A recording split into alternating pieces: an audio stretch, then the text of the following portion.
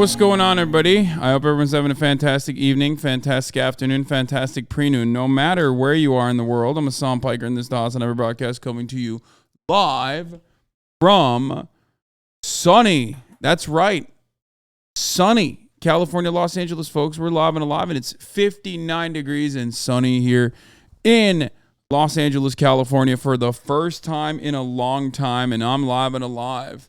And I hope all the boys, I hope all the girls, and I hope all the MBs are having a fantastic one, because today's a beautiful day, okay? Stolen Valor and the Gucci shirt. That's right. I'm feeling it, dude. You already know. You already know I got the Gucci shirt on. I got the Gucci on because it's a good day. This is what I wear when I'm like, I feel like I'm in a beach mood. You know what I mean? I'm never going to go to the beach. I hate the beach, but like, this is the shirt I wear when it's like finally fucking nice out.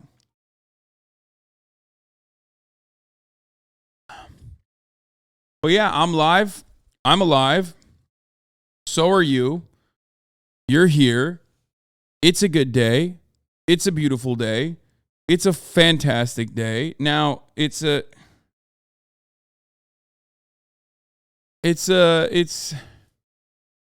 also, you know, an important day. Now, you might be wondering, why is this an important day? Well, because once a fucking week, ladies and gentlemen, once a fucking week, okay, there's a day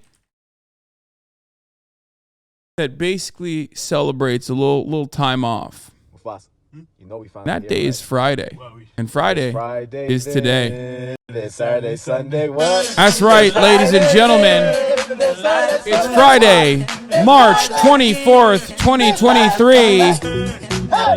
For all the wagies, for all the brokies, for all the fucking wage cucks, for all the wage slaves, especially if you're in the blue collar field, or white collar field rather, or even blue collar. Today's a day to feel a little bit of autonomy.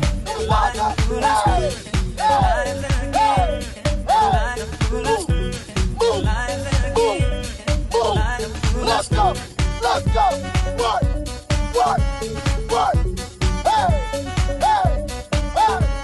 It's motherfucking Flat Fuck Friday. It's Fuck a Fan's Mom Friday. That's right. It's just Friday, baby. And Mufasa did it. He did it again. He's crazy. He's crazy. Anyway, my girlfriend watches your stream so much that I started having dreams about you. Please help. What? I mean, seems all right, I guess, as long as you're not having like weird ass dreams about me.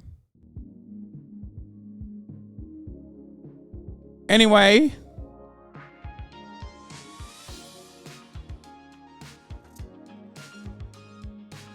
Don't Scare the Hose is so good. J Peggy Diff.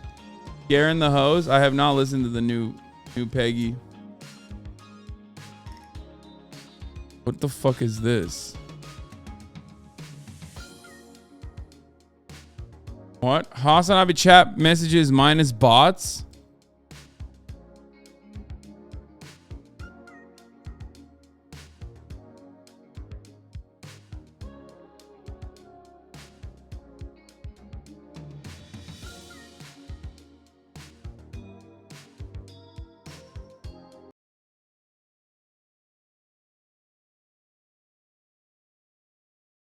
Why did I click on a fucking Megaphonics link, dog? Why did I do that? I just know that, like, I know that it's gonna be ass. I know it's gonna be like he has no self-awareness. He's not gonna recognize that this is gonna be just making himself look bad. Like, he put this together, put his name on the chart, was excited to fucking show it to me. Not knowing that I'm just gonna be like, bro, why? Like, why did you send this to me?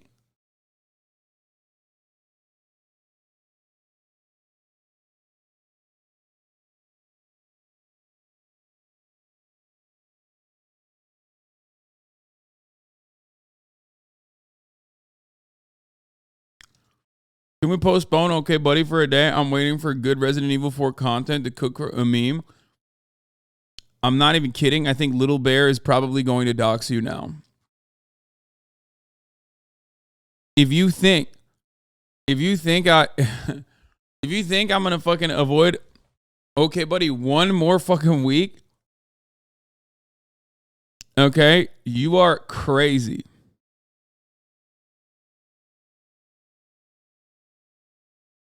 Yeah, Megaphonics put a hit list together. He put a list of people together to basically just show everybody who should definitely touch grass. And yes, that includes Betelgeuse and Fizz and Not Your Average African, which is surprisingly higher than both of them. That is unexpected.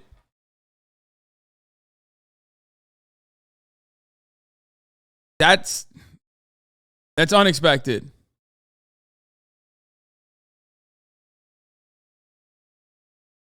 C-Mac is like not even performing.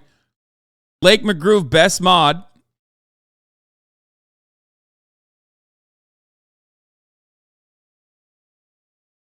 Also low on that, on the chatting spectrum. Not even listed. Quality over quantity, baby. Yeah, because you don't spam. Young Peasy. Oh my God. Oh my God. Young Peasy almost saved himself. And then, you know, nope. Where the fuck is Nice Bathroom in this? This is actually surprising. Because his ass loves chirping in here. That's like unironically suspicious that he was not on this list. Anyway, this is part of the broadcast where I tell you a little bit about my personal news now that we looked at this insanely parasocial chart.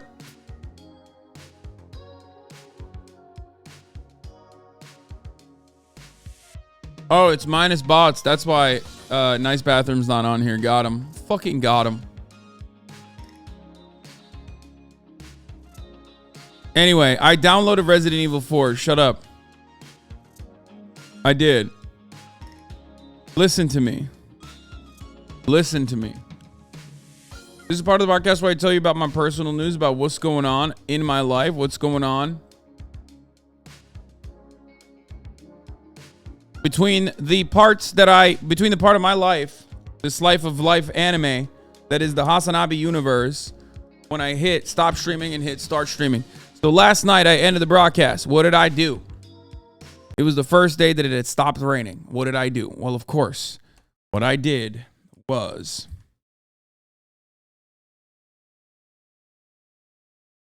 take it to the courts. That's right. Immediately, I went to play some motherfucking basketball. You already know it. Went and I balled up. Met a guy on the courts who is apparently like some Instagram kid. He had no idea who the fuck I was, but it was kind of funny. This is also where I do a little bit of market research.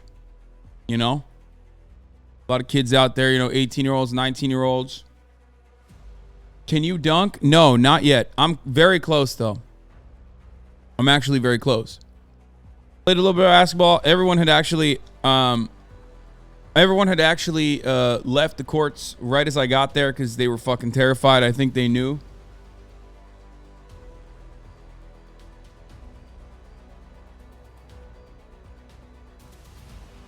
Everyone knew that I was coming. You know what I mean? They were like, Godzilla, we can't. How do you simultaneously look like you're gonna sell it me a timeshare and be scammed by a timeshare rep? That's how it works. Grooming some kids? Yeah, grooming them by fucking dunking on them. If that's what you mean. Fucking, ha! And like none of them are actually younger than 18. But got him? Question mark. So regardless, I went to the courts. I took it to the fucking courts. And I played. And I played. And I'm getting closer and closer to dunking. I'm not even kidding. I'm getting closer and closer to dunking. I can taste it. My hand, in order for me to be able to dunk correctly, I need to get my hand above the rim with the basketball to this level. Currently, my hand is here. So there's this much. This much remaining. Training arc has already been established. And it will happen. It will happen. That's right.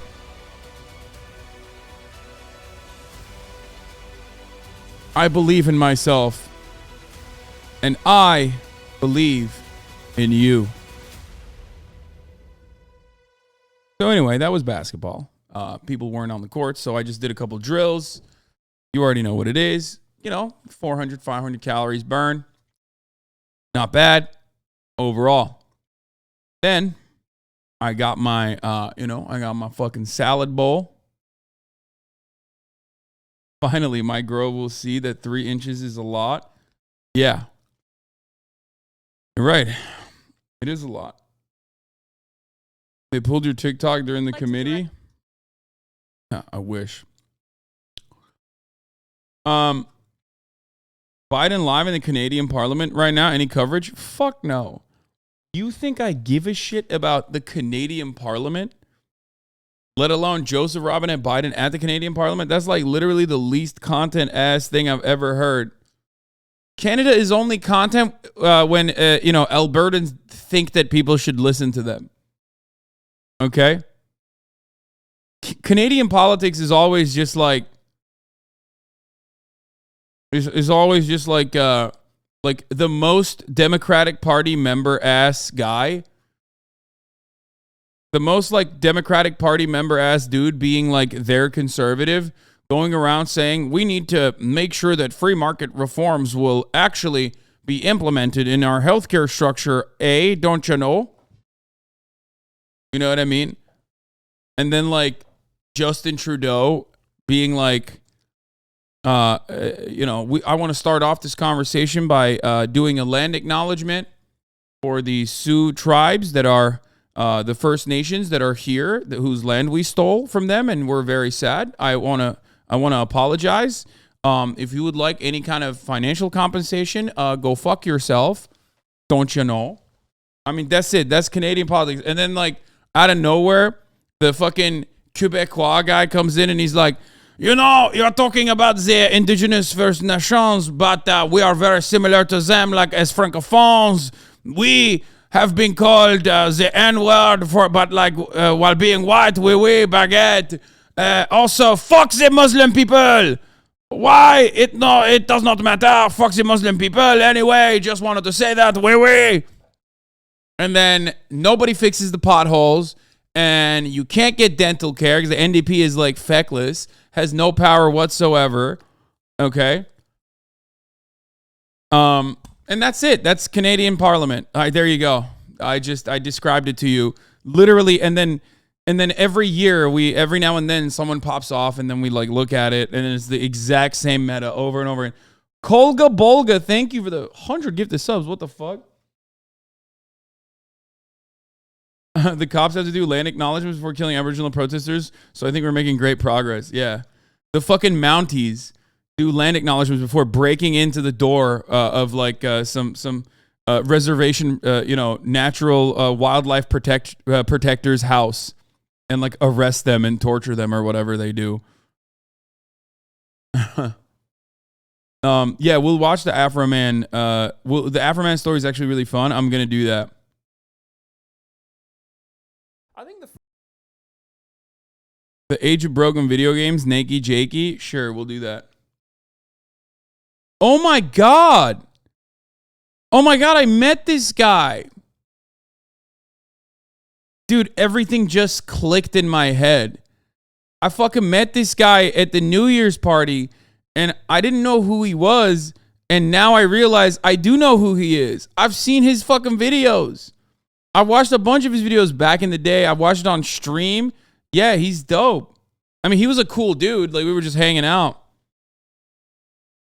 Anyway, Canada being like North Korea and how difficult it is to just get into the country. I didn't big time him. Hey, no, I never big time anybody. Come on, dude. I'm surprised you shit on Canadian politics so hard. Wait, what? Bro, I'm brain broken. Look at me. I'm wearing a fucking $1,000 Gucci shirt with a Korean war veteran hat. Why do you think there's ever going to be normalcy here? No, I'm shitting on Canadian politics because it's boring for the most part. That's like, what do you expect? Of course. I'm shitting on the chatter who was like, bro, cover the Canadian Parliament. Like, cover the Canadian Parliament because Joe Biden's there. Like, no, that's mid. That's mid as fuck. What? There's been death threats by some of the most read journalists to the elected representatives of the openly Marxist Quebec Provincial Party.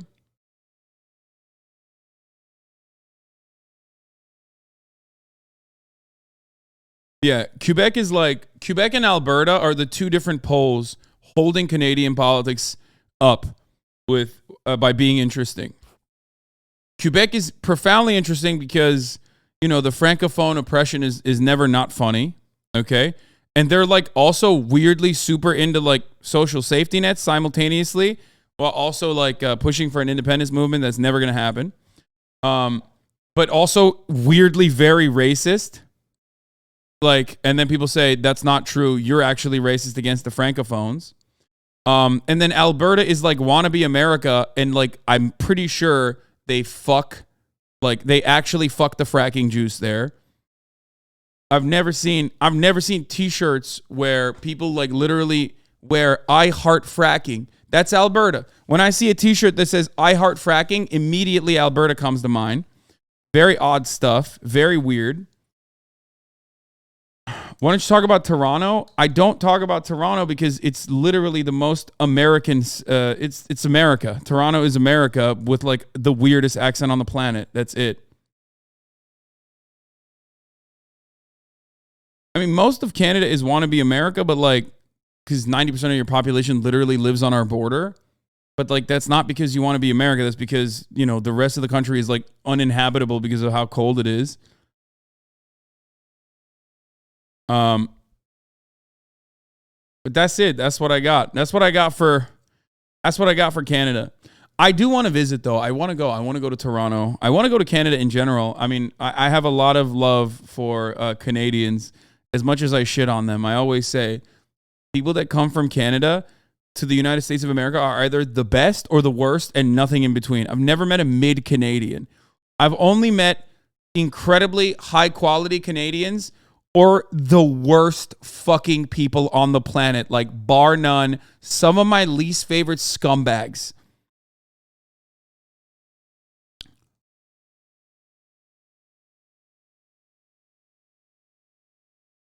Which is XQC? Come on, I'm not talking about... obviously, XQC is not my least favorite scumbags. I'm talking about Jordan Peterson, Steven Crowder, David Frum, and like all of the conservative, like New York Times columnists. I'm talking about people like that.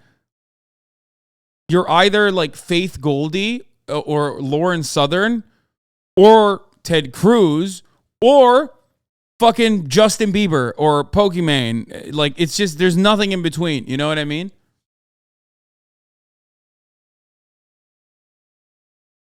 Anyway.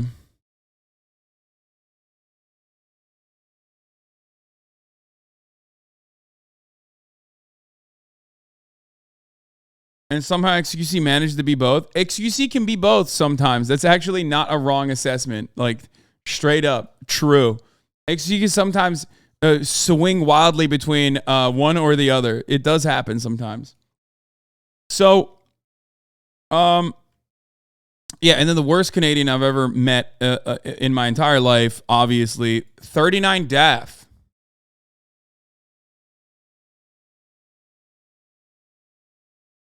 Absolutely the worst. I mean, we need to shut off our border. Let's be real.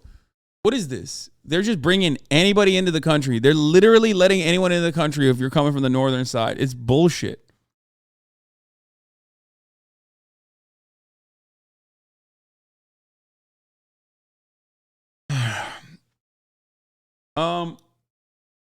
Okay, let's get to a very serious subject though. Okay? Let's get to a very serious subject that I need to talk about because I haven't talked about it yet.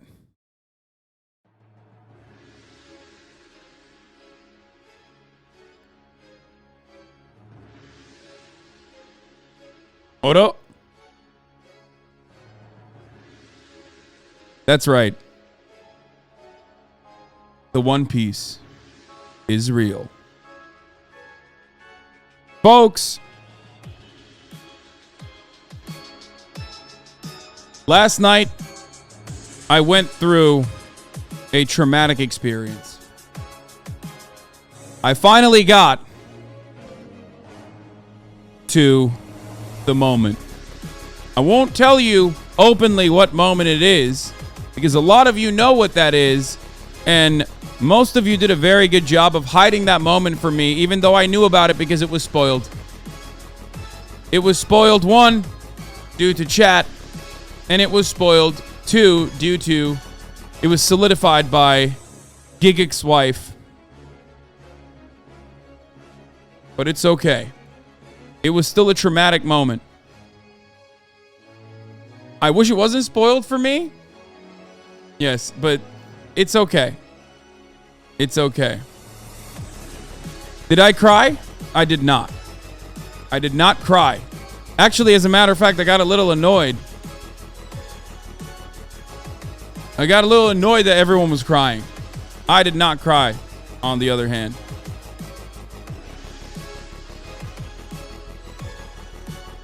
But ultimately, it was still a very emotional moment because he is my favorite.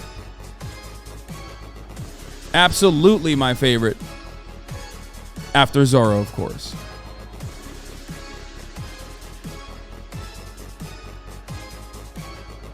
And honestly, I'm a little disappointed. Yeah, that's right. I'm a little disappointed. I wanted more. I wanted more of him. Does that make sense? I really, really, really wished that Ace was more prominent in the earlier places, in the earlier parts of the saga, because like he is so powerful, he's so cool. I'm not spoiling anything. I'm just saying that, like, well, you guys know who my favorite character is. What are you talking about? I didn't say anything. I'm just talking about, like, I'm wishing for more Ace in the earlier parts of the saga.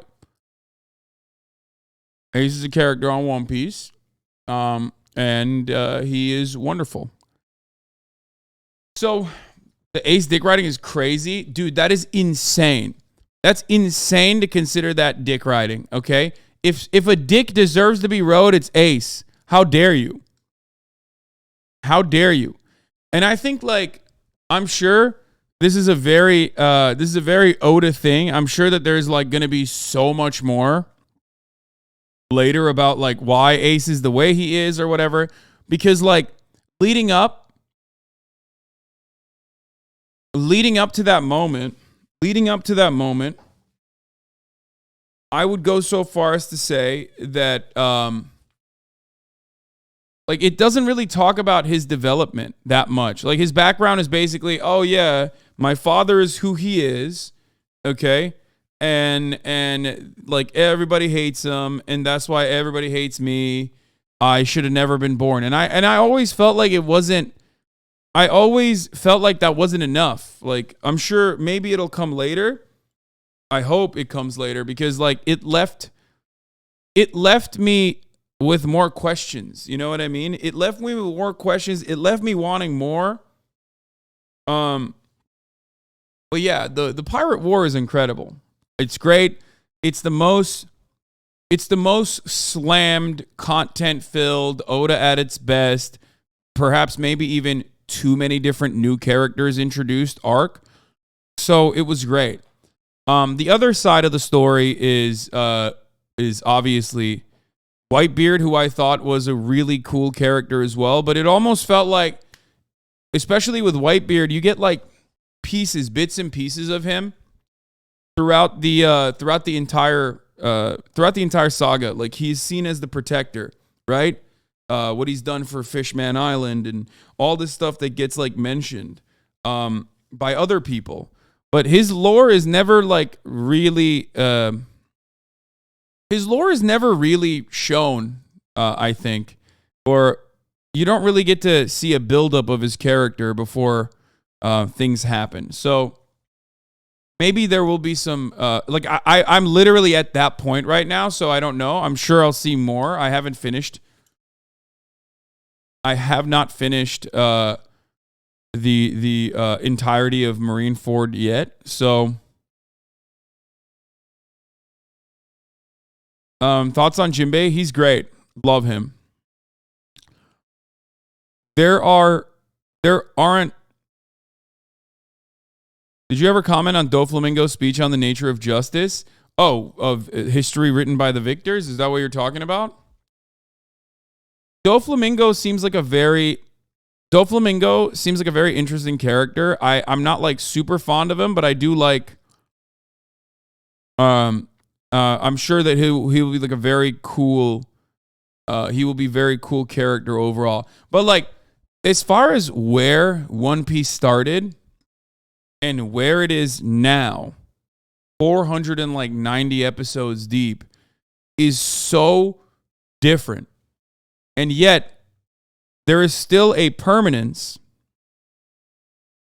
between like what happened in the beginning with characters and character development and what I'm seeing 500 episodes deep. And that's what makes it really awesome, I think. That's why people like it a lot.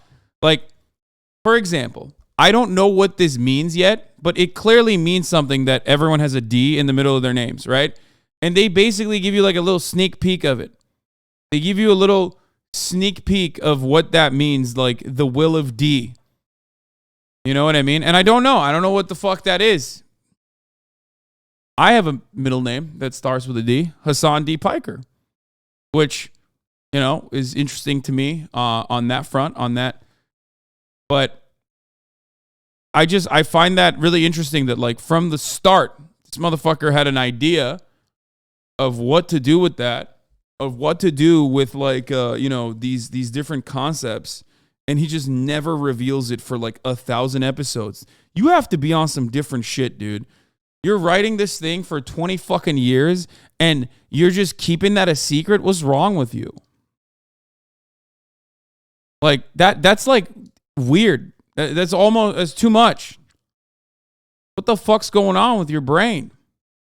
The manga didn't explain D yet too. 1,050 plus volumes.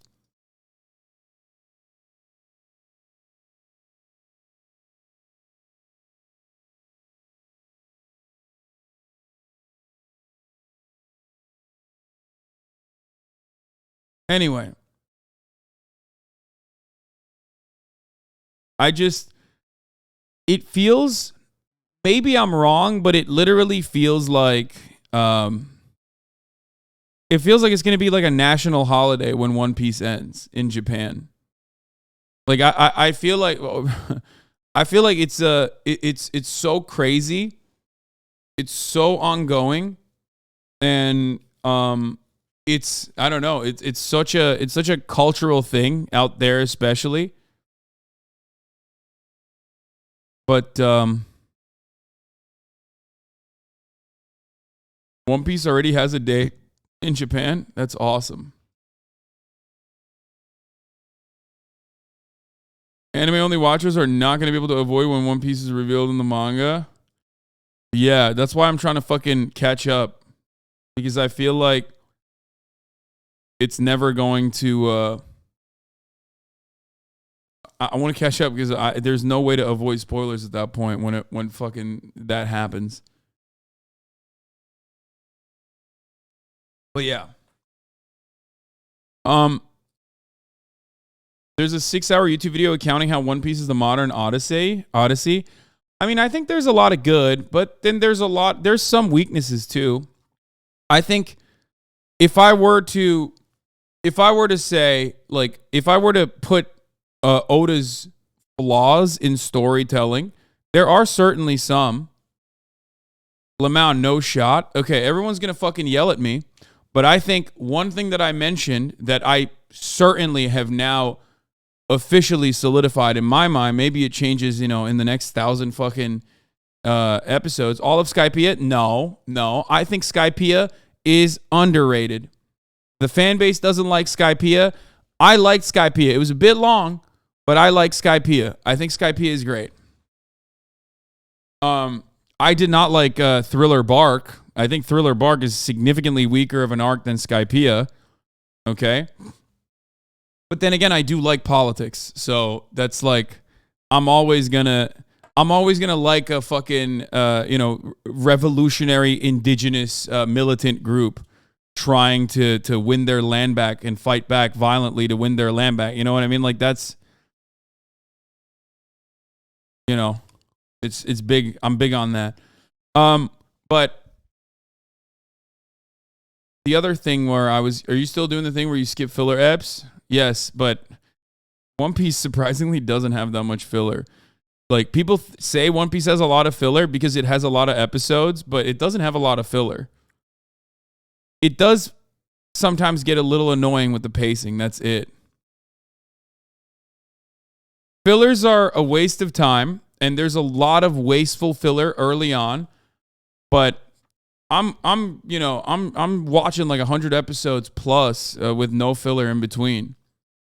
The filler is in the middle of the episode sometimes. What do I mean by that? What I mean by that is the pacing can get a little fucking annoying, anime style, when they do so much recap. There are certain episodes where the first 7 minutes is like literally a recap, and then in between the fight sequence, you get more recap. Okay? Sometimes a recap of the prior episode, and I'm like, bro, I just watched this, and then nothing happens in the entire episode, and it's like fucking annoying, which is why a lot of people say read the manga, which I do understand why. But yeah, it's just like it definitely does get hard to watch. It's nowhere near as bad as like Dragon Ball Z or whatever. Anyway, Oda's strengths are incredible character development and wonderful storytelling that like is interwoven through all of those awesome characters, right? They're super unique. They have a lot of there's so many really, really unique characters that you don't really get, right? Interwoven. Am I saying it wrong? Shut up. English is my second language. Fuck you. Okay? My W's and V's are fucked up.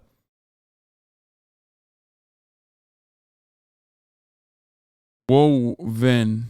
Okay. Fuck you. Anyway, that stuff is good. But one weakness is obviously, in the anime at least, a lot of filler, okay? Like a lot of filler in the sequences. Sometimes the pacing is like really fucked up, okay? And then secondly, I think Oda is not very good at like building. I can't believe I'm about to say this. People are going to get mad at me. I don't think Oda is very good at doing like tactical fights.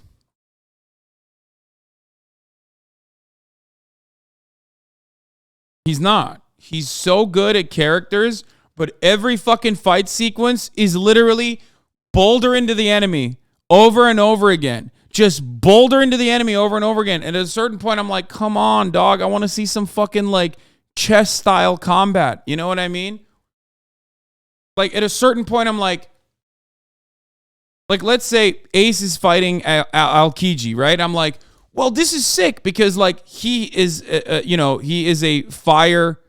He has a fire fruit, or it doesn't even, I don't even know if it's fruit or not, but like his power is fire. Al-Kiji's power is ice.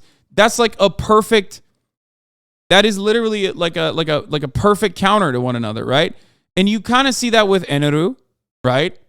They briefly allude to that, but that's the most you get. Eneru and Luffy, like that's the most you get, because it just kind of stays there. They don't do anything other than like they don't have a lot of like surprise plot twists, I would say, or like tactics that you put together.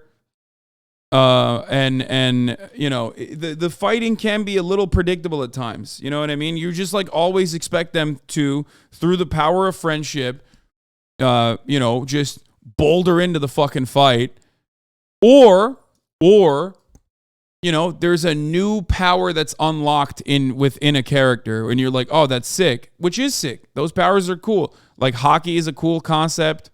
And it is not even as offensively thrown in your face like JoJo did with stands. You know what I mean? Like JoJo just like changed the fighting mechanism out of fucking nowhere. And you're like, what? That's crazy. How does this happen? What are you doing? Right? Whereas like hockey actually is slowly but surely placed into the storyline. Like they introduce it well. So, that stuff is great, but I really do wish that there was more. I wish that there was more tactical fights. You know, I didn't say stands are bad. Yeah, I love JoJo. I just think first of all, part of what I wish One Piece was like is that it would be like JoJo more. Do you not understand it? JoJo is incredibly tactical, which I love. That's what I mean. Like it would be the perfect, like absolutely perfect, 100% perfect fucking anime if it also had a little bit more tactical fights. More gay? No, One Piece is gay as fuck, dog. That's not. It's not as gay as JoJo, but it's very fucking gay. One Piece is gay as hell, dude. I wish JoJo was more like One Piece in the opposite ways that I want One Piece to be like JoJo. Yeah, JoJo is like, I mean, JoJo is awesome, but also like a fever dream. Like One Piece is very well organized, and the pacing can be off at times, but like it's very well organized over the course of 1,000 episodes. You know, like every hole gets plugged in a story. So much so that it's like difficult to find the plot holes that actually don't make sense. Like one of the things that I immediately fucking clapped on early on was with Brook in the Thriller Bark saga, when Brook starts talking about his when Brook is basically like filling for a prior plot point, and you find out about how he's he is the ship, he is the last remaining person from the ship of Laboon, right? I knew immediately that they never showed Brook. They never showed Brook's character because I've been watching it closely, that I knew that there was never any mention of Brook when they were writing it early on. And I think that they thought Brook was a cool character. I literally went back to watch it just to see if they actually fucking ever showed Brook as a character. They didn't. Denims, thank you for the raid. Hope you had a good stream. But yeah, basically they never actually mentioned Brook at all. Brook was like an insert. You know what I mean? Brook wasn't planned from the jump. Or at least in the anime, I don't know. Oda definitely Oda definitely changed the fighting style after Marineford, and the hockey system becomes much more integral to the fights. Okay.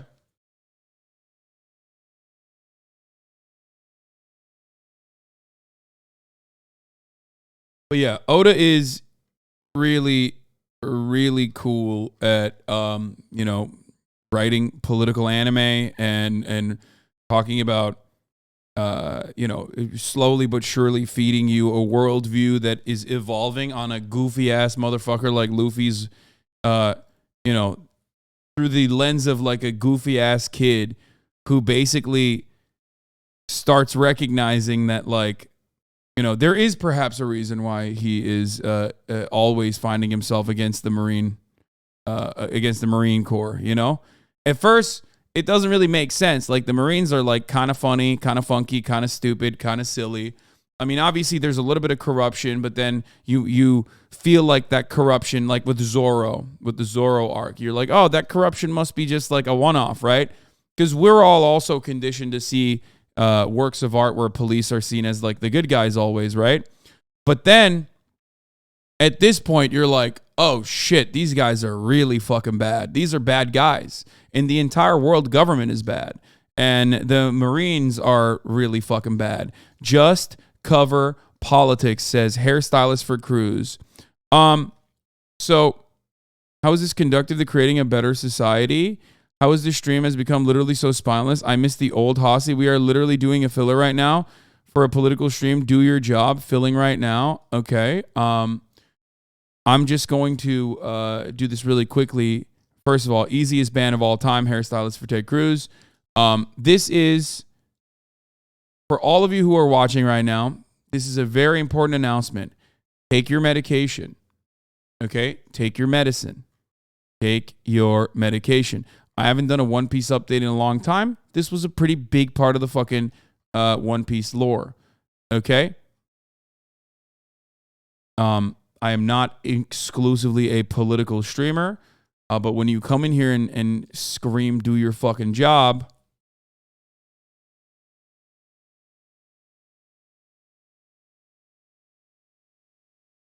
I will ban you.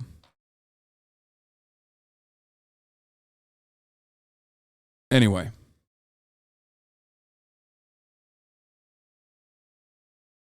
Okay.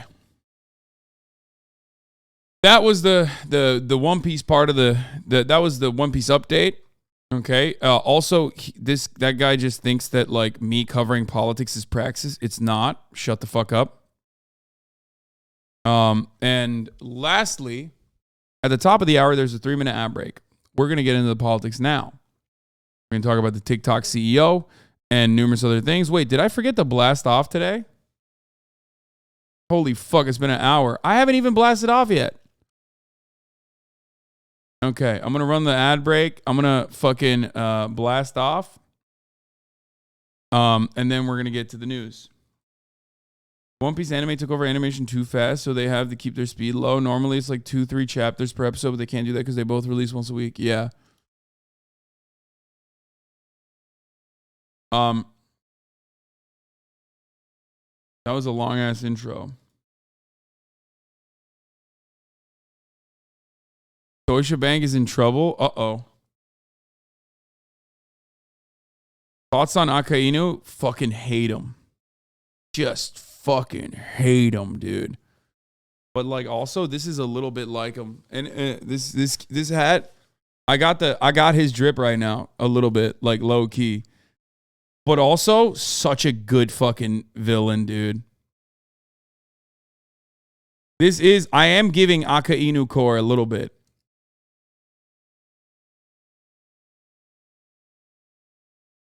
Akainu equals conservatism? Yeah, literally. He is so perfect. Anyway. All right, let's blast off. TikTok ban. I can't wait for you to watch One Piece essays when you're caught up. LMFAO, you'd love the political breakdowns. Yeah, One Piece is a very political anime, which is why I'm shocked that people don't recognize it as such. Like, it is a formative political work. Straight up.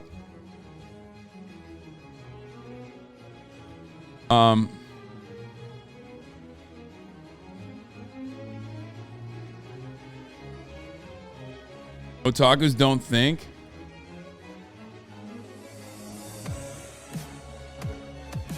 Anyway, TikTok ban.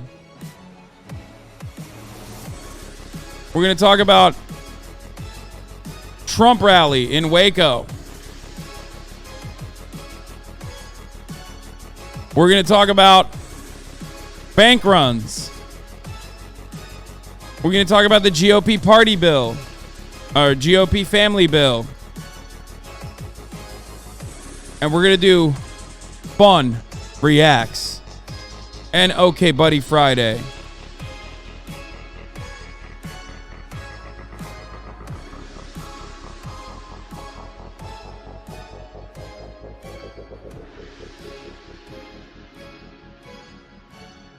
That's right. And some gaming as well.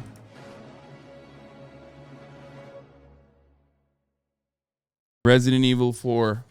I downloaded it.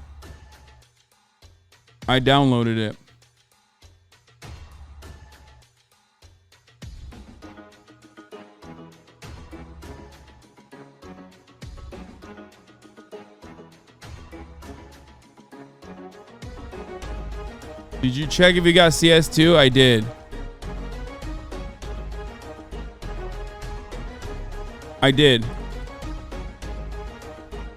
I don't like scary games, neither do I, but a lot of people like it, so trust me, I don't want to play Resident Evil 4. I don't like playing any scary games.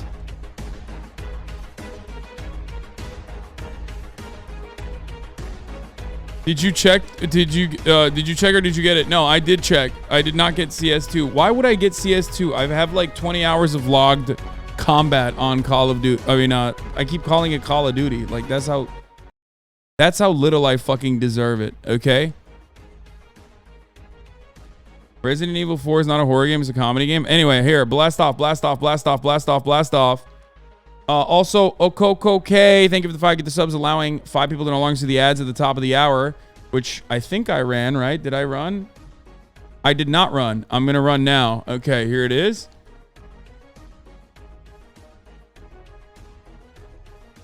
I'm going to cover the Afroman story as well. I think it's like very funny and really fucked up.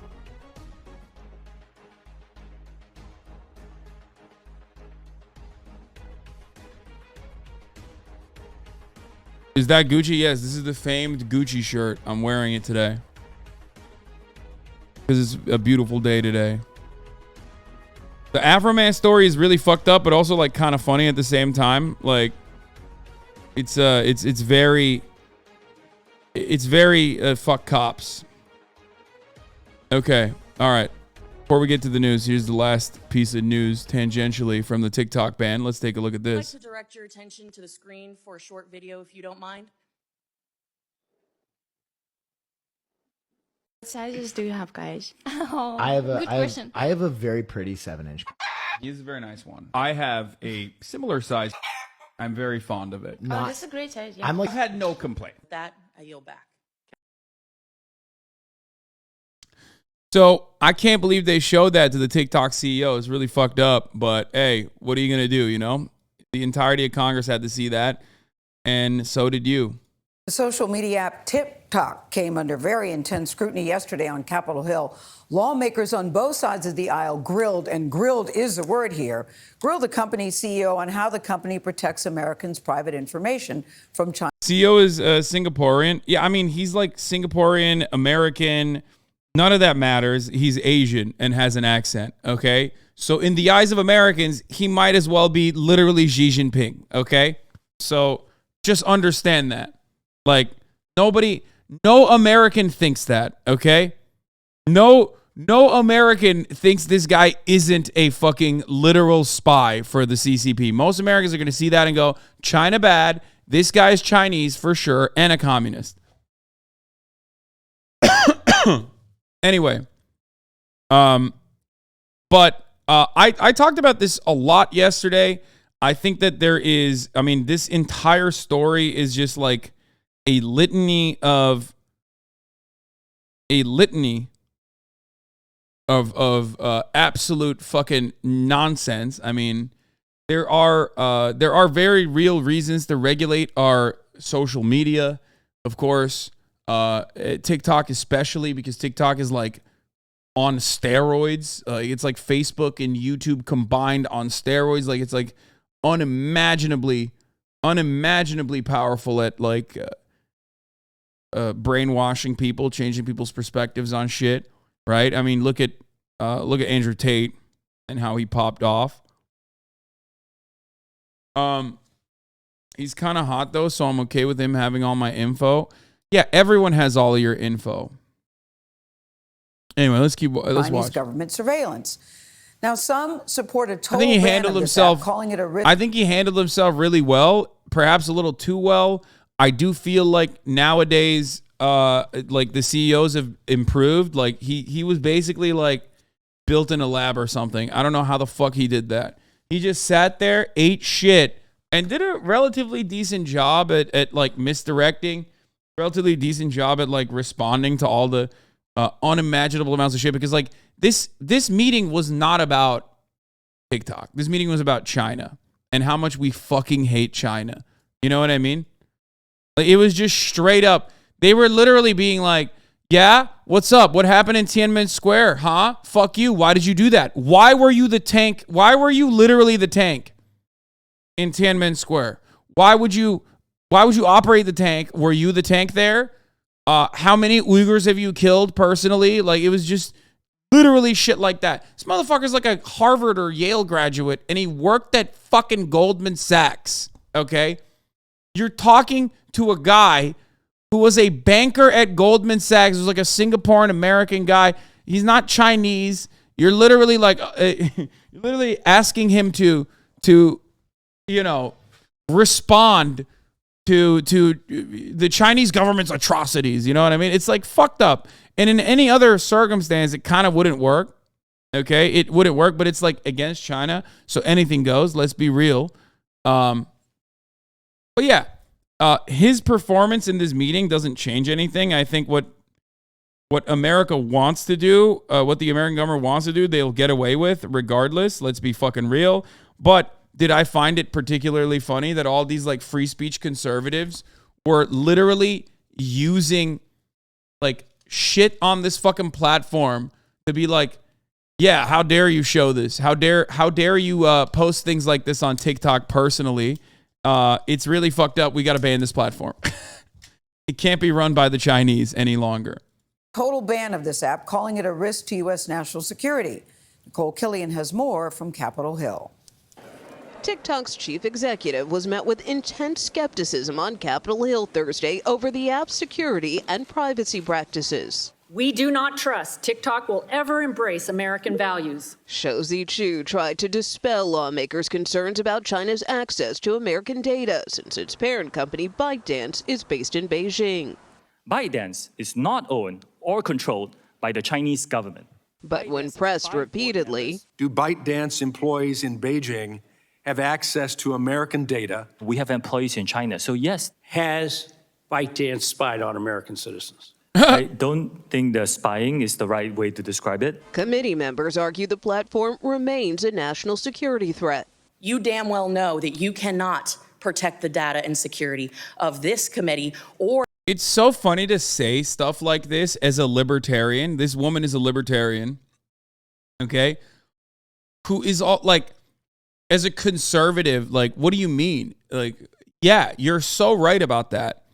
Except, like, TikTok is not doing anything different in comparison to every other social media platform.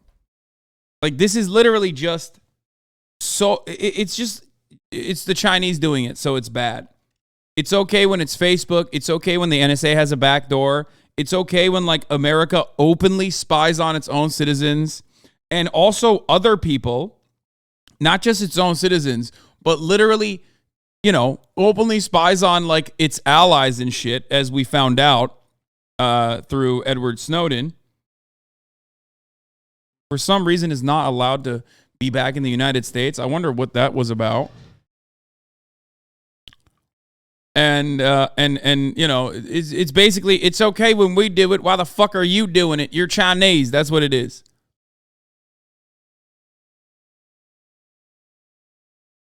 I think I've been thinking a lot about like what the purpose for this is. Like, why are they taking this like political action? And I think literally part of it is. Hey guys, it's Show here. As you know. I think part of the reason is because they just want to buy it. Like they want Meta to buy it, or they want like, you know, Google is making a lot of efforts in basically creating a TikTok competitor in the form of shorts. Instagram is trying desperately to fucking turn into TikTok, and it's sucking. YouTube has been way more successful at utilizing shorts and even monetizing it, from what I understand. But yeah, they want our boys to own it. It's a very, very successful, perhaps too successful company, and it's not owned by an American. It's not owned by and controlled by Americans. You know, we got to get that bailout. We got to fix the Silicon Valley bubble situation. Okay, that's it. No, I just testified before Congress, and I wanted to share my thoughts about the experience with you. Now, before I do that, I really want to thank you for the comments in the last video. Now, TikTok is all about conversations and community, and I'm so grateful to hear from all of you. Now, here are a few of my favorites. Now, that is what it's all about. A lot was said at the hearing, but I hope you heard the message, the important message, that it is our responsibility to protect more than 150 million Americans who love and use our platform. Dude, he's too good. It freaks me out. It literally No, I don't like this. There is something. I do not like it. I don't like it when a CEO is not like immediately like a lizard person like Mark Zuckerberg. They're evolving. Stop standing the fucking TikTok CEO. You motherfuckers are not getting it. They're evolving, dude. The AI has gotten better. This is literally CEO 2.0, motherfucker. How do you not see this? I do not like it. This motherfucker's 40 years old, dog. HasanAbi is a libtard, isn't he? We don't need more Asians running internet crap. America has gone downhill because it's taking part in politics, lol. Please don't ban this guy. We need to hear more from this guy. How did a 48-year-old divorced dad make his way into this chat? How did a 48-year-old divorced dad, whose children definitely don't talk to him, make his way onto Twitch? Like, what was he watching? Nick Merckx? Like, who? How did he get here? He literally said, we don't need more Asians running internet crap. Oh, this guy is awesome. I love you. XRIP Z, I'm 48, lol. Well, you sound like it, so it's more embarrassing if you're not.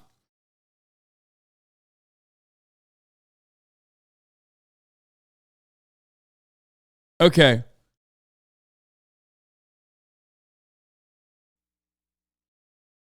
Anyway, what was I going to say? Oh, yeah, this is one of those instances where like, it doesn't matter if you're right. Especially with respect to like the way people are treating this guy, or the way fucking people freak out over China. And like the irony there is that like, internationally speaking, capitalism also has created so much awfulness, especially in the global south. But China is a superpower with a tremendous amount of labor output, with a tremendous amount of output in general. It's a producer. It's not going to rock the fucking boat. America relies on China. China relies on America. Not only does America rely on China, China owns American debt to a certain degree, right? They're not going to fuck with each other like that. It's so stupid to just, I don't know. It comes across as so stupid that to have this level of like anger towards what the Chinese government is doing beyond. It's not the most amount of debt. It's only like 8%, but that's still pretty significant. I believe across the board, the Japanese, as far as foreign nations goes, the Japanese government has most like the highest percentage of our debt. but that's still, you know, a fuckload of money. So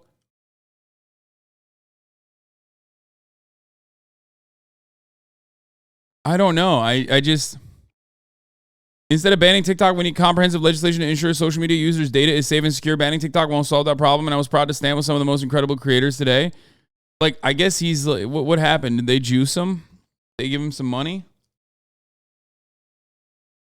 Yeah, we have the most amount of our own debt, of course. I'm just saying that, like, as far as foreign nation debt, like foreign nations that hold on to our debt, Japan is number one. I remember looking at it a while ago.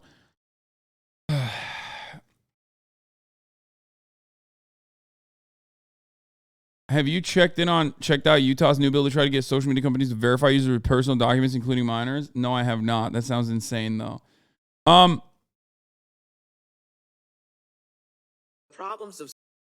But overall, the TikTok ban congressional hearing was watched by a lot, and it's gonna get a lot of play on TikTok. TikTok is now juicing on the lobbying side as well, but it's just pure xenophobia, specifically xenophobia, but it's pure xenophobia. The fact that in the United States of America, the exact opposite argument stands for fucking platforms not performing well enough for right-wing hateful content creators, while they simultaneously turn around and tell TikTok, like, oh, you got to moderate your platform better, is so obvious. It's so obvious what they're fucking upset at. They're upset because, again, a Chinese company is profoundly successful. It's not a Silicon Valley company.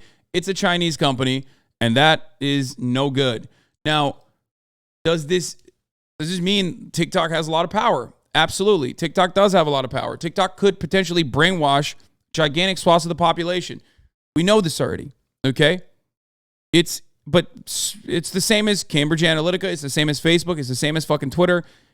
Maybe a little bit more successful because it's more successful as a platform, especially because of how unhinged its fucking algorithms are, right?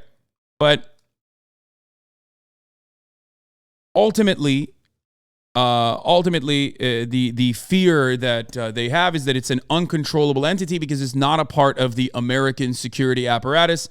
It's not something that has, it doesn't have backdoors into the FBI and the NSA and the CIA. Do you see what I'm saying? As far as like data privacy, as far as security over your data goes, though, that is a laughable notion. It is a laughable notion because it doesn't matter what platform you go to, your data is always being sold. So if the Chinese government wanted to get your data, they would just buy it from a data broker, which possibly could even be cheaper for them. Eva Seid, director of cybersecurity at EFF, the Electronic Frontier Foundation, had a really good take that I retweeted.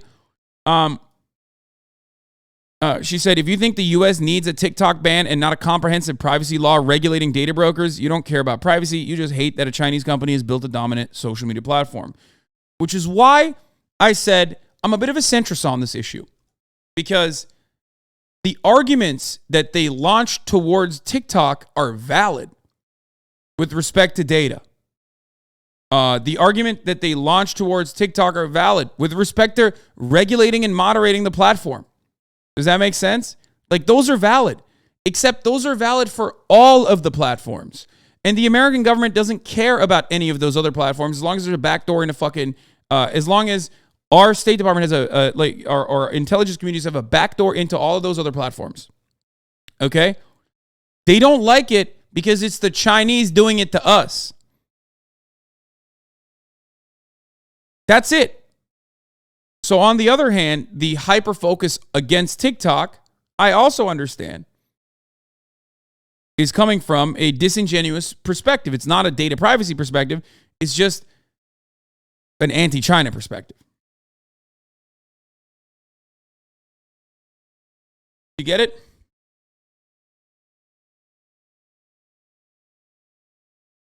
What do you mean have a back door?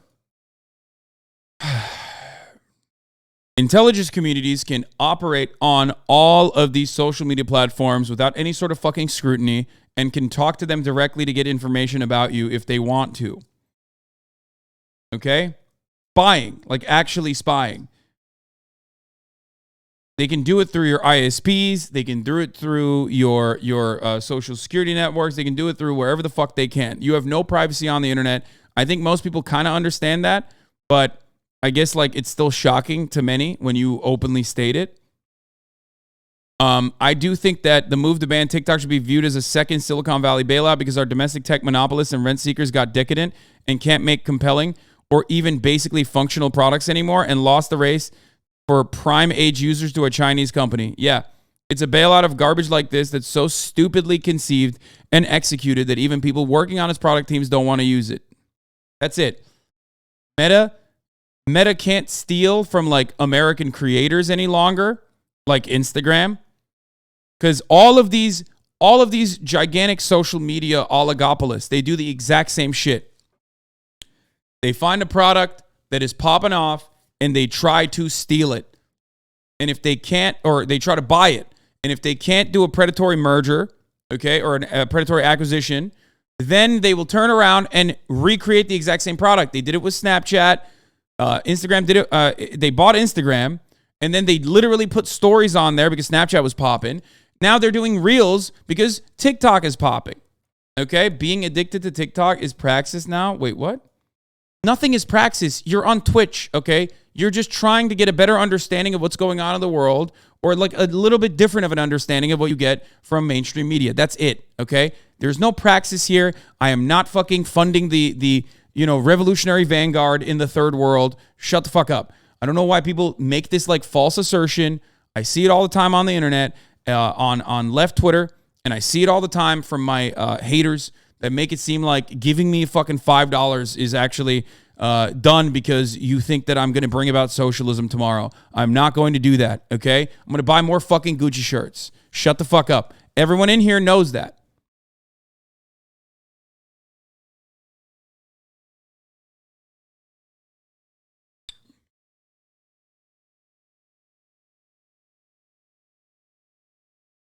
Anyway. Come on, bro. This is not exclusive to the US. This is how corporations works. If you have a moat, aka Reels, then other corporations will do the same thing and others to increase their profit margins is normal. Brother, I don't know if you know what community you're in, but like, yes, what is normal and what is like actually decent are two entirely different subjects, okay? I know it's normal. Sakura Gore, thank you for the 5. Get the subs. Allowing 5 people to no longer see the top of the hour ad break when it comes. It's not here yet. Okay. Some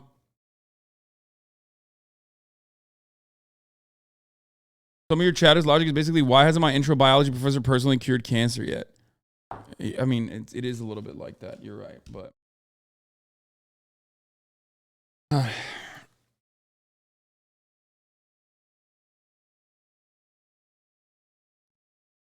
remember when Spotify did Wrapped and then Apple Music and YouTube copied it? That's truly innovative. Yeah.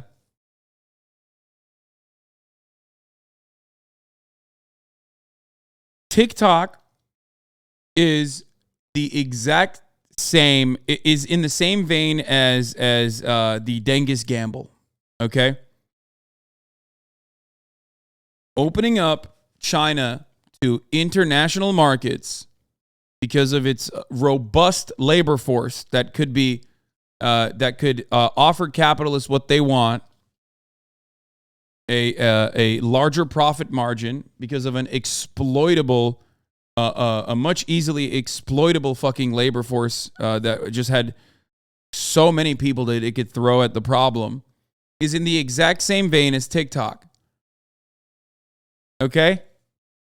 The Chinese know what you like, and they just make what you like, and that's it. And if you like it too much and it becomes successful, you're like, oh man, this is really fucked up. And even TikTok itself wasn't a new product. Like, it literally is not even TikTok itself is not even a new product. They just recognized that it was a good product. It is basically reskinned Vine that turned into Musical.ly, that turned into TikTok and became what it is now. That's what it was. And a lot of people fucking forget that. Anyway, Kolga Bolga, thank you for the 50 gifted subs, by the way. 50 big ones. Hasan, why do you care if data is stolen? I don't get it. I mean, ultimately, it brings up privacy concerns, and I think that is valid. But at this point, it's impossible, like absolutely impossible to fight back against it. So I don't know how else to describe it other than that. Like, it's a violation. I mean, here's a great example of what happens. Safegraph's disingenuous claims about location data mask a dangerous industry. The Electronic Frontier Foundation covered this. Motherboard reported on it. The data broker Safegraph was selling location information related to visits to clinics that provide abortions, including Planned Parenthood facilities. They also can give it to law enforcement agencies, too, in southern states. Do you understand? That's one way that they can do it. Also, ironic because this is precisely what Palantir does, too. Like Palantir's entire purpose, Peter Thiel's Palantir, its entire purpose of existence is basically, scouring the interweb and creating better surveillance measures and better surveillance systems for those for law enforcement and for the intelligence communities. That's what they do. Kolga Bolga, another 20 gifted subs. Holy shit.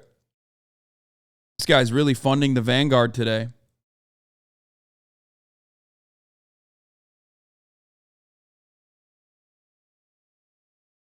You are batting 1,000 on this. You're correct on all fronts. It was shocking and nice to see the whole American population universally reject Congress's propaganda, which bodes well. I don't think the entirety, Kolga Bolga with another 10. What is happening, dude? Guy's like, bro, I'm trying to give you as many Gucci shirts as you possibly can. You please go buy more Gucci shirts. So, yeah, he named it Palantir. Yes. The Sauron Eye. Yeah, that's what he named it.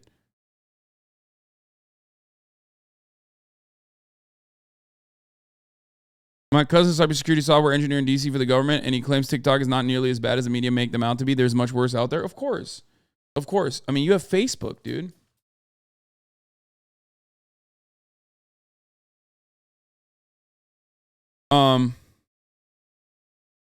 But the reality is, I think the majority of the American public, especially the older population, fucking despise TikTok and are terrified of China spying on us.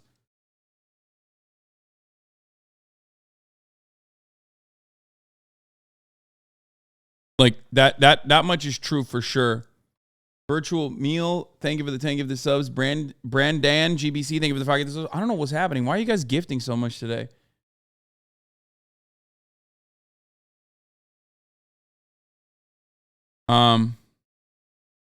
So that's what's going on currently. In response, Safegraph agreed to stop selling data about Planned Parenthood visitors, but it also defended his behavior, claiming Safegraph is always committed to the highest level of privacy practices, ensuring individual privacy is never compromised. The company, it continued, only sells data about physical places, not individuals. The framing is misleading. First, Safegraph for years did sell data about individuals and then remained closely tied to a business that still did so. Second, the aggregated location data that Safegraph now sells is based on the same sensitive individual location traces that are collected and sold without meaningful consent. Yeah.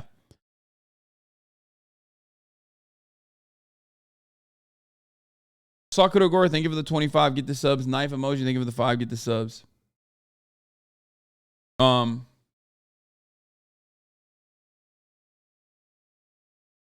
You also have to remember at least some percentage of this government pushback on TikTok is from their kids or their lobbyists, kids being addicted to it. It's like when Christian parents say certain things are evil because they don't want to dump money into it. Yeah, I think like that is also true. Everyone's fucking child is on TikTok. LeGrand Legend, they give it the 5, get the subs. And I think that pisses the parents off. That scares parents, especially because it's a Chinese company. They don't want China controlling what their fucking children think, brother. That's what it is. A lot of it is just plain old racism too, though, for sure. Like, you gotta know, like, My goat. a lot of just Americans definitely think some shit about China, for sure. My goat. Right? 100%. Right. Straight up. Yeah. What? Chat, you know, bro, China has always been used as like a war, like a term for like the Trump people, guys, right? Wasn't it used as a weapon for Trump all the time? Like, China's gonna, guys, you need to get me in because China's economy is gonna take over. China's gonna be taking control. Like, wasn't that always the narrative of China taking over or some shit like that? It's always been the narrative. Yoria Orpheus, thank you for the 5 gifted. From American politics standpoint, Trump and shit like that. How would a ban affect the movie or music industry? Oh, dude, here's what will happen. From the consumer side, fear not. TikTok is too valuable a product to like rock the boat dramatically. What will end up happening is, let's say they actually push through on a forcible ban. So then TikTok has to basically divest, or ByteDance has to divest out of TikTok, and then Facebook or another massive fucking power player in Silicon Valley purchases TikTok instead. Hopefully it's not like an Elon Musk style takeover though, because Elon Musk is like purposely fucking destroying his platform. Junior Turtle, thank you for the 20 gifted subs.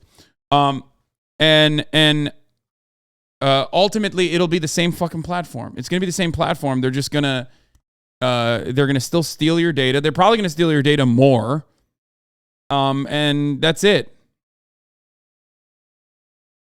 It's less about privacy and more about TikTok's ability to sway public opinion. Is the perfect psyop tool. Yes, that I think is the real nefarious side of TikTok. Right now, I think TikTok is on autopilot. And TikTok on autopilot is still pretty fucking devastating because, as we've seen, when platforms are not heavily moderating and heavily regulating what you are allowed to see on the algo, and TikTok is certainly not doing that because of how, and that's precisely why it's so fucking successful. But when platforms are not heavily regulating what you see on the algo, you get a lot of fucking psychotic right-wing shit on there. Or you get a lot of like weird, even left-wing content on there too. It's just like engaging. Being like a weirdo fucking psycho is engaging for many ways in many respects. And that's why you see like all the fucking insane radlib zoomers on TikTok talking about how, like, you know, if you've ever forgotten to respond to a text message from a girl, that means you're like akin to a criminal who needs to be punished by the law. And then everyone goes on and like tries to fucking dox the person. Or you have like insane right-wing conspiracies about like how the Jews are responsible for, you know, your 401ks or whatever. It's just like insanity galore. That's it. Or you have the 22-year-old alpha male dropshippers. Yes. So right now, even on autopilot, it's like pretty damaging to our youth, I think, in general, because they are power users of it. But that basically speaks to how successfully it could melt the minds or mold the minds of our younger generation. And you want to know why I think that? You want to know why I believe that? Let me tell you why I believe that. Because TikTok, owned by ByteDance, exists in China. It's just not TikTok. It's called Douyin. And it's heavily fucking regulated by the Chinese government. That's it. So the very same fucking corporation and the very same structure is an entirely different product in China. If you know, TikTok wasn't so Ameribrained, they would do it like Douyin, but they don't.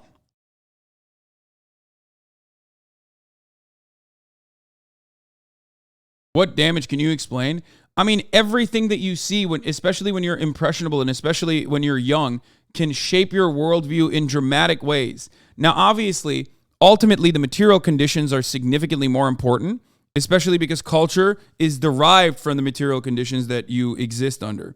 However, because of that, right-wing propaganda can be so effective at like radicalizing people. Okay? And it does. It often does.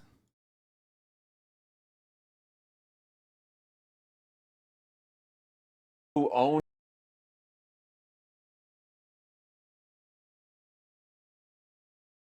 Meta will collect whatever they can within the law and abuse the data. Banning TikTok won't stop CEOs from getting dragged in front of Congress saying, write a law, pussies, over and over and over again. Yeah, but it's not any different than literally any other social media. It's just more successful amongst the youth in comparison to any other social media. It's more addictive than any other social media, but the principles are the exact same. Again, and there are valid concerns there for social media, certainly. But the reality is that the reason why this conversation is even taking place is because it's a Chinese-owned company. That's it. This is somewhat related, but we recently talked about data safety in my sociology course, and it brought us to a discussion about data usage in China and how private data is used to better society by basically eliminating crime at a cost of privacy.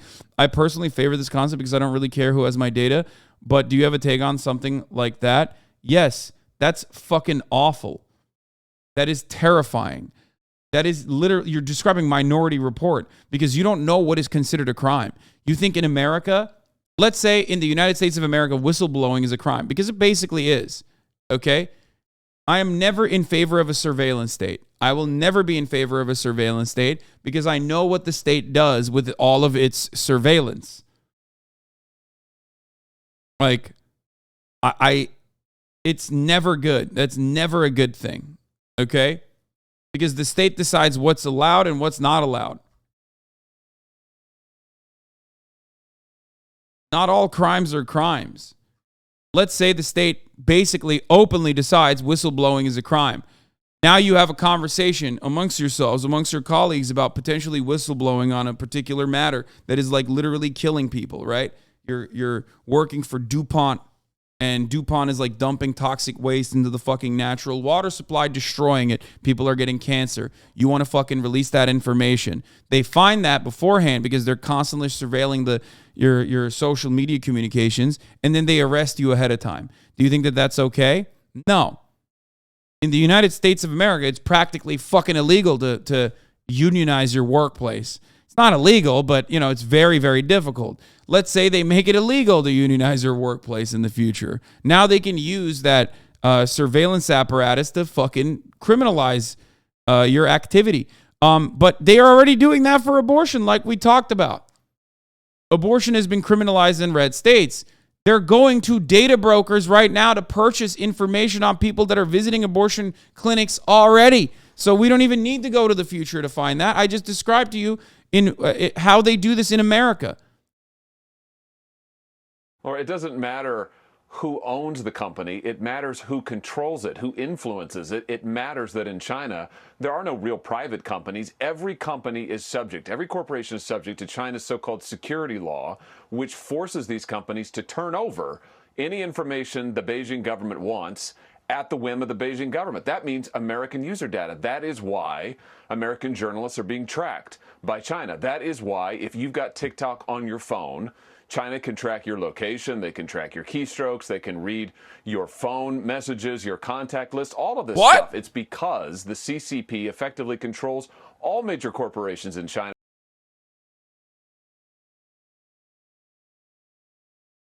I mean, they can... Did he just say if you put TikTok on your phone, it's a keylogger? Is that what he just said?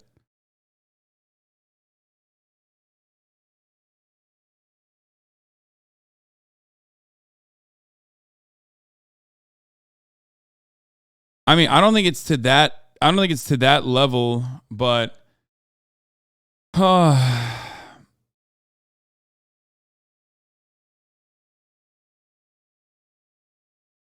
it is if you use the in-app browser.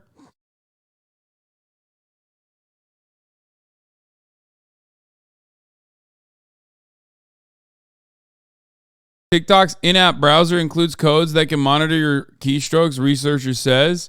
When TikTok users enter a website through a link on the app, TikTok inserts a code that can monitor much of their activity on the outside websites, including their keystrokes. Jesus Christ. That's how aggressive the fucking desktop monitoring is? What the fuck?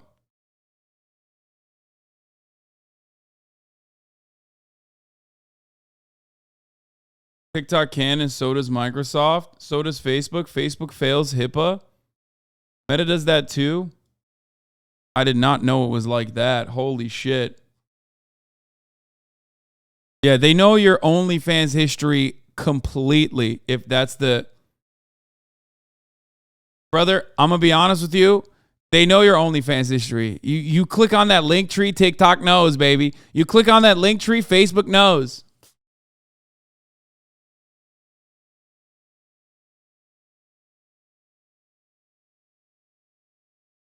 You're misunderstanding what in-app browser means.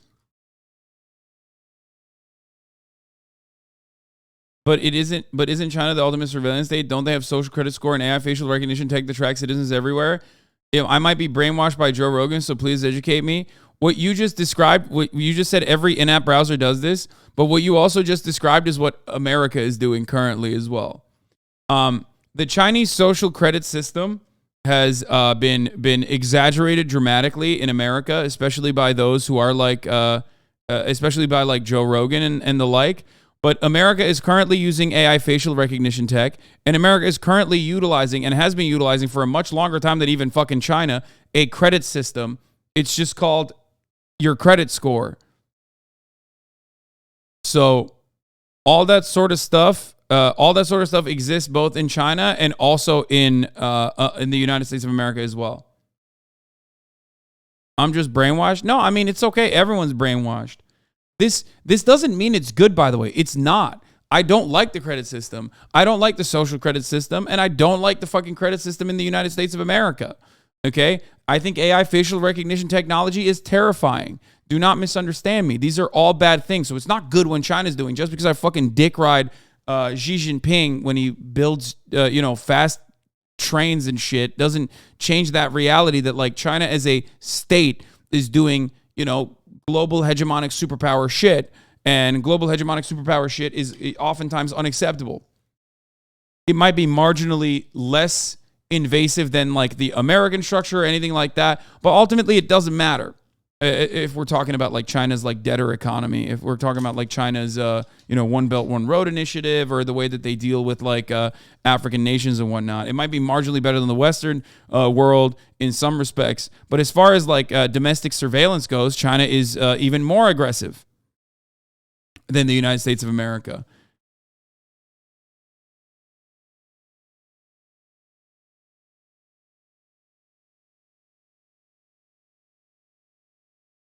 Marginally what?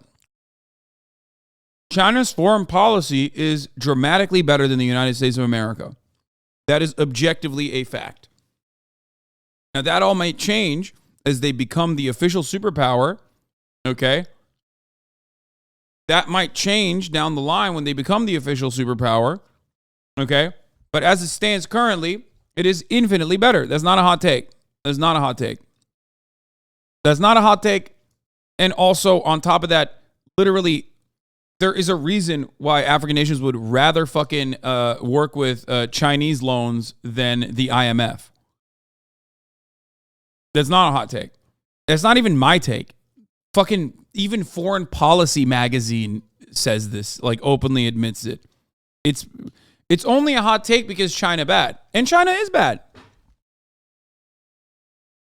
They give better conditions on loans, and those conditions do not fucking revolve around like austerity measures being implemented. So technically, it's not a hot take; it's a cold take.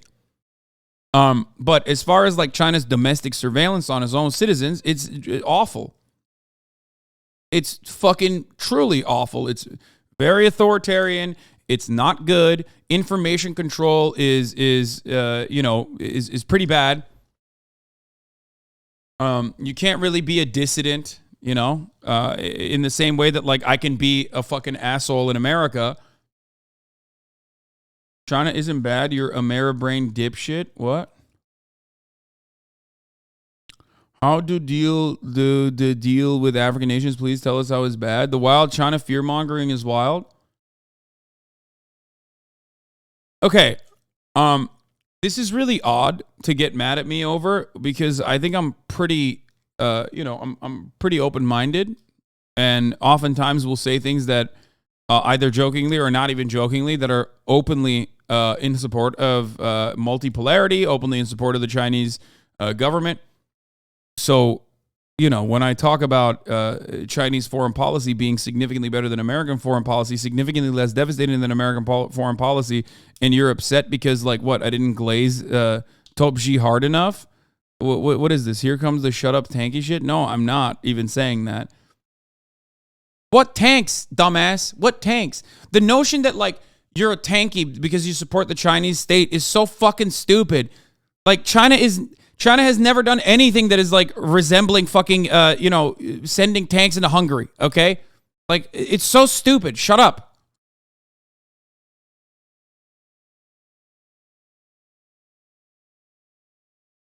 We're done. We're done with this. Like, idiotic fucking, idiotic back and forth. I just don't want people who call themselves Marxist-Leninists to forget the critical part of critical support. Okay. That means, like, you know, offering criticism sometimes when it's worthy.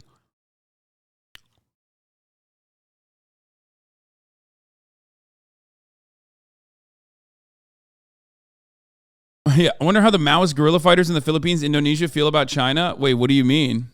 The Chinese app TikTok quite literally solidified Bong Marcos's chances in the Philippines. If it was so invested in changing people's attitudes, if they were so invested in changing people's attitudes about, you know, like even smaller nation states that you could absolutely exercise your power over, I certainly feel like they would have done a better job of doing that.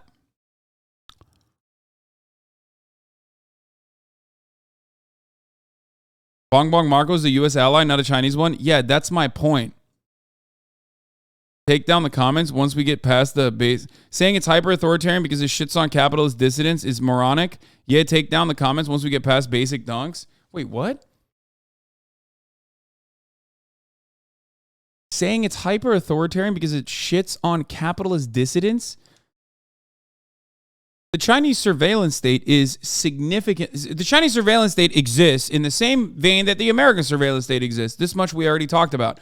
But China is also much more active in and much more hands-on in dealing with people that they are surveilling around the clock.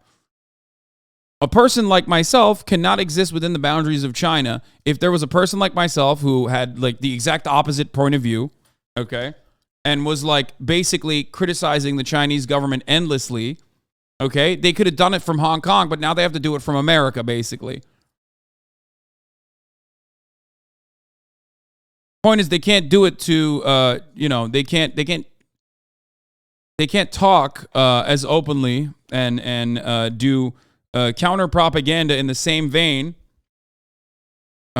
inside of the borders, inside of the boundaries of the country. Fuck. Hold on. All right, I'm gonna play this. I'll be back in a second. Or the 150 million users of your app, because it is an extension of the CCP. Schulz said the company is working to build a firewall dubbed Project Texas to store and protect user data in the U.S. I have seen no evidence that the Chinese government has access to that data. I find that actually preposterous. The panel also probed what safeguards the app has to shield teens from harmful content. TikTok could be designed to minimize the harm to kids, but a decision was made to aggressively addict kids in the name of profits. After more than 5 hours, many weren't satisfied. He was completely vague. That's not sufficient. In a statement, TikTok fired back, saying the day was dominated by police. It's so funny when motherfuckers are like, bro, you're not defending China hard enough, when the, you know, a gigantic chunk of the American population, when they hear anything that I say about China that is considered to be like even remotely objective and sometimes even positive, they go, oh, dude, you are literally a spy for Xi Jinping. Like, you are a communist psycho. Like, you're an agent for the Chinese state. You know what I mean? Meanwhile, the guy is fucking mad that I'm not like glazing China hard enough.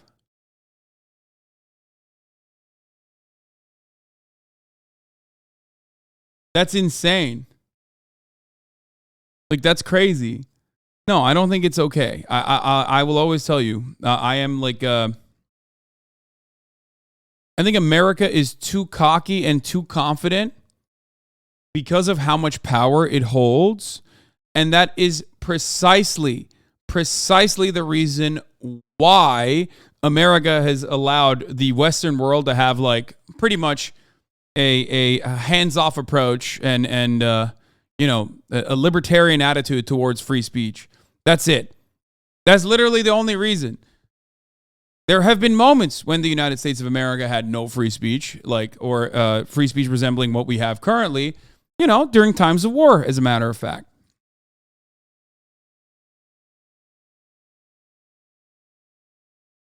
That's it.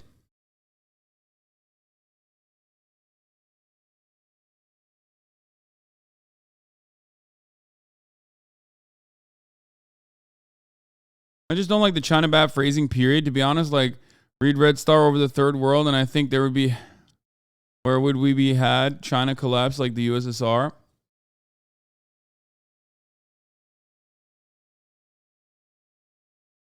I do think you are fair with China, and I get that China is authoritarian when it comes to its control over media and information, but they kind of have a reason to do what they're doing domestically, given America's ability to spend unlimited dollars on global information warfare.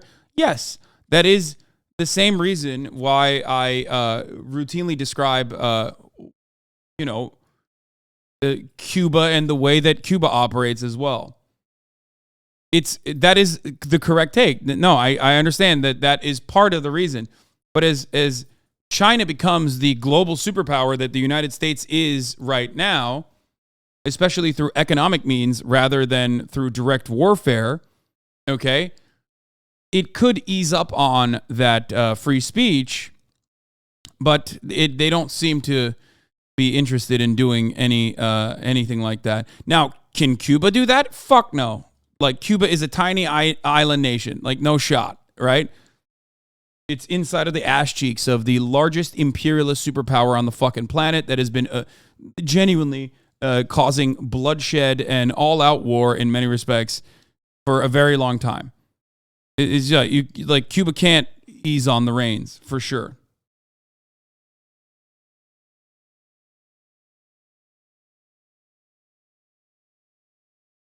I'm not going to talk about Canada. It's so boring. Proceeds to debate random 18-year-old chatters with a brain lettist takes for the next 2 hours. I think it's actually much more interesting to talk about, yes, multipolarity and a possible new superpower in the ring than it is to talk about Canada, which is America's hat, both literally and also when it comes to foreign policy. Okay? Sorry. Like, no disrespect. Like I said, I love Canada, but like, Snow Mexico is just America's hat. Like, go sell more weapons to the fucking Saudis. You know what I mean?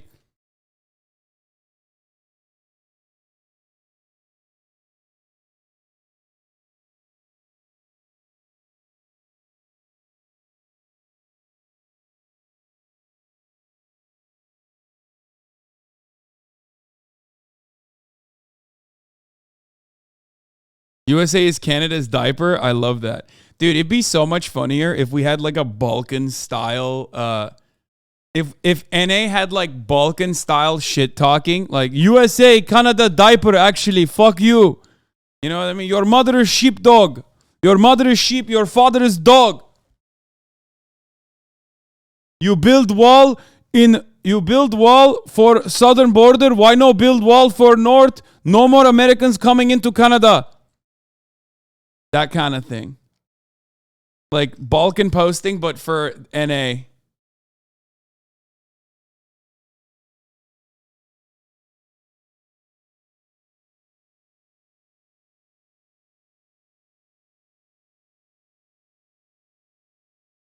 I think it's interesting that CSIS, Canadian CIA's Manufacturing Culture War Against China, so that we can be on the U.S. side of the multipolarity. I mean, it's understandable why they would do that.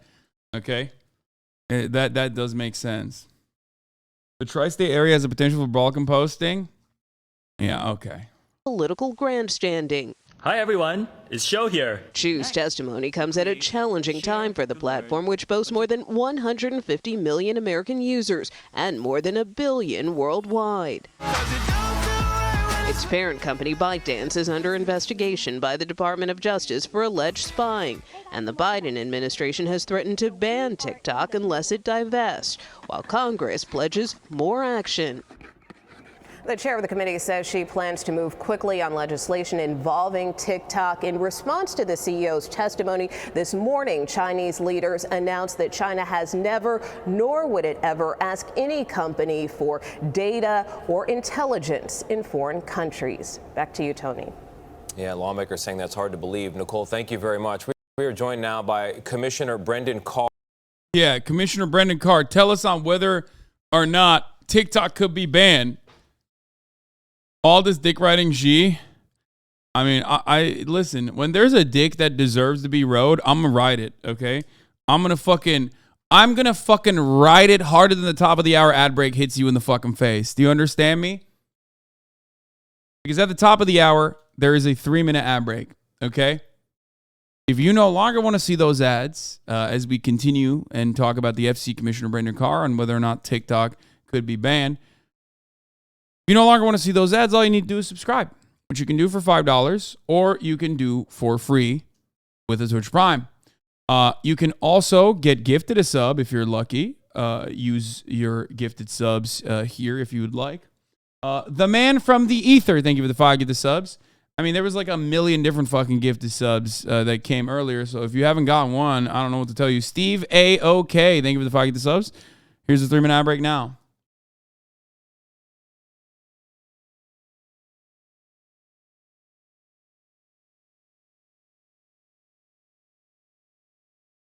Infinite Ryman, thank you for the 5 get the subs. Of the FCC, that's the federal agency that oversees our country's communication laws and regulations. Commissioner Carr, good morning. I want to clarify, you don't have direct control or regulatory power over TikTok. Now, that could change, but you have been leading and shaping opinion on this issue. So to the more than 100 million Americans who are using this app apparently without great concern, why do you support a ban? Yeah, look, I think the evidence we have now is crystal clear. For years, TikTok represented that very little data, if any, goes back to Beijing. And there was a blockbuster story over the summer that got internal communications that said, no, in fact, quote, everything is seen in China. There was a story that they were using the app, TikTok, to surreptitiously surveil the locations of specific Americans. They denied it. Later, internal emails came out that said, no, we're doing it. As the segment noted, FBI and DOJ are looking at that. Ahead of our most recent midterm elections, the CCP state media set up TikTok accounts to target politicians here for divisive content. So I think we have a lot of evidence of the risk. And look, I testified before that same committee many times, sat in that same chair, and I've never... Dude, I love this because, like, again, literally everything that they're saying is just about social media. This is like, you know what this is like? Okay, I'm going to use a very Twitch-related argument for this, an analogy. This is like when Trainwreck constantly fucking gets mad at me for shit that like XQC is doing or for shit that like everyone else has said about him, even if I haven't done anything, right? But because he can't like yell at them because those are his friends, right? And they have big audiences and they have a lot of overlap. He has to fucking yell at me instead. Like I'm the enemy here. And that's exactly what it is with China. Like every single thing this guy's saying is about every social media platform. Like the argument is for every social media platform, except on top of that, they're just saying China. And it's weird. It puts me in a weird predicament. It puts me in a weird position because like they're not wrong. The things that they're talking about are bad. Like it is bad. They're right. It's just that it's not going to stop. They're just only mad because China's doing it. Does that make sense? It's such a weird thing to watch where I'm just like, dude, I totally agree with you, but also like, what the fuck are you saying?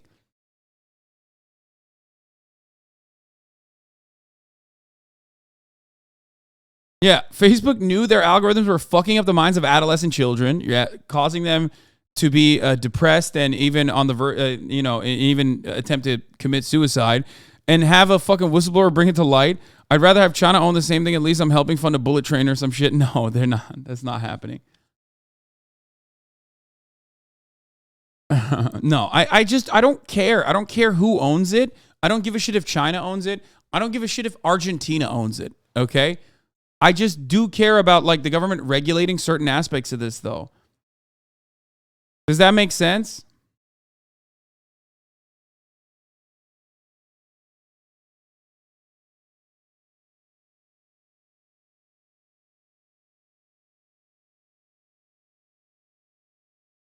What is this?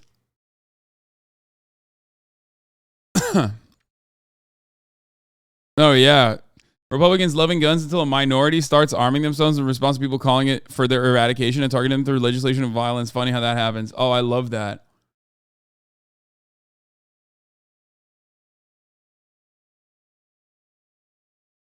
I don't know, man. Oh, yeah, we're going to do the Afroman story in a little bit.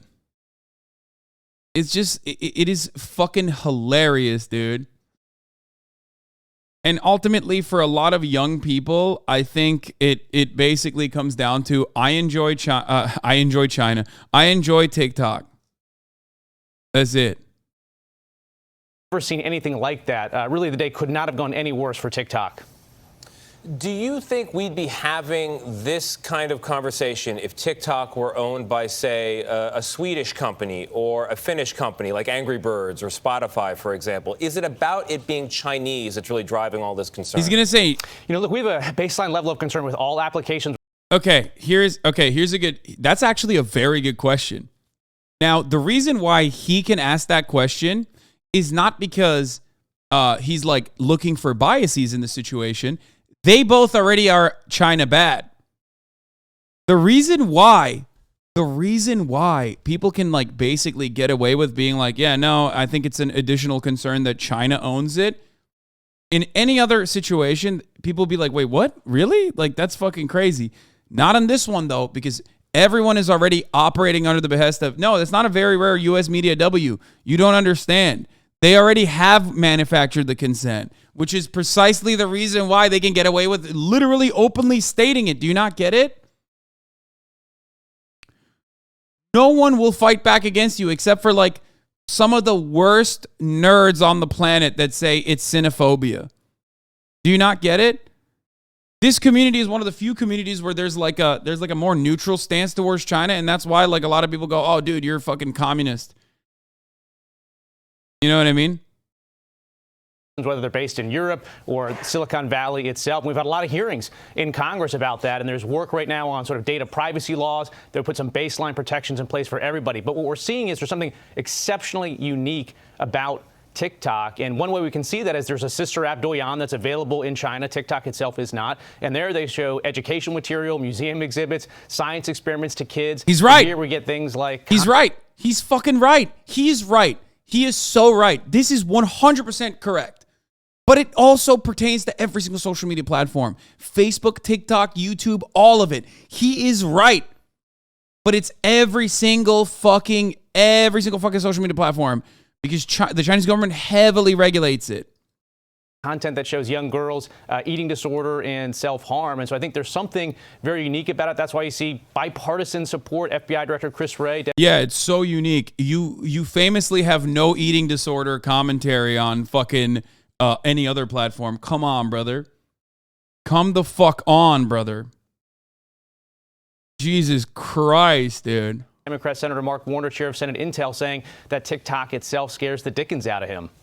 Yeah, there are parental concerns, there are security concerns. Lawmakers seem to have a pretty clear line of thought on this. TikTok is owned by ByteDance. ByteDance is Chinese, and under Chinese law, it is accountable to the Communist Party there in that country. With that chain of events, is there anything short of an outright ban that you would support? No, I don't see it at this point. Even the White House last week reports where they went to TikTok and said, look, you either have to divest Chinese government ownership, Chinese ownership, or face a potential ban. I think that's the right thing. The most important thing that the TikTok CEO had to do yesterday was build some level of trust and credibility with Congress. And in that effort, I think he completely failed. And so we'll see. Look, there's still a lot of time left. There's still a lot of issues, potential hurdles to get legislation passed or to get the Treasury Department, which is looking at this, to take action.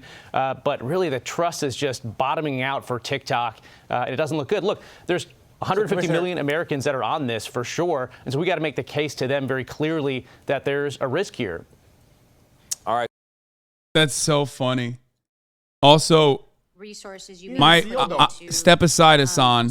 We have a new goat. Spanish language. Last year, the Congressional Hispanic Caucus met with TikTok.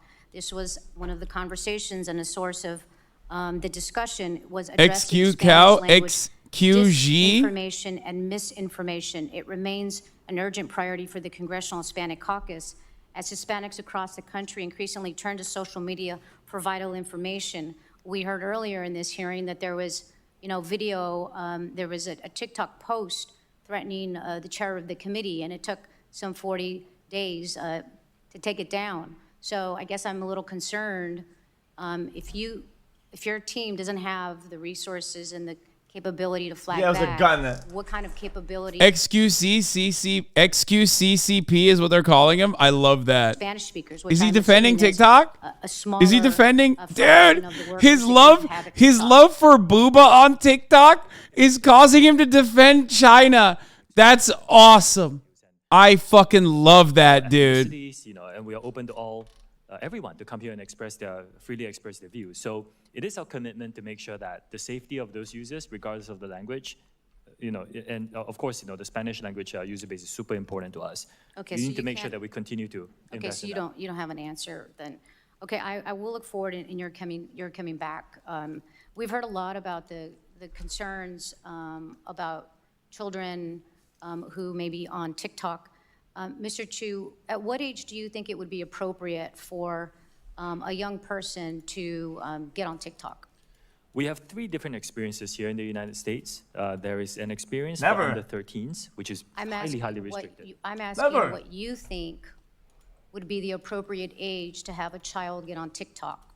Our approach is to give differentiated experiences for different age groups and let the parents have these conversations with their children to decide what's best for their family. So you think that there is a sufficient safety mechanism for an 8-year-old to be able to access TikTok? An 8-year-old's experience on TikTok will be so highly restricted that every single piece of content he Oh, he said, yeah. Will be vetted by Common Sense, our third-party child safety expert. I don't know how we would watch it together, though. The 8-year-old will not be able to post, and the 8-year-old will not be able to see any personalized I'm gonna call him. And zero advertising in that experience. The biggest weapon to all Chinese propaganda, dog shit, trash, harmful, anti-chill material is parenting. No, that's not. I see. This is shit. He's agreeing with it from a libertarian perspective. That's like he's agreeing with it from that point. Because okay, my microphone is working. All right. My kids live in Singapore, and in Singapore, I don't know why. We do not have the under 13. So fucking experience. woke. If they lived here in the United States, I'll let them use the under 13 experience. Okay, so you're saying it's because it echoed for a second because I was testing my microphone. Chat, chill.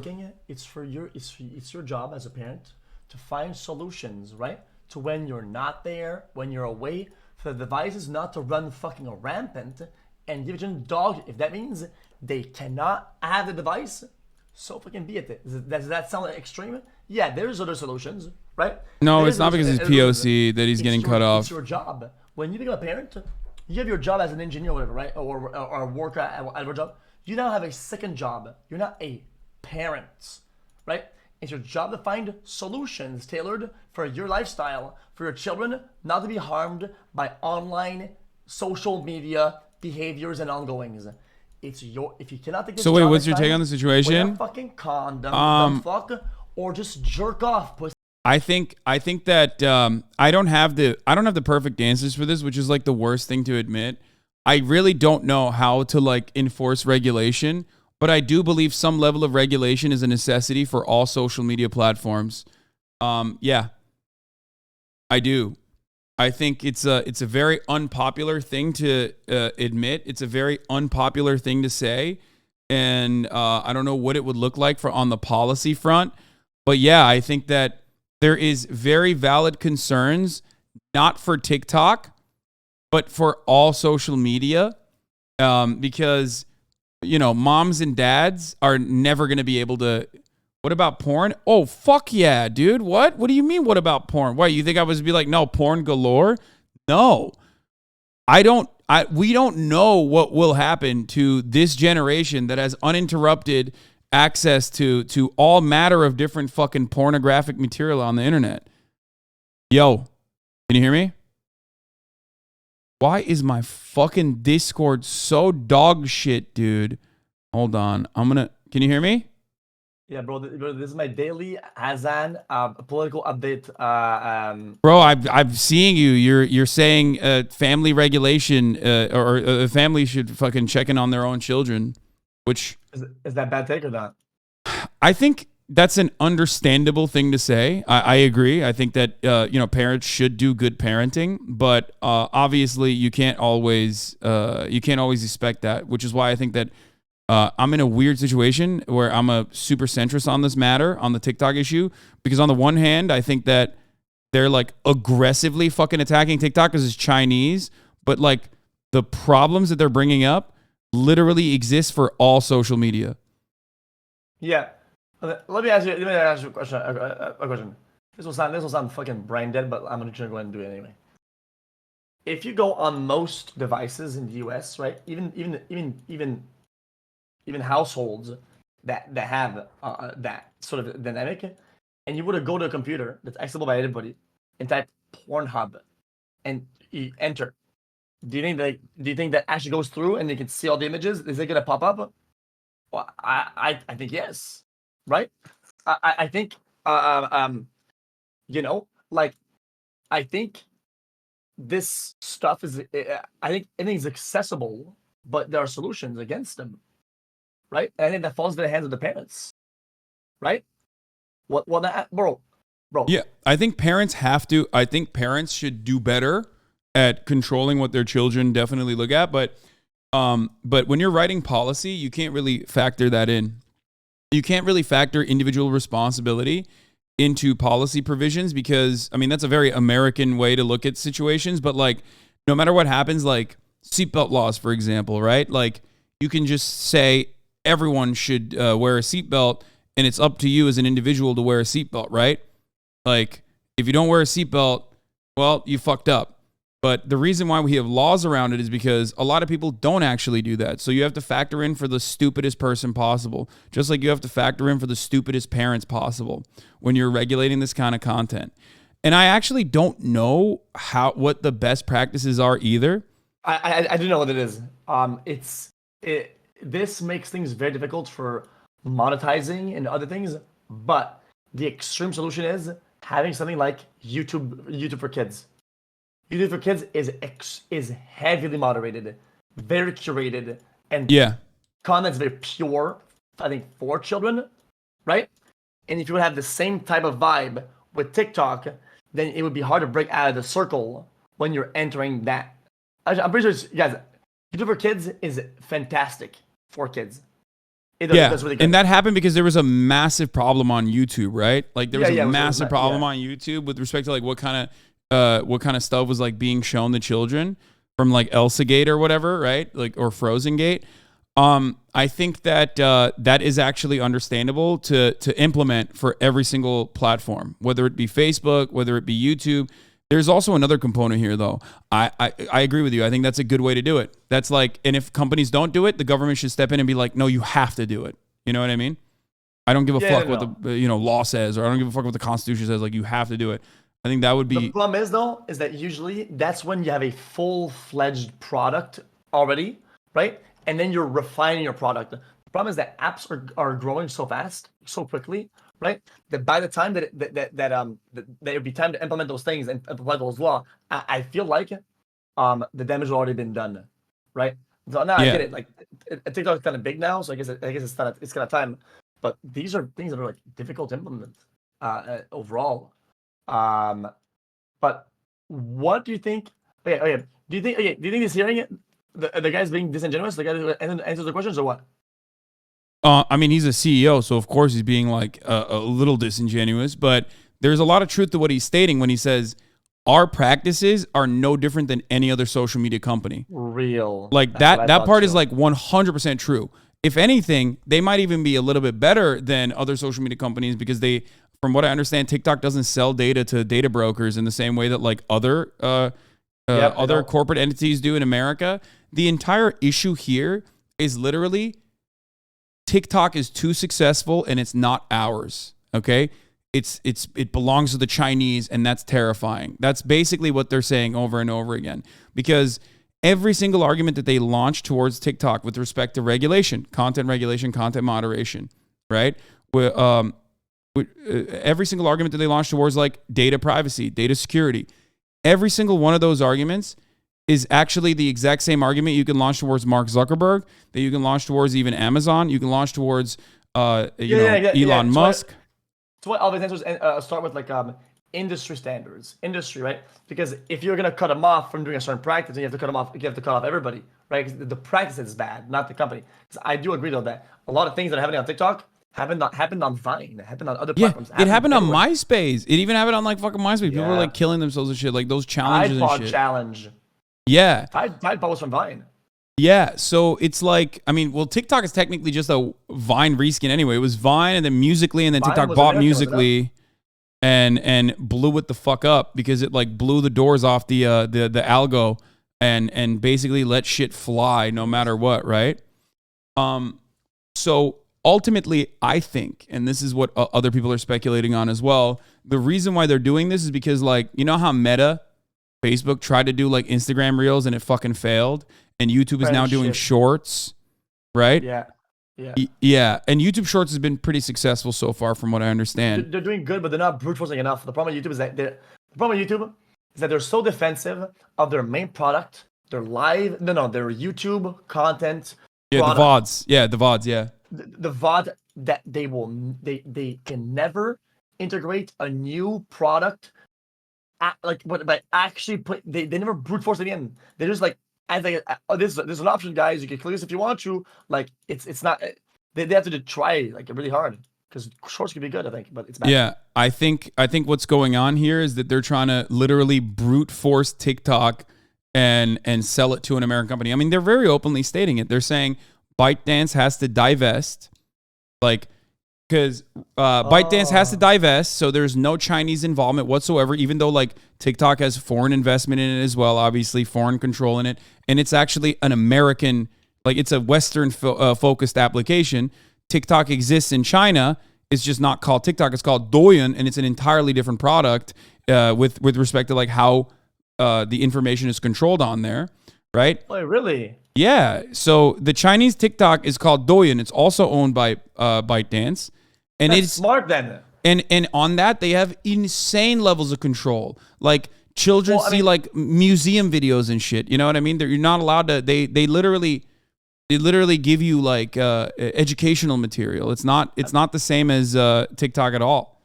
I mean, with respect to both countries, I mean, they can do whatever the fuck they want. If it's their side and their app and their country, I mean, what the fuck do I mean, my ethics play no role here. It's they do their thing, right? Yeah, no, I know. I'm just, the only reason why I'm pointing that out is because like I think a lot of people are upset at TikTok and they're like, oh, Chinese government's like controlling our minds or whatever.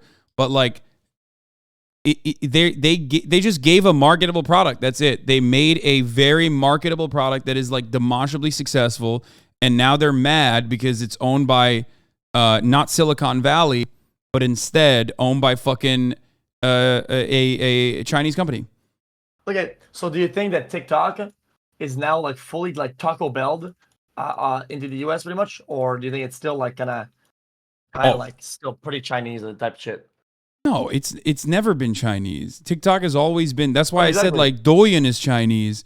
TikTok is very American. So everything you criticize about TikTok, you're basically criticizing a mirror. You know, TikTok just gives you what you want to see, right?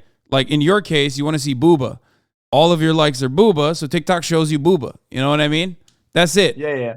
No, what about that is that you know, like, even though they own the thing, even though they own TikTok, right? Is TikTok like it's fully normal? Like, is it operating just like it was like an American-based, American-made company, pretty much, as TikTok itself in its operations, or do you think it has like weird backwards ties or like?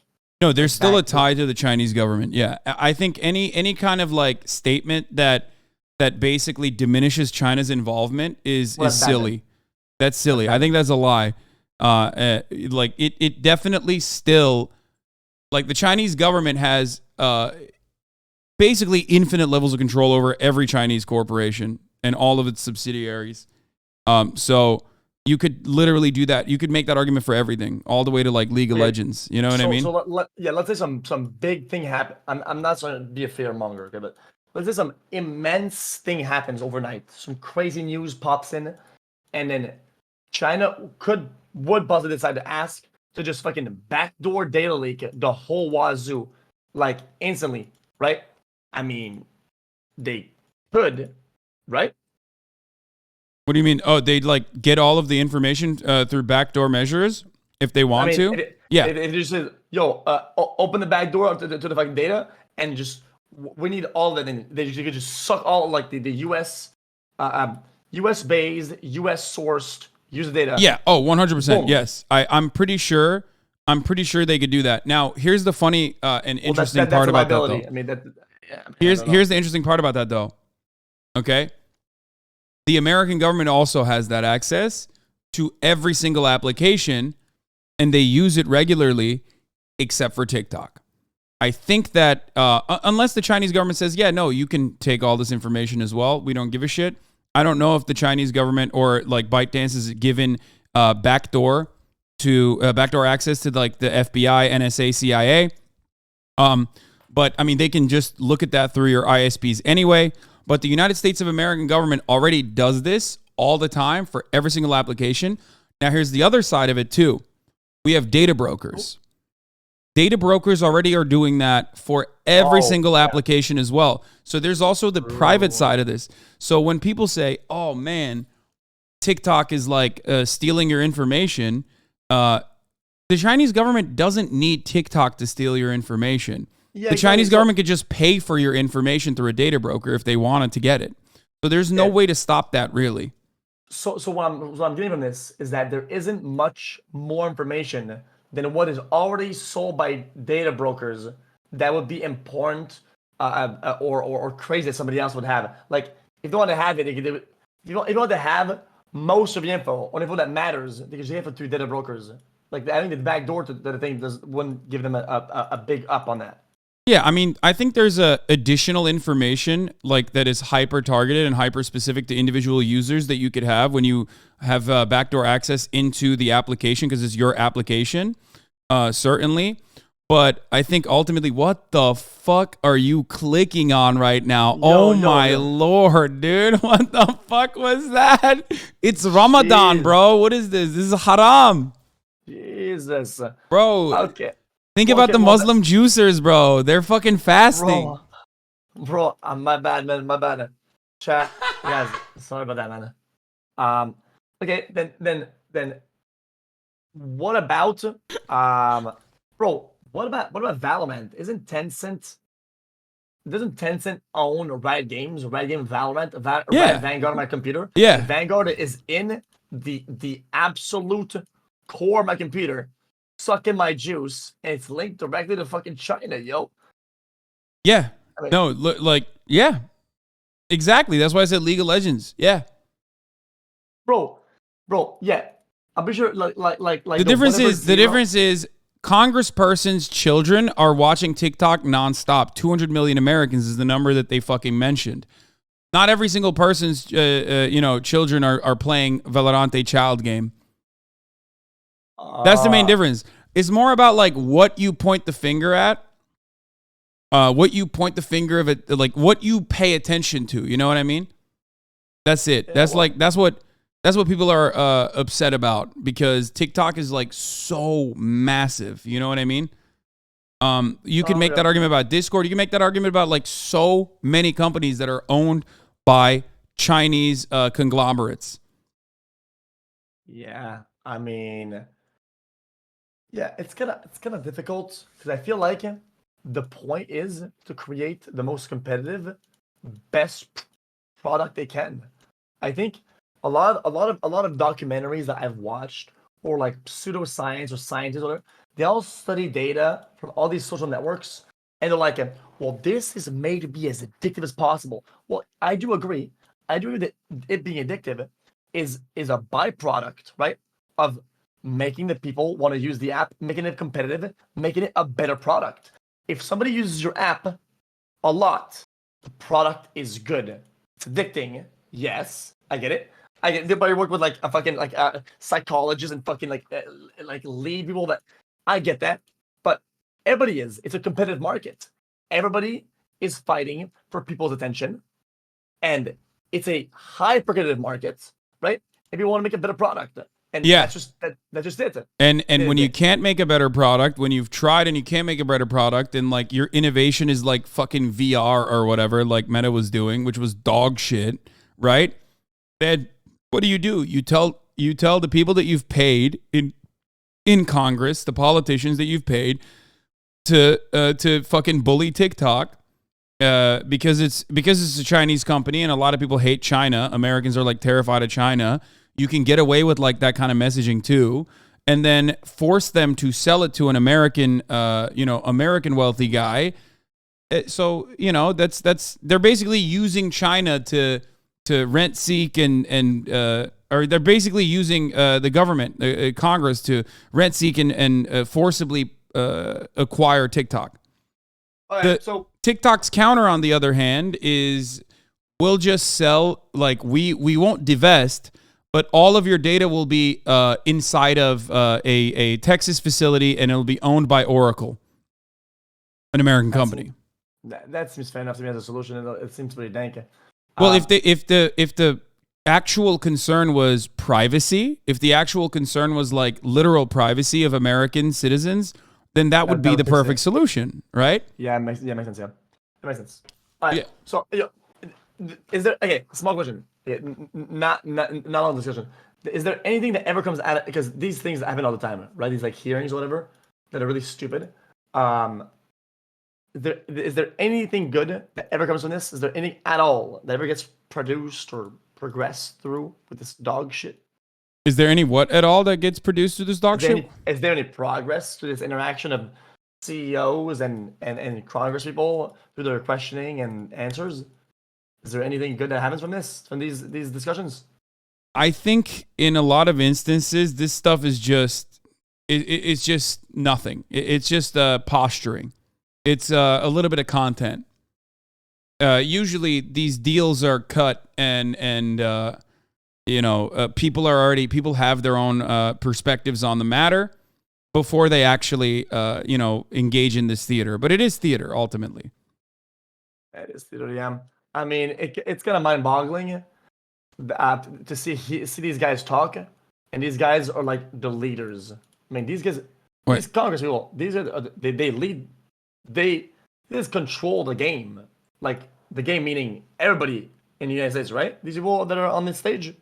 Well, not particularly. I don't think they have a lot of. They have power together, right, through the legislative body. But the reality is, they're not working for any individual interest beyond the interest of corporations. You know what I mean? Like, they're all fucking dumbasses in suits that look like they're doing something. But ultimately, what they're doing is whatever corporations want. The example I use often is this. Okay. In America, the American government works at the behest of corporations. In China, the corporations work at the behest of the Chinese government. That's the main difference. So either you have full corporate control over the government, like you have in America, or you have full corporate control over corporations by the government, like you have in China. Well, I mean, doesn't sound too bad to me, to be honest. But maybe I don't know. Maybe I'm thinking about it too literally. Which one do you think is worse? I mean, it depends, right? If corporate interests are all that matters in governance, then we're going to do whatever the fuck corporations want. Even if like the entire nation wants something, there's not going to be real democratic process. There is no democratic process in China either, because it's at the behest of whatever CCP decides, right?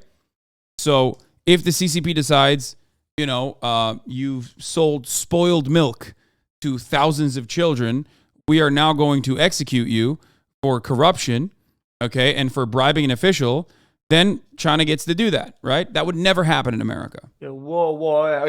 Okay. What about a hybrid? What about if the government had a big final say about stuff, right? But it was mostly user / people like an actual democracy. Yeah, right? no, what you're describing is yes, I agree. That is actually the best. And the government will come in sometimes and be like, okay, guys, listen, I'm gonna tell you guys how it is, okay?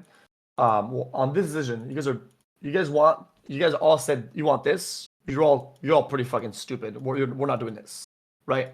And then they could like overturn some shit, right? I think that'd be pretty. No, good. what you're describing is literally what it's supposed to be, and how it's supposed to work under democracy. What you're describing is how the American government is supposed to work, how we claim it works in theory, but it's never how it works. So you're right. You're absolutely correct. That is how you're supposed to do it. I just guess that on the fly. I had no idea what I was saying, but it just seemed logical to me. No, it is logical. Why do you think it's illogical the moment I agree with you? What the fuck? Well, because I just thought that I sound like almost like I was like that I was radicalized, saying that like I think it should be in the interest of the people. It should be the people's what they want, but sometimes the people are dumb. A lot of times, sometimes it's like a veto. I agree. I think that that's why we talked about seatbelts, right? Like, or drunk driving. You know what I mean? Motherfuckers, if there were no laws against it, motherfuckers would be like, well, I can drive drunk and be fine. It's not about drunk drivers. The problem is drunk crashers. You know what I mean? That's what they would say. But you got to have some fucking laws. Now, the problem is that when you bring up common sense and people say you're radical, that's more of an issue about how shitty the system is that we exist under. That's not your fault. You didn't say anything crazy. Yeah, you said something rational. Well, yeah, okay, that makes sense. I mean, it just because I don't know what is the best political system or whatever, right? I just can't but feel like it seems like the corporations with the money just buy everybody out and everybody's a bot, and the whole thing is just it's like Moneyball, right? But even worse than Moneyball. That's how it feels to me. And it's like, well, this is kind of dog shit, right? This is kind of trash, is it not? This is not just complete dog shit? What? It seems like the current. You're saying you don't know what the best way forward is, right? You don't know what the best system is, but what? But currently, it seems like we're just going random. No. Currently, it seems like right now it's like the government how it works is like Moneyball, right? You seen the movie Moneyball before? Yeah, with Brad Pitt and Jonah Hill, right? But I don't know. I don't really remember what it was in Moneyball. It's like a massive pay to win, and then they just all like I guess like buy them, right? It is pay to win, yeah. Not pay to win. Yeah, the American government is pay to win, 100%. Yeah, so I mean, how did they let this come into what it is right now? Why is that? Has there never been any self-awareness as this developed to like not make it as bad as this? Yes, like, that's guys, this is... So the entire existence of the federal government is supposed to basically, like, everyone starts off at the same point that, like, if you let corporations go crazy, we're going to have 1920s America. You know what I mean? The Gilded Age. Like, they're going to go crazy. They're going to use child labor. They're going to do whatever the fuck they can. They're going to enslave people. You know what I mean? They're going to do whatever the fuck they can, which is why, like, governments are formed, right? Governments are formed in some ways in liberal democracies. They're basically formed to stop all of the worst aspects of corporations, of corporate greed, right? That's why. That's what the government is supposed to do, like in a normal situation. Now, if I were to point you to examples of like that kind of still existing, I think one of the best examples is like European social democracies, where they do have some laws and some protections. You know what I mean? Like in America, for example, when you have a deposit, you have to give your landlord your deposit. In many instances, your landlord just steals that fucking yoinks your deposit. I found out yesterday that in New Zealand, the government came in, saw that that was bullshit, and basically set up a system where you have to put it in a government bank. Like, you give it to someone else, so the landlord can't just fucking yoink it, right? So that's like one way that they saw a problem and dealt with it, right? Bro. In California, bro, I saw this shit, this squatting thing. Somebody gets into your house. Oh, the Airbnb thing? And now it's their house. Yeah. Yeah, that's awesome. I love that. Someone used pre-existing laws to basically use it to their advantage. Now that's a little crazy, obviously. I think that does go too far. But it's California to me. No, that's not. But that's a distraction. That's like a one-off for the most part. Yeah, it's not like a common thing that's happening. What's actually happening is that there are hundreds of thousands of empty, vacant houses right now in Los Angeles, and there's around 56,000 to 60,000 homeless people in the streets. So if it were up to me, I would try to make those empty houses full in some ways, while simultaneously building new houses as well, government-funded houses, especially because we have a lot of surplus in the tune of billions of dollars. Well, I assume that without supervision, I mean, what if things get broken, destroyed, dirtied, or whatever? Like, who's gonna pay for that? We do pay for that. We pay for it with our taxes already. We pay a tremendous amount of taxes. I mean, I pay right now, living in fucking Los Angeles, California. I pay basically the same level of taxes I would pay if I was in like fucking Norway. You know what I mean? And I get nothing in return for that. It's awful. Why? Because they take a lot of that money and instead of spending it on education, instead of spending it on roads, instead of spending it on public housing, which would literally eradicate the homelessness problem and normalize the housing market a little bit, they spend it on fucking police. They don't spend it on the actual ways to solve problems. They spend it on Band-Aids. Does that make sense? Yeah. So what about this? Okay, what about it's like if a pharmaceutical company figured out the cure to cancer, but it was it was beneficial for them to keep cancer around and like literally beef up the medication that you have to take for the rest of your life instead of like the one-off cure. Cancer. Well, I mean the cure to cancer, bro. Isn't cancer just like a bad deviation of fucking cells and shit like that? Isn't like cancer like a concept? It's kind of hard to like find a cure to a concept, like a mutation. Am I saying it right? Isn't cancer? I think so. I mean, I'm not like super. I don't know. I'm not super knowledgeable on like biology and how cancer works. But from what I understand, it's literally just like. It's just like replicating cells, right? Like a cluster that just goes fucking crazy and keeps like uncontrollably growing. Okay. But yeah, okay, that was the point, but I get it though. Okay. What if all the houses I invented this new patent, and basically you make your house, right?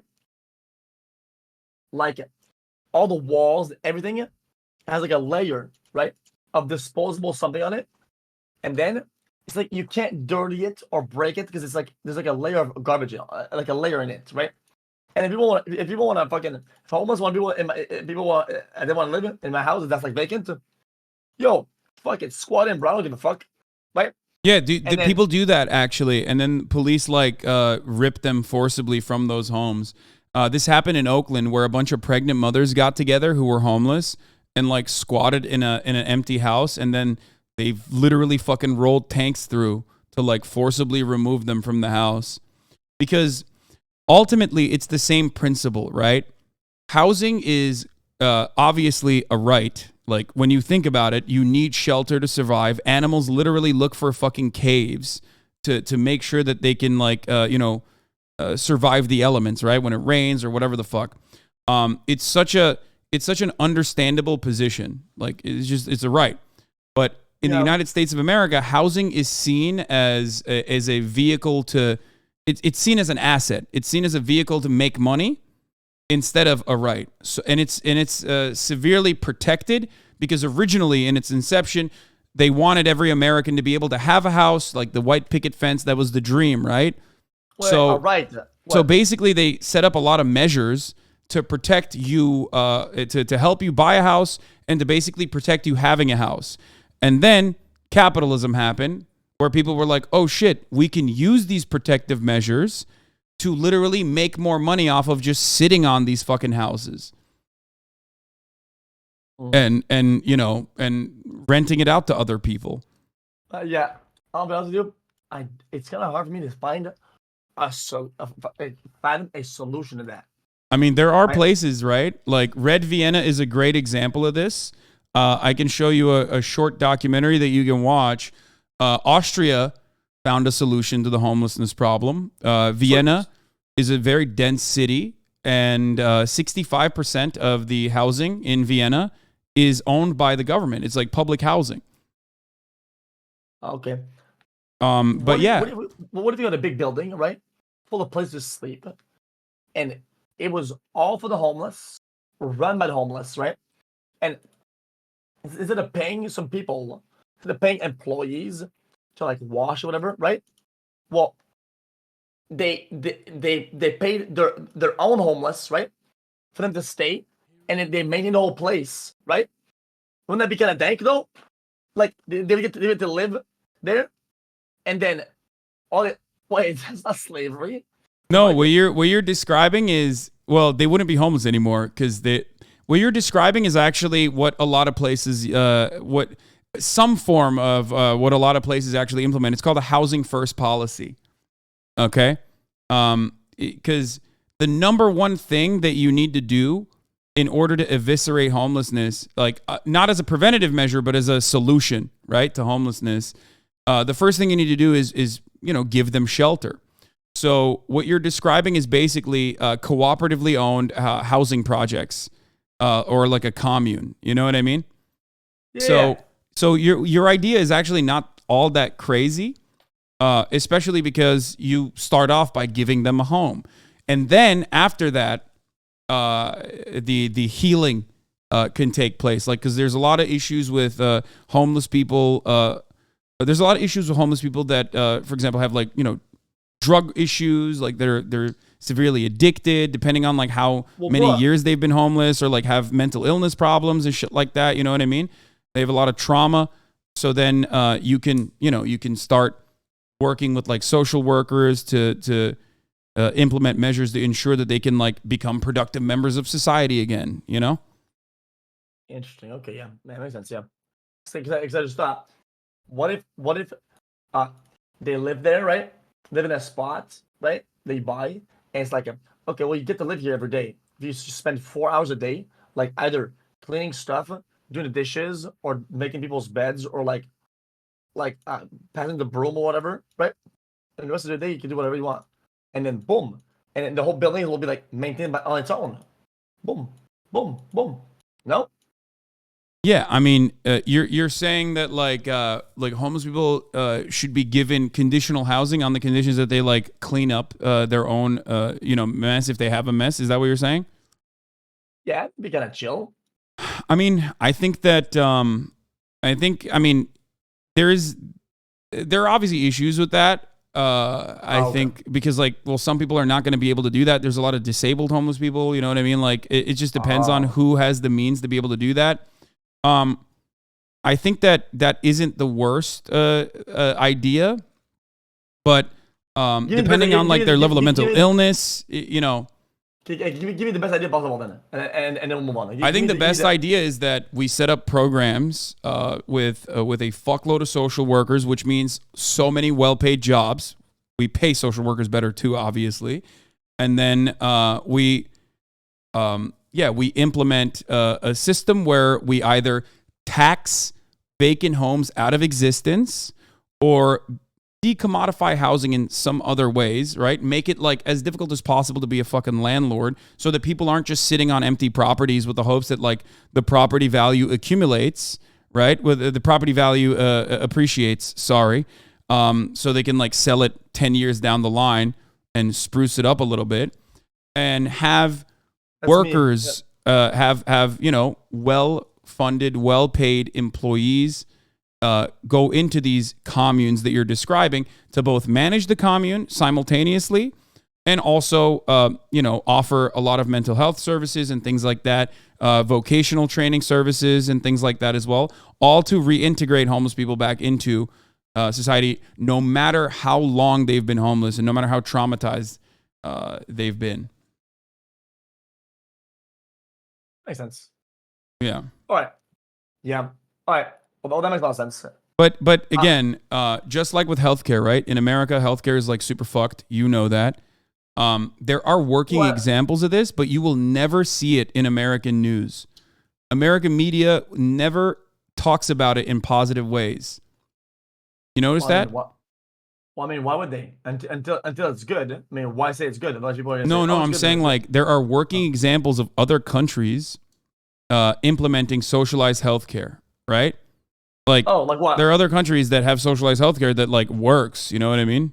Like what? Like almost the entirety of European nations have some level of socialized healthcare, whether it be nationalized in the UK, which is underfunded, so it's like not the best example, but like Canada has a fucking form of socialized medicine. It's not the best because it's underfunded, but it's still better than America's. It does pretty good. I think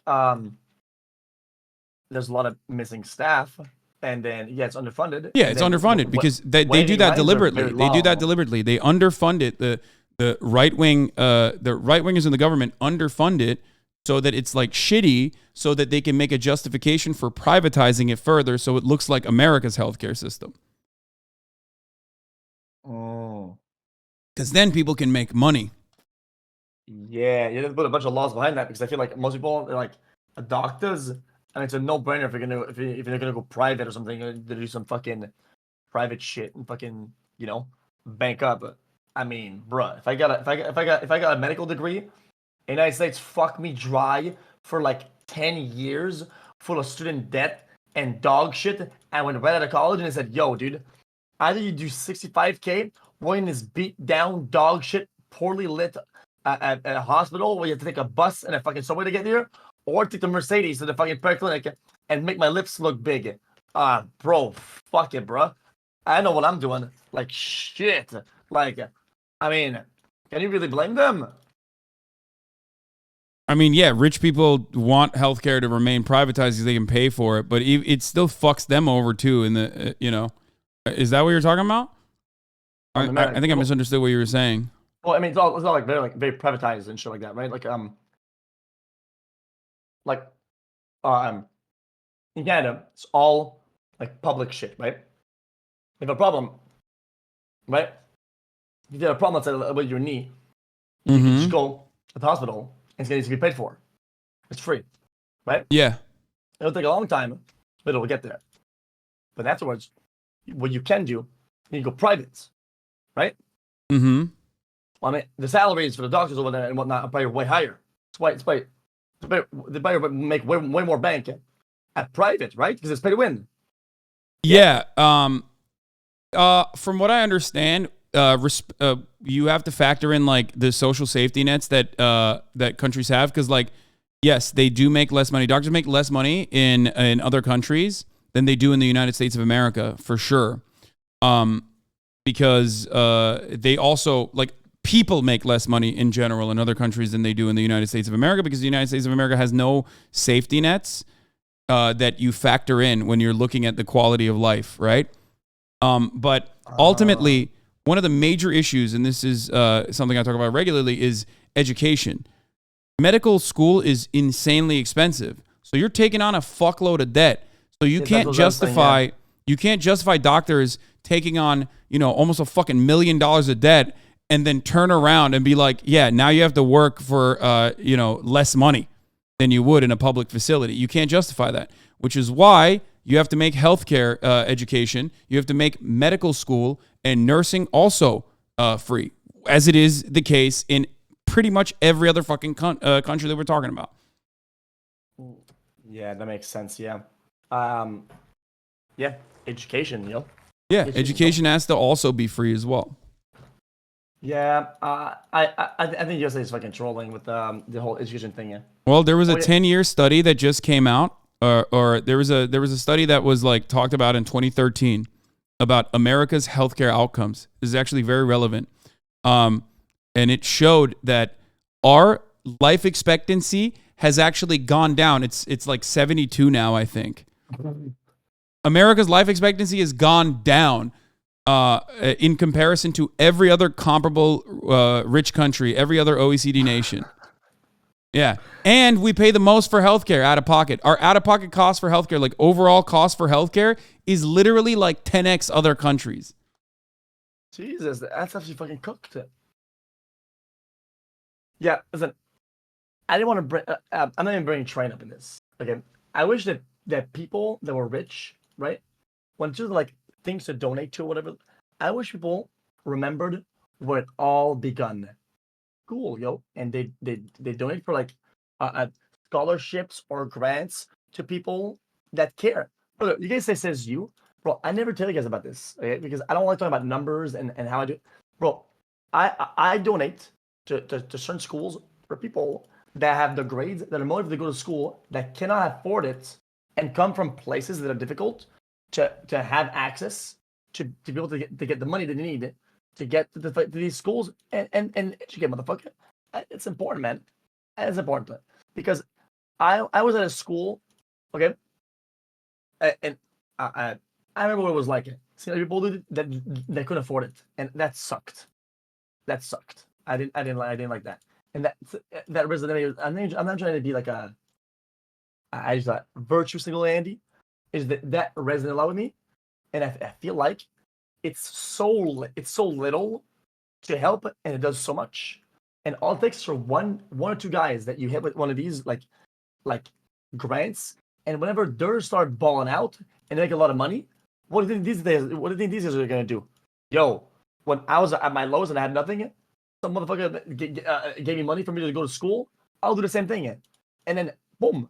Everybody does this shit. Yes, I don't do donations because it makes me a good person. I do donations because I can, and because it makes me feel good. I don't think that that's it.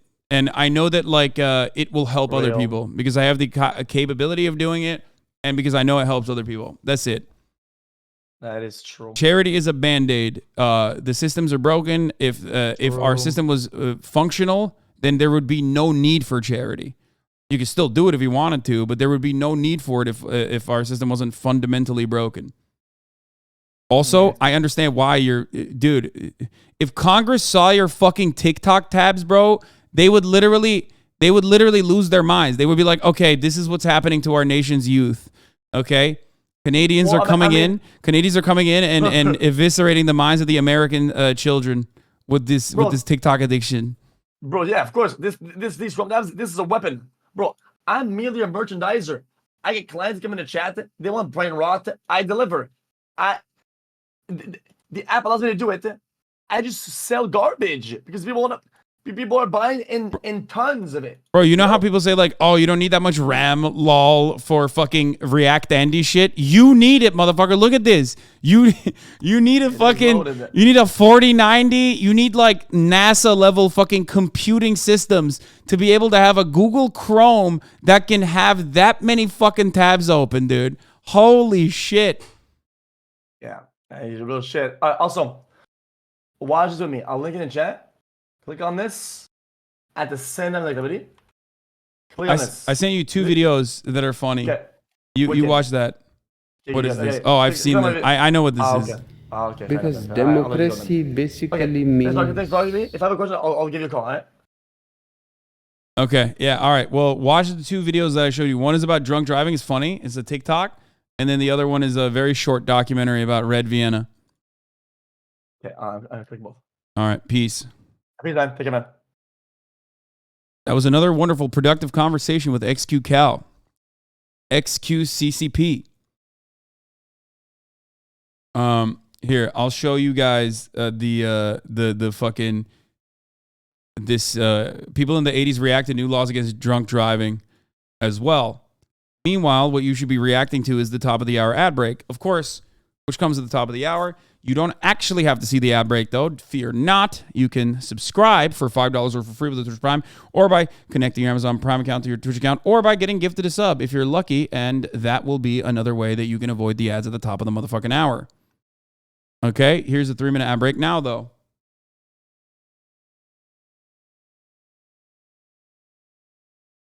Tomoto 87. Thank you for the 5 get the subs.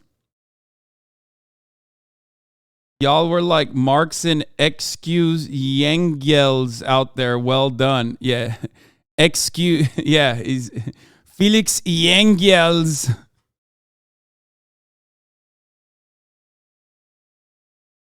You think more than 50% of the U.S. population was against drunk driving laws? I don't actually know what percentage of people were against it. I actually don't know. That's an interesting thing to cover. I wonder what percentage of Americans, like at the time, were literally against drunk driving laws. I wonder. But my joking theory always is that in America, you can find 30% of Americans to agree on anything, no matter how fucking stupid it is. So, you know, I'm going to go ahead and say at least 30% without even finding out about it.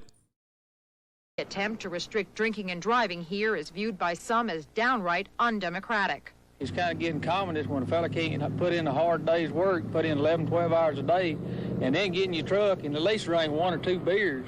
They're making it laws where you can't drink when you want to. You have to wear a seatbelt when you're driving. And pretty soon we're going to be a communist country. Hell yeah, brother. They're right. They're right. They're right. It's not even, it's not the drunk drivers that are a problem. It's the drunk crashers, dude. Drunk crashers are out there giving all of us drunk drivers a bad name. I hate that, brother. This is how communism started. I asked ChatGPT about the drunk driving opinions. Drunk driving laws were enacted in the United States in the 1980s, and public opinion polls from that time indicate that there was a significant support for such laws. 79% of Americans supported the idea that law would make it illegal to drive with a blood alcohol level of above 0.10. The poll also found that, okay, yeah, this is back when America, the American government actually did things, okay? This is back when the American government actually did things. It's not, we're beyond that point now, okay?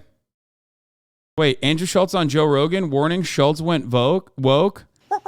That's another motherfucker who I've been working on right here. I mean, he also, obviously, all of this stuff, the starting point is individuals that are interested in learning and interested in changing their minds. But like, Andrew's always been a very interesting guy on that front.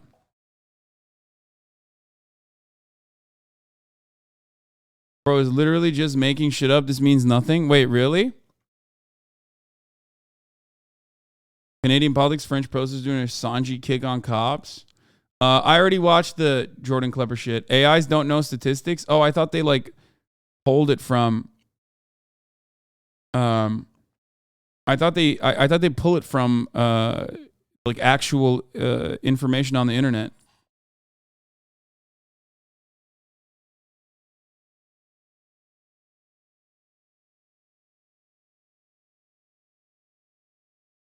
No, it doesn't look things up. It makes shit up. Oh no. Okay. What is it? Bing that actually?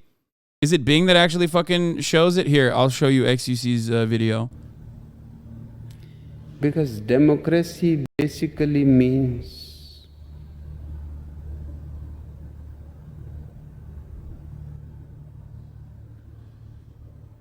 government by the people, of the people, for the people. But the people are retarded.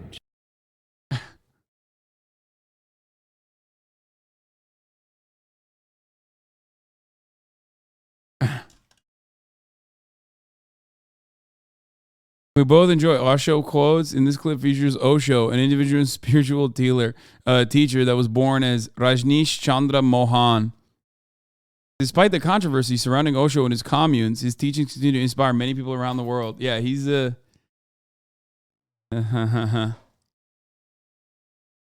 yeah. Controversies. What are the controversies, I think? Anyway, let's not get into all that. What was I going to show you? Oh, we are back on TikTok. We're back on the TikTok train. I got to pee and I got to heat up my chicken real quick, but Hold on here. Watch this. Watch the CEO talk about it. Watch the CEO talk about his perspective after his congressional hearing. Hey guys, it's Show here. And then As we'll you do know, Schulz I just and Rogan. testified Hold on. before Congress, and I wanted to share my thoughts about the experience with you. Now, before I do that, I really want to thank you for the comments in the last video. Now, TikTok is all about conversations and community, and I'm so grateful to hear from all of you. Now, here are a few of my favorites.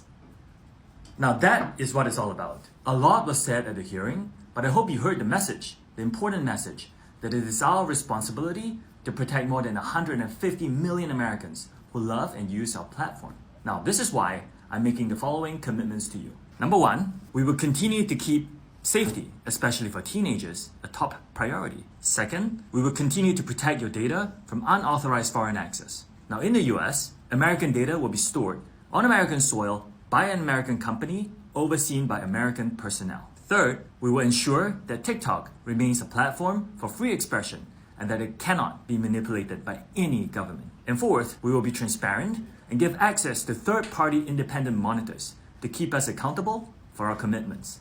Now, we know that trust is built with every decision we make. We are proud of the groundbreaking work we are doing to be the most trusted platform in the world. Thank you for listening. I hope you share this information with your friends, your family, and your elected officials on why TikTok is important. He's too media trained. I don't like it. I don't like that he's like too trustworthy looking, and it's like freaking me out, dude. It actually is freaking me out. I will stand on this. I know a lot of you are saying he's so hot. I know a lot of you are saying he's like very good, and you're right. You're right about that. And that freaks me the fuck out. Not because he's like, you know, working at the behest of China or anything, but like CEOs are improving. CEOs are improving. This is not a good thing, okay? This is a bad thing. You don't want CEOs coming across like normal human beings. You don't want that. You want them to be like the fucking lecherous demons that they actually are so that people can get angry at them. Like Zuckerberg is a perfect example of like what a lizard person is. And he has no human consciousness. He is like gained sentience to some degree. It's like AI if AI gained sentience and wore a human's skin.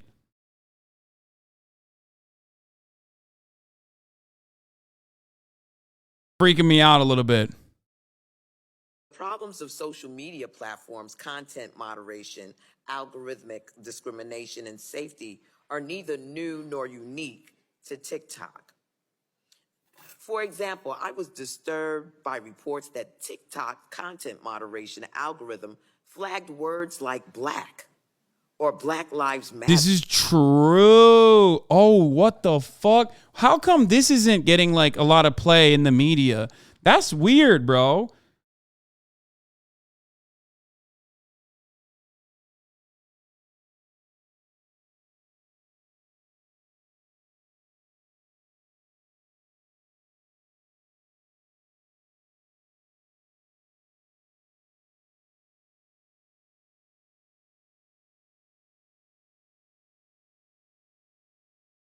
Matter as inappropriate content. So my first question, Mr. Chu, is do you agree that platforms like TikTok should be subject to regular audits or transparency requirements to identify whether policies have a disparate impact on communities that are protected classes like race, religion, national origin, or gender? I think, Congresswoman, I think platforms should be very transparent. You can come and say whatever you want, as long as you don't violate the rules of safety that were put in place. It is vital that the diverse culture of the United States is reflected online, but I'm concerned the algorithms and content moderation practices employed by TikTok are ignorant to the fundamental diversity while also failing to remove content that is harmful. My next question to you is, it's my understanding that users must be in good standing to be eligible for compensation from TikTok's Creator Fund. For example, they can't have violated community guidelines. Huh, impossible.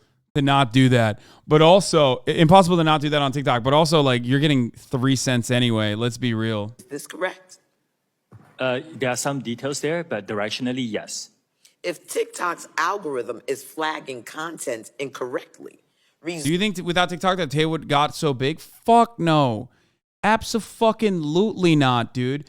TikTok, you know what the worst part about TikTok is? Fucking gender wars, okay? Women are literally fucking talking about how men are scum and like deserve to be killed, and men are talking about how women are scum and deserve to be fucking killed. But nonstop. Every single conversation on TikTok deviates into gender war. And Andrew Tate was he was the bald beacon of hope for all men. Straight up. Every single fucking conversation. Like, it's the one place where, like, misandry unironically pops off and misogyny pops off everywhere. Certainly also on TikTok as well. It's just so unhinged. That's what I mean. It's like everything is radical, but not even in the right way. You know what I mean? You can have radical politics. You can have revolutionary politics, especially when the systems are so fucked up and common sense seems uncommon and radical. But on TikTok, it's not even well-read and decent opinions. Half the time, it's just like literally whoever says the most unhinged shit. It's like Twitter. If every Twitter user had a septum ring and was popping the fuck off on like Twitter takes, but on TikTok.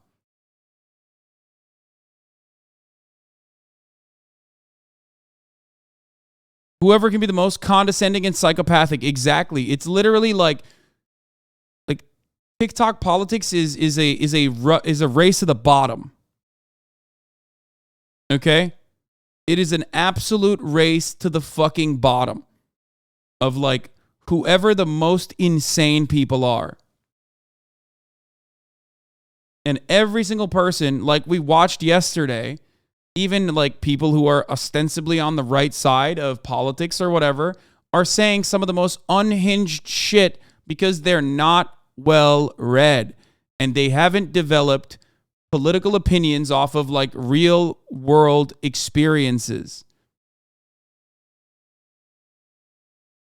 Yeah, it's just like the TikTok video we watched yesterday of that girl who said all white people are upholding white supremacy and are racist because they're white just by being white. Okay? Like when you dive deeper into the subject matter, there are clearly understandable positions that you can take away from that, but that's not what she's doing.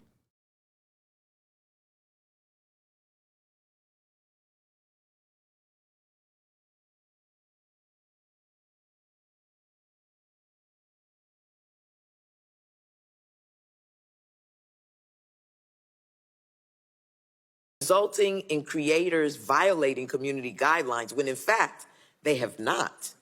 Those creators would not be eligible to receive compensation under the Creator Fund, correct? We do have an appeals process. You have an appeals process, okay. Yes. In my view, if TikTok employs algorithms that disproportionately remove content from Black creators, it disproportionately silences and excludes Black creators from compensation opportunities. And this problem happens in parallel to the... If she only knew TikTok's compensation opportunities were literally so marginal and so laughable that it doesn't even matter if Black creators can't get in on it or not. That is the... Like this is a well-intentioned statement. This is a well-intentioned sentiment that she's expressing. And like on its face, it's not false. But... TikTok's compensation is so awful that like basically the real problem is the hyper moderation towards certain communities and not necessarily that like they're not allowed to be compensated because of that hyper moderation, because that compensation is meaningless ultimately. Lack of adequate recognition, attribution, and compensation to Black creatives for their content. the exploitation, cultural Like, misappropriation. Mr. Show is probably thinking, oh, if you only knew how little we pay every content creator, regardless. Creations, the erasure of Black creatives' ownership of their fashion, art, and media is nothing new. We need transparency, accountability, and bold action to mitigate against misinformation, bias, and exclusion of certain communities from the opportunities present on platforms like TikTok. So let me just say this. I'm concerned about transparency. I am concerned about algorithmic accountability. And I'm not clear that your organization holds those values.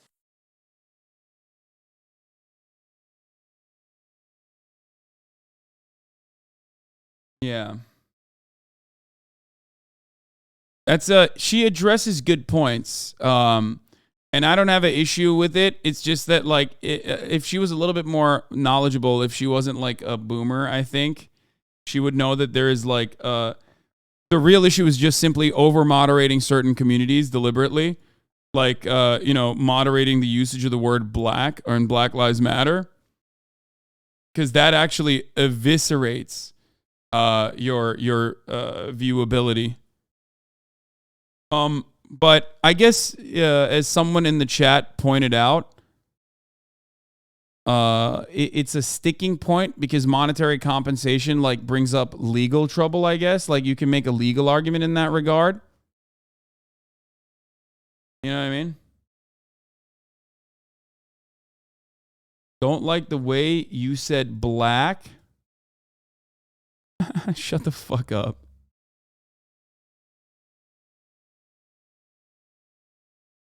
TikTok as a platform has created a... I mean, she's joking. She's joking. Chill, everybody. Or he's joking. Calm down. ...community and a space for free speech for 150 million I gotta Americans pee. and counting. I didn't end up peeing. I'm gonna get my chicken. That includes many of the content... That's right.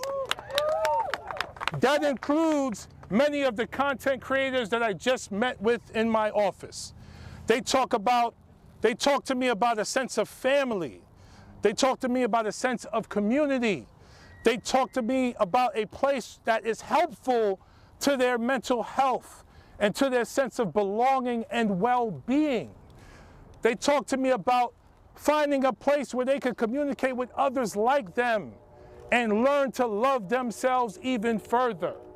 And I so appreciate them being that honest and vulnerable with me in terms of how they engage with TikTok. TikTok is also not just a space for building community, but it's used as an educational tool where you have professors and teachers providing content for students to engage with and learn from. That is what TikTok is for so many Americans. It's also a place where 5 million small businesses are selling their products and services and making a living. Making a living at a time where our economy is struggling in so many ways. So we're talking about free speech for everyday Americans. We're talking about small business owners who use TikTok to grow their business. And my question is, and we're going to pivot to the other part of the conversation, why the hysteria and the panic and the targeting of TikTok? These guys are straight. What the fuck is that? Wait, what? I was going to say, these guys are, of course, bought and paid for by TikTok to do this, right? Including, I guess, Jamal Bowman. I don't know if he's like personally invested in it in some way because he like loves TikTok or something, or because TikTok is like lobbying directly through him.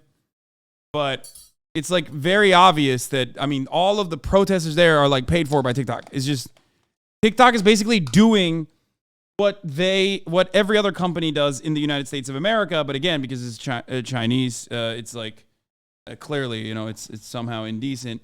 But again, just like the same thing I said with everything else, it is a little indecent. You know what I mean? Not because it's a Chinese company doing it, but because it's any company doing it is indecent. It's such an interesting fucking situation for someone like myself to find themselves in this predicament where, like, on the one hand, it's like fucked up that they're doing it, but on the other hand, it's not any different than any other company doing it, but now everyone is upset about it because it's China doing it in their minds. Odd. It's such an odd predicament to be in. You know what I mean? It's the evil version of place, Japan. Yes. Yes, exactly. Much like Japan, but evil.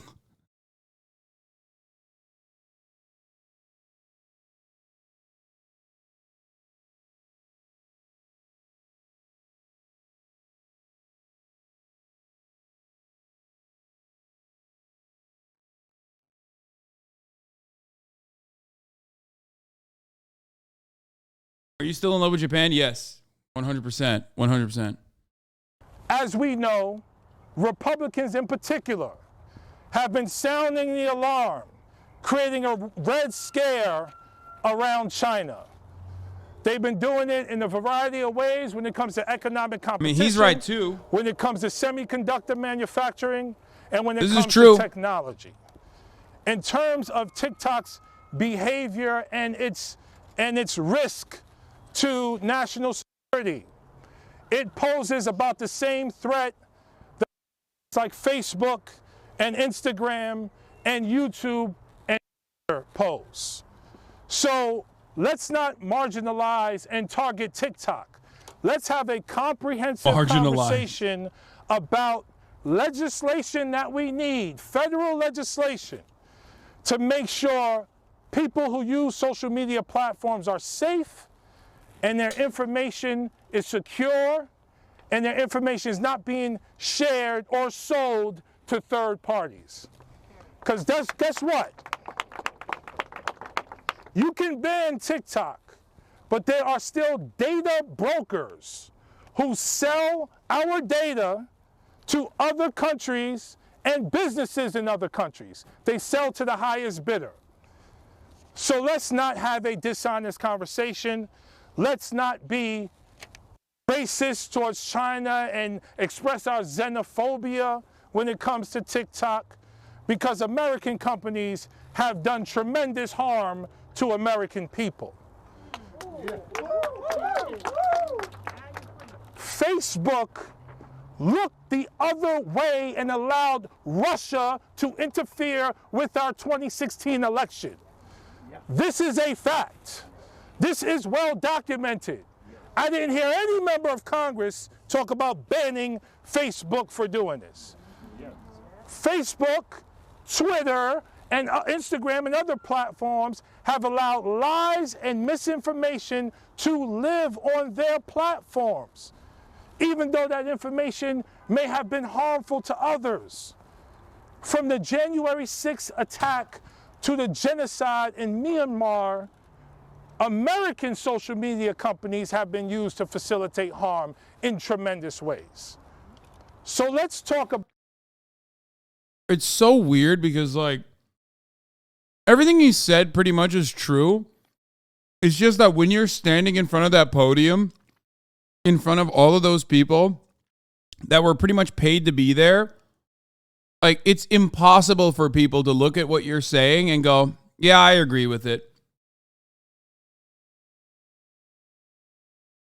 Like, I've said pretty much the identical things, with the exception of, like, being like Russia and Russiagate is objectively true, even though, yes, Russia did absolutely fucking pay for a lot of ads on Facebook. Cambridge Analytica is a true thing. It's been greatly exaggerated by liberals. That part is true, though. I hate when anti-Russiagators who are correct in their position take it so far as to say, oh, dude, what the fuck? I can't believe you're even bringing up Russia here. Like, no, they did. I mean, it played a marginal role, and it says more about, like, American politics in general that, like, a couple fucking $1 million on, like, hyper-targeted ads could, like, undermine it, right? Because it didn't. But it's still true that, albeit marginal, it still played a role.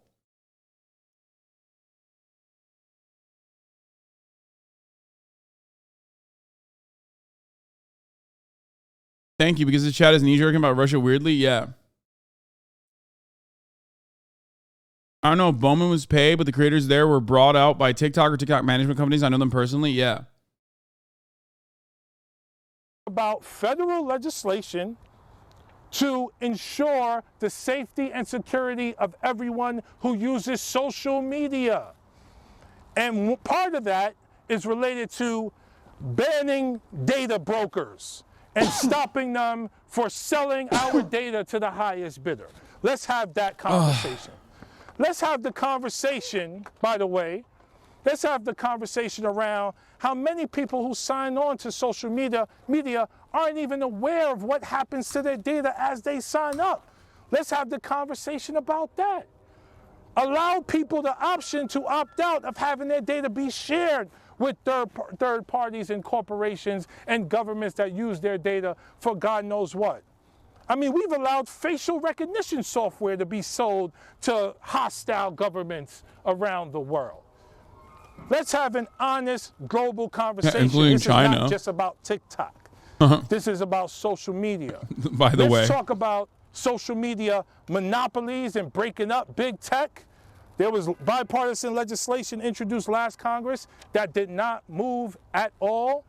Obviously, we want to talk about some of the addictive nature of these algorithms.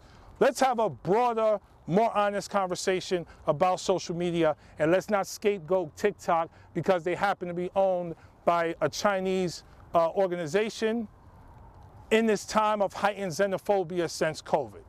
Let's have honest conversation. American bases are currently under attack in Syria. Yeah, I don't care.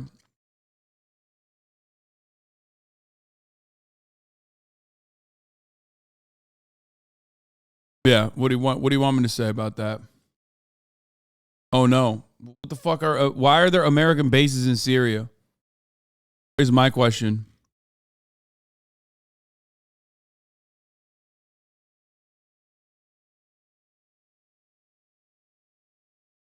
Everything you said, it was 100% right? Yeah.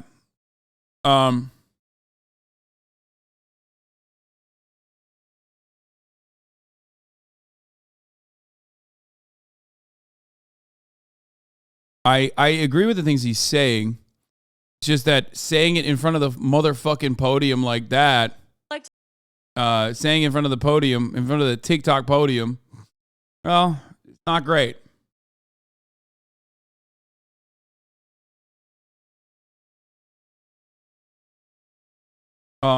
Is there anything else that we haven't covered about TikTok? I feel like we've really dove deep into it, right? Let's go now. Trump is doing a rally in Waco, which people are saying is relevant because, you know, the other famous thing that happened in Waco. I don't know why you would ever do a rally in Waco. Like the Texas GOP has, I don't think, ever done a fucking like big national rally in Waco like that.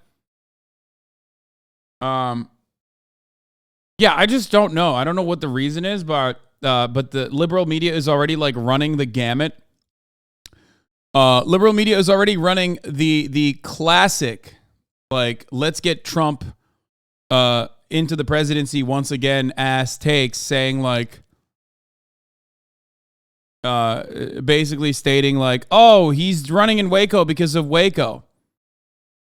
And it's relevant. And also, he's running in Waco because he loves the Christian fundamentalists, which I find rather strange. I feel like it's going to get Republicans to react to that and be like, no, it's because he loves Waco, Texas. Fuck you. I don't know. It's Hog Mecca and we're in Ramadan. Oh, yeah. I don't know. Let's see what they have to say. Legal trouble surrounding Donald Trump, with speculation swirling about a possible indictment by a New York grand jury. And facing other ongoing criminal investigations, the former president is set to hold his first major rally of the 2024 campaign this weekend. NBC senior Washington correspondent Hallie Jackson joins us now. Hallie, good morning. Let's start with the case in New York. Of course, the former president predicted he would be arrested 3 days ago, Tuesday. The grand jury has been meeting, but they're done for the week. So, I mean, what can we read, if anything, from these developments? Yeah, tea leaf wise, Savannah, we're looking to next week, right? When we get our next clue or hint or something about how that case related to alleged hush money payments is progressing. Obviously, it didn't happen on Tuesday, as the former president suggested. We are hearing from him as he is really upping his rhetoric now over the possibility he could be indicted. Overnight, he suggested there could be potential death and destruction that could be catastrophic if that happens. And he's slamming the Manhattan district attorney as, in his words, I'm quoting The here, Trump a Davidians, degenerate yeah. psychopath.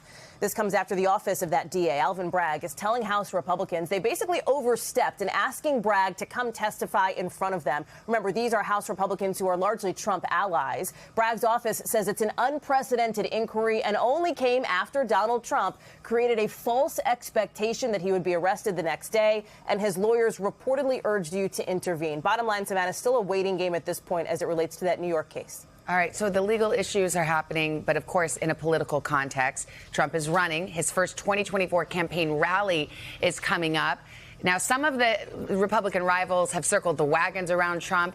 Governor DeSantis in Florida, who some consider his chief rival, has taken some shots. So what do you expect to happen this weekend with the former president? I think he's going to be on attack. I've talked with a source familiar with the former president's plans here when he heads to Waco, Texas for that first kind of official rally of the 2024 campaign. I'm told that he will really go after, or is expected to, the Justice Department and the person you just mentioned, Savannah, the Florida governor, Ron DeSantis. You know, DeSantis has alluded to what he sees as issues with, for example, some of the weaponization of the Justice Department. That is a fairly common Republican line on that front. But you're also seeing DeSantis try to put some space between himself and Donald Trump. He's giving this interview now to Piers Morgan. It was teased in the New York Post and elsewhere. He's laying out the contrast here and giving a little bit of a subtle dig, saying the way we run the government, I think, is no daily drama. Focus on the big picture and put points on the board. We've been hearing a lot about DeSantis on the former president. Let me know more about the pudding, dog. Talk to me about the pudding. I don't give a fuck about DeSantis versus Trump. Why did you lie about triple dipping into the pudding with 3 fingers? Not 1, not 2, but 3. Online platform, Truth Social. I bet we see it in person over the weekend, Savannah. More of that in Waco. All right, Hallie, thank you very much.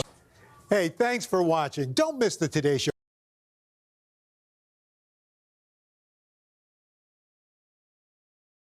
Lawmakers on Capitol Hill right here in Washington held hearings dealing with free speech at school board meetings and a GOP bill that would give parents...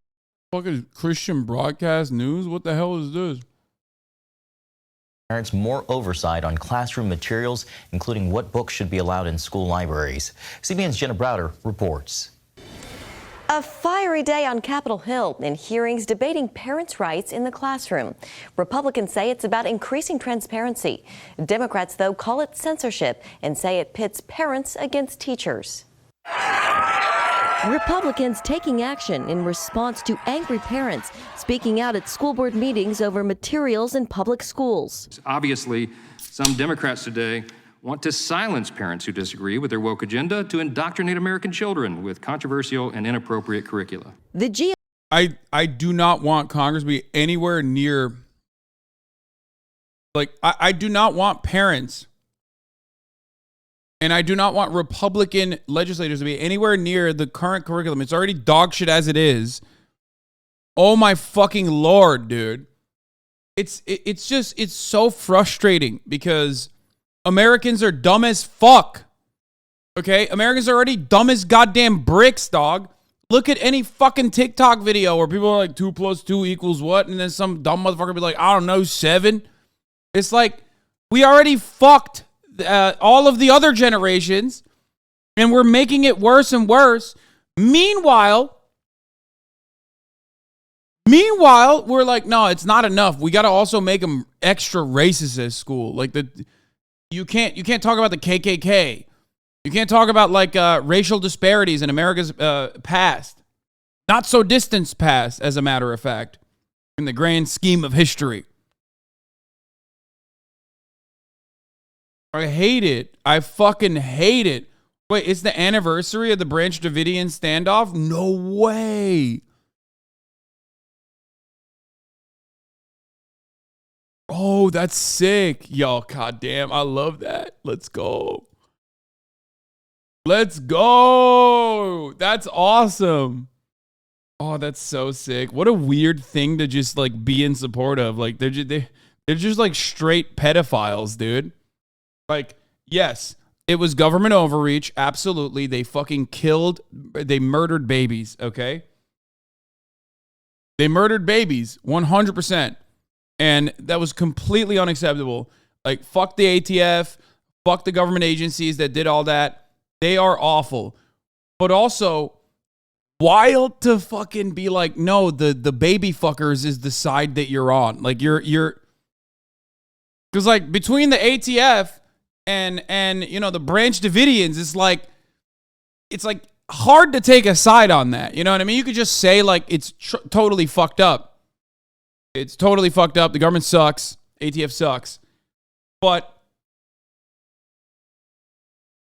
it's very odd to just like signal that you're on the side of the baby fucker. Yeah, it's like baby killers versus baby fuckers. Don't know who wins in that.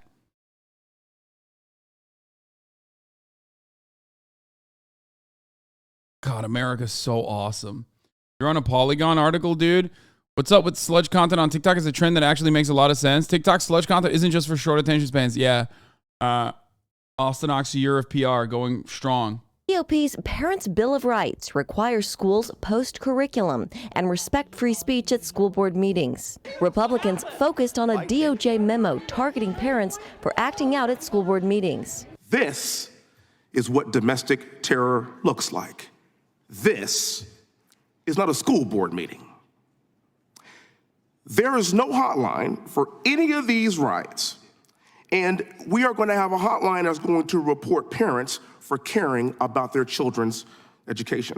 The bill's most divisive point, a requirement that schools list books in libraries.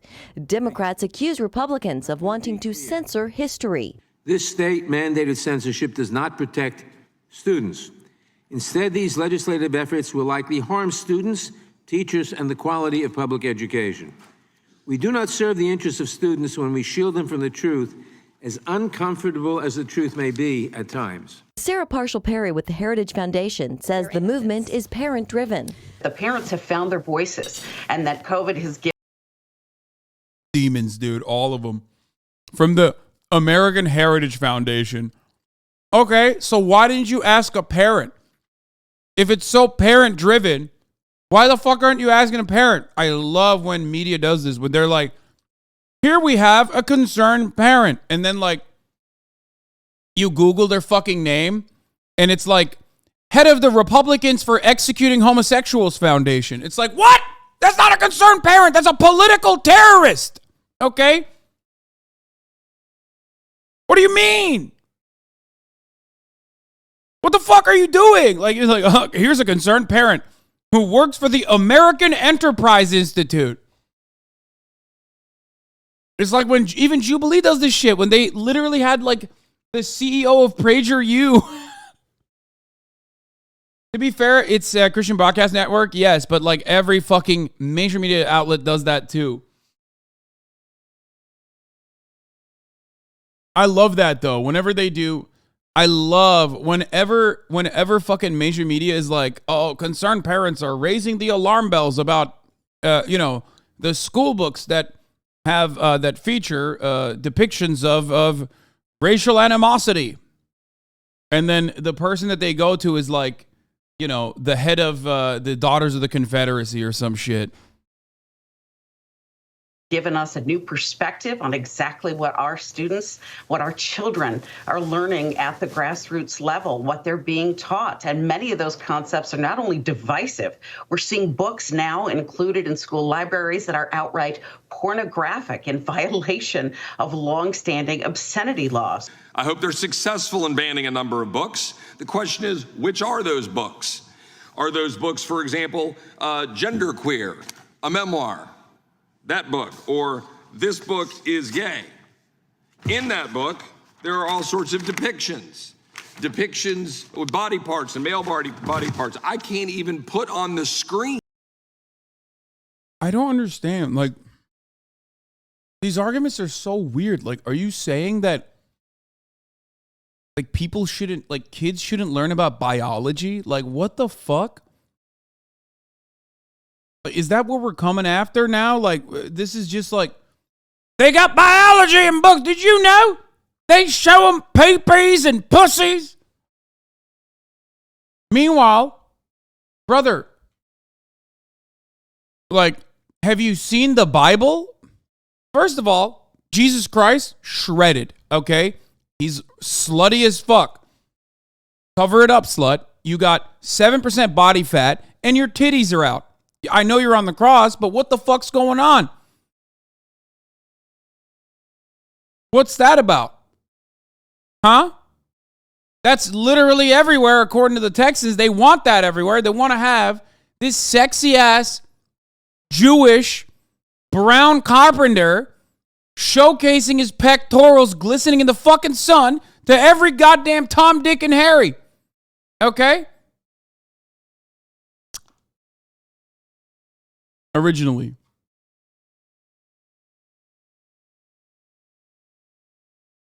What's that about?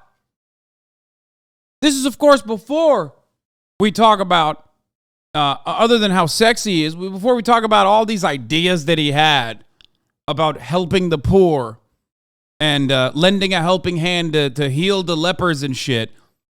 He wasn't asking for a premium. That is goddamn communist. What's that about? You want our children to learn about this shit? What the fuck? You really want our children to learn not about supply side economics, but instead about communism, like sharing is caring?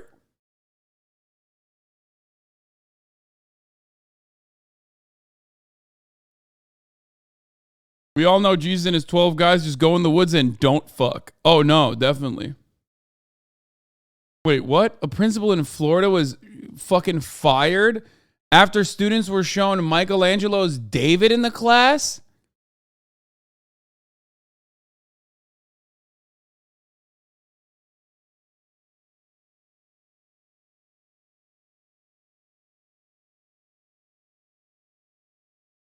Bro, I hate this country, dude. I hate America so fucking much, dude. Like, whenever I see shit like this, I lose my goddamn mind. It makes me so mad, bro. It makes me so fucking angry. Like, we are so stupid. We're so fucking stupid, brother. And we celebrate that stupidity every fucking day.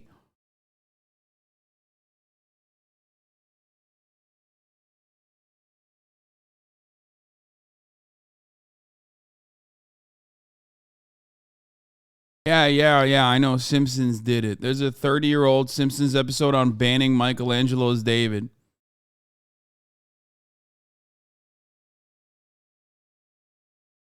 Hasan, we can't be as smart as you. First of all, I'm a fucking idiot, okay? And number two, it's, I think, harder to be that fucking stupid than it is to just not be that stupid. Like, if it's a 30-year-old, if your political ideology resembles a 30-year-old Simpsons episode, that's hard to achieve. Like, that's not easy. You are trying hard to be that fucking dumb. The stuff that is in this book, Genderqueer, where there's two men engaged in a sexual position. Another page where I can flip to where there's two men engaged in oral sex. Another picture here in which there are any number of ridiculous graphic pictures that are being put in front of our kids in schools. And the House votes today on the Parents' Bill of Rights Act. If it passes, though, it faces an uphill battle in the Senate. In Washington, Jenna Browder, CBN News. The gentleman from Virginia is recognized. Mr. Chairman, I yield 2.5 minutes to the gentlewoman. Dude, this is what I don't get. Like, they think like sexual education should not be taught. I mean, I guess they do. What am I saying? Of course they do. What the fuck? That was dumb. I shouldn't have even brought that up. Yeah, of course they literally think sex ed is fucking wrong. Even when it's straight sex ed, they still don't want to fucking, they still don't want it at school. So it's like, but it's so odd. What do you think? People are fucking jerking off to like like medical, pretty much medical fucking footage. Like, what are you, stupid?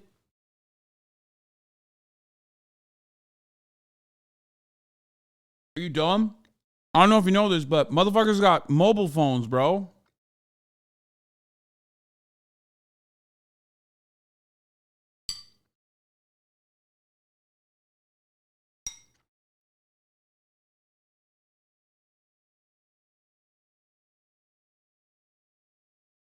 Do you know what kind of porn like every fucking child has access to on the internet? Absolutely zero people are fucking looking at the goddamn textbook, queer sex or whatever the fuck it's called. It's like a sex ed textbook, and turn around and get their kicks off, get their rocks off that way. That makes zero sense. From New York, Ms. Ocasio-Cortez. The gentlewoman from New York is recognized for 2.5 minutes. Thank you, Mr. Chair. I think what we're seeing here today is the Republican Party's attempt to take some of the most heinous legislation that we are seeing passed on the state level to attack our trans and LGBT, as well as people from marginalized communities, right to exist in schools. This flowery language of quote unquote parental rights and freedom hides the sinister fact of this legislative text. If you notice in these arguments, they are not really discussing what is actually in this legislation. It includes 2 provisions that require schools to out trans, non-binary, and LGBT youth, even if it would put said youth in harm's way. One of the highest rates of youth homelessness is in the LGBT community, from parents who want to kick their children. Are they no longer saying Q? What's happening?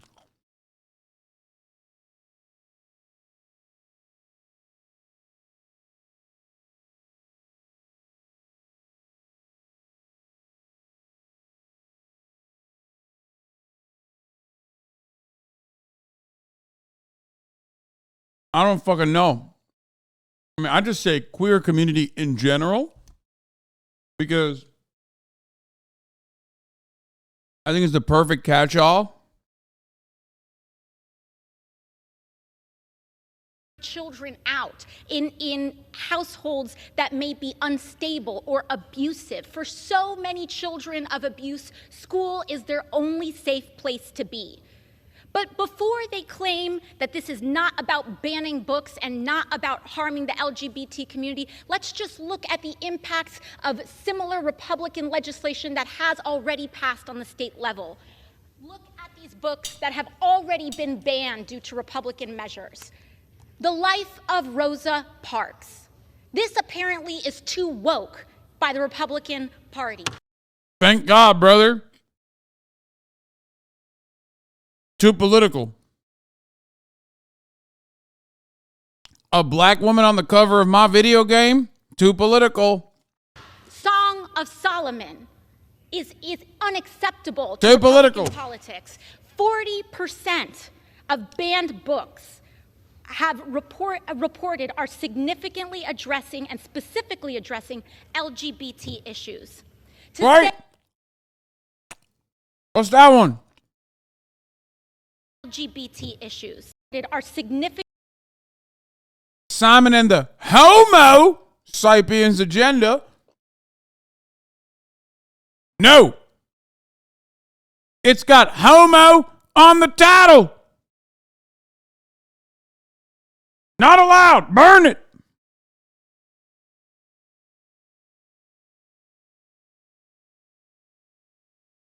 I'm not a homo sapien, I'm a hetero sapien.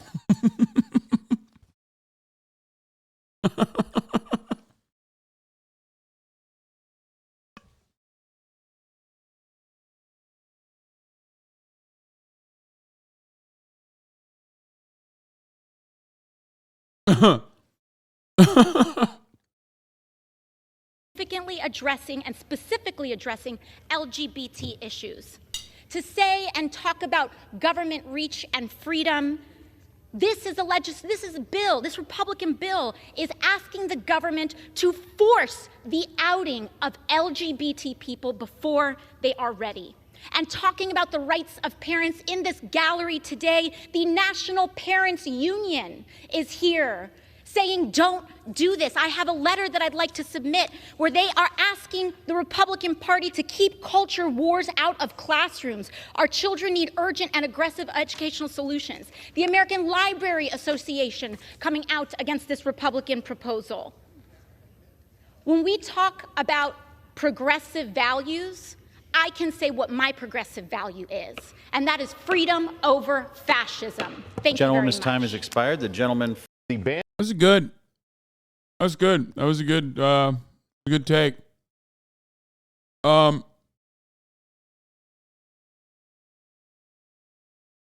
Twitter laugh for later. How about Twitter laugh for now? I love a good Twitter laugh. MAGA college students have been traumatized as we've spoken in class to defend Trump. Brother, I hate to break it to you, but you're not traumatized or bullied because you defended Trump. You're bullied because you look like a thumb. You literally look like a police officer who is not yet in uniform. I've never seen such. This is why I say ACAB, dude. Assigned cop at birth. Okay? People say ACAB, all cops are bastards. No. Assigned cop at birth. Look at him. You cannot find his neck with a telescope. Necklace.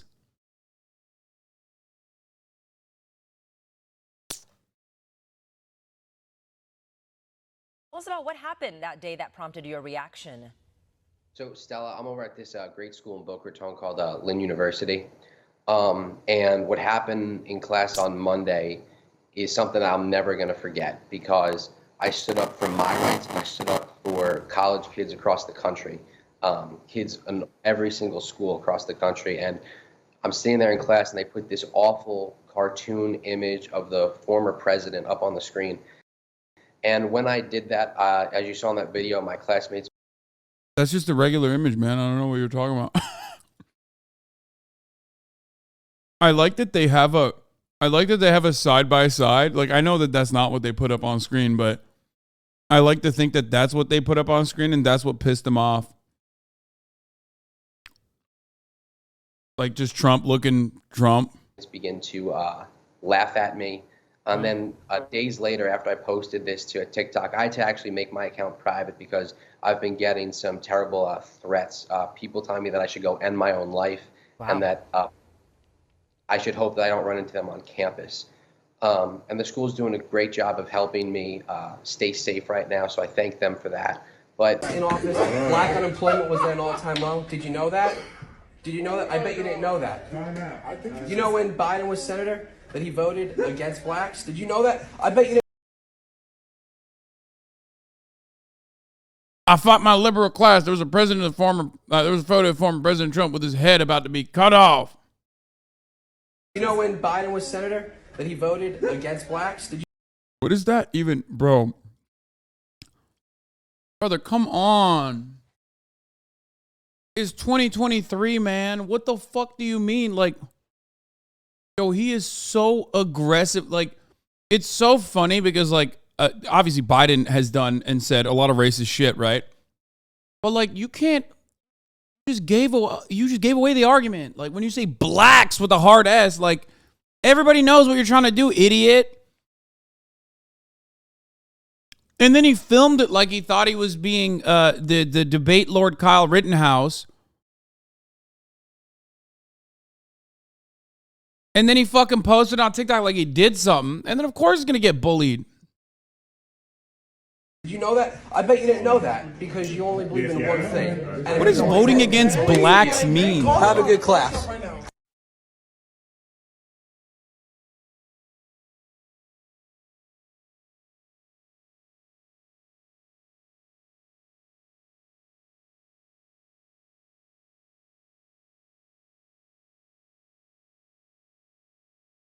Of course, two thumbs, you know?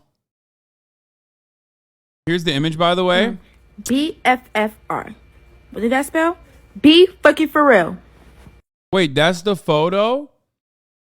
That's what the fucking photo was in the class that he's replying to? Oh, so it's a lie. His head wasn't even about to be cut off.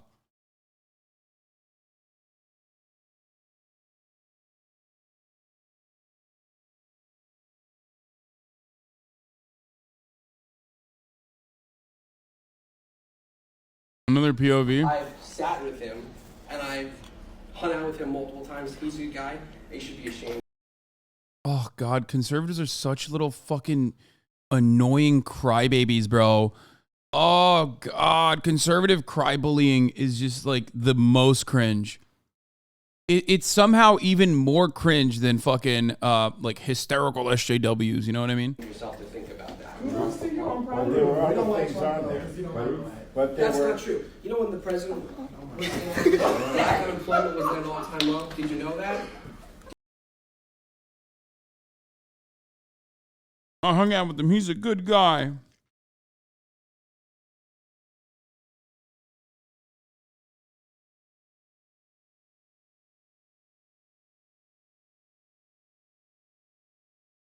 Will you cover the recent attacks by Iran on U.S. bases in Syria? Reports are that 20 U.S. soldiers or more died in this attack. No. No. I don't care. I don't know what's going on. I just don't care.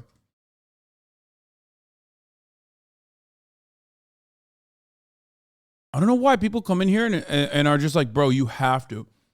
Like, where the fuck? Why? Why is there a U.S. bases in Syria? Like, what the fuck's going on? Why? Why is there a U.S. base in Syria still? Oh, this is the fucking goated Dan Crenshaw post. And also your TikTok employees that live in China, they must cooperate with Chinese intelligence whenever they are called upon. And if they are called upon, they're bound to secrecy. That would include you. So, Mr. Chu, if the CCP tells ByteDance to turn over all data that TikTok that would include you, has collected inside the U.S., even within Project Texas, do they have to do so according to Chinese law? Congressman, first, I'm Singaporean. That's fine. In other words, Byte. Listen, bro, he can't see. Okay, he couldn't see that you were actually not Chinese. Go easy on him. Careful, Hasan. He's got his eye on you. Oh, no. He just lacks perspective, dude. Yeah. He doesn't see race. Well, he doesn't see much of anything, really. Like, at the top of the hour, he does not see the top of the hour ad break. You know?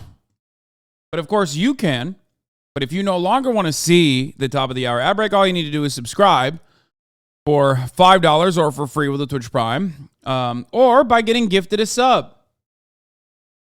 Yeah, that was one of these, yeah. So are you Chinese or Japanese? I live in California last 20 years, but first come from Laos. Huh? Laos. We the ocean. The ocean? Mojo570, thank you for the 5 gifted subs, allowing 5 people to no longer see the ads at the top of the motherfucking hour, baby. You know what it is. Here is the 3-minute ad break now. Sakura Gore, thank you for the 5. Get the subs as well. Here's the 3-minute ad break now.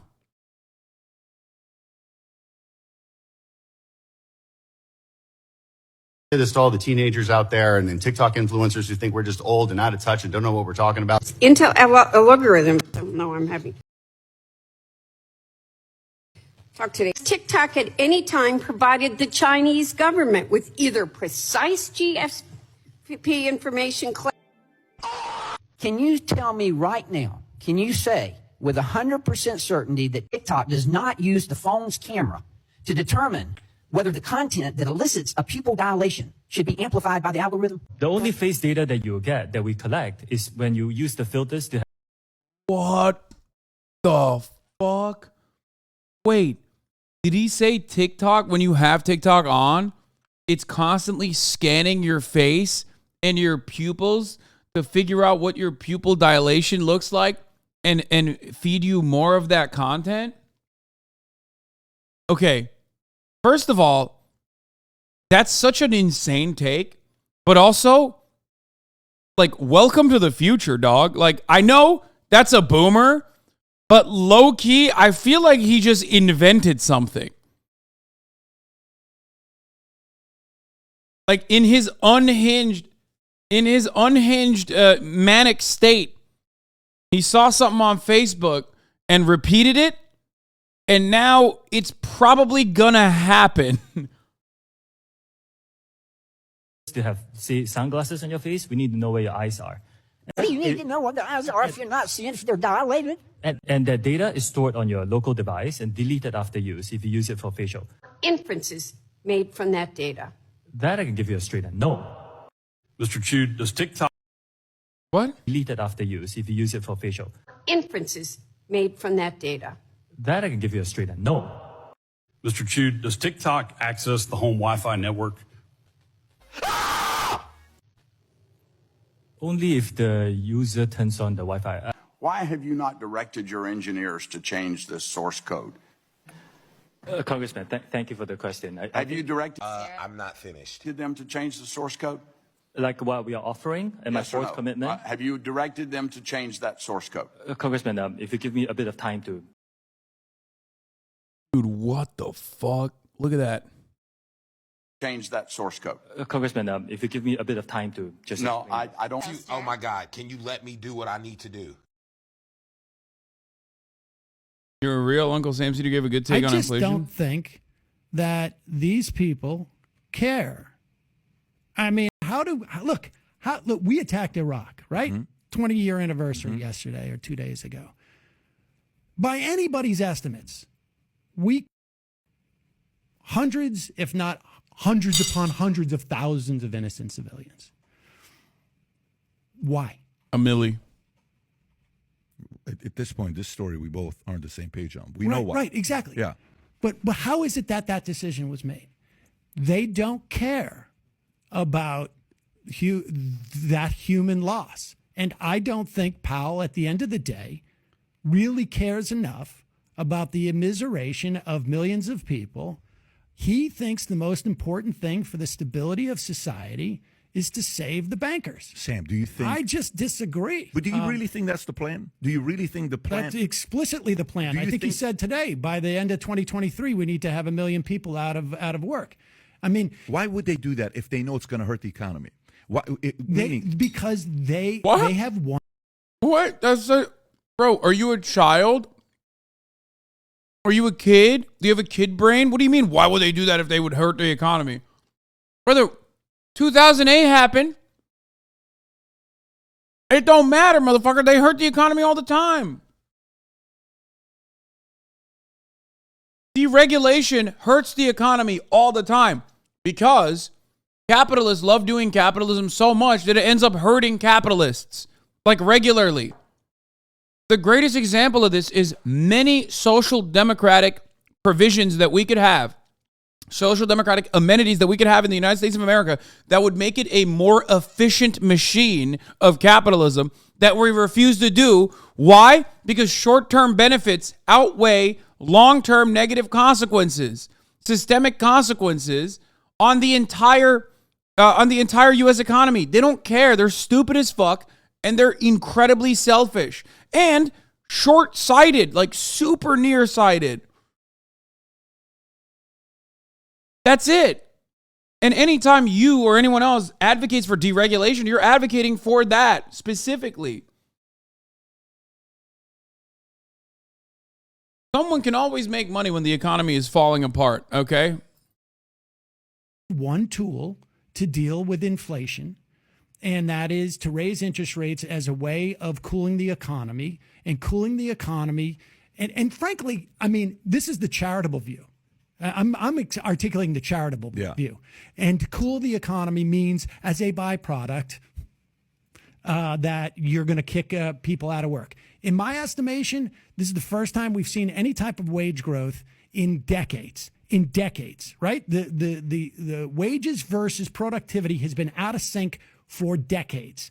And I think, frankly, people don't want labor to have any power. You're seeing increased unionization. You're seeing increased work action. You're seeing people saying, like, I don't want to work in the... Yes.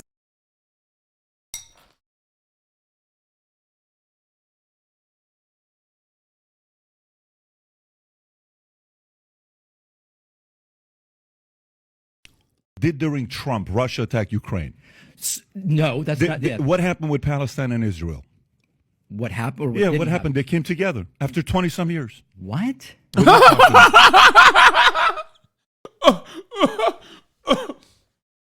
What? Bro, like,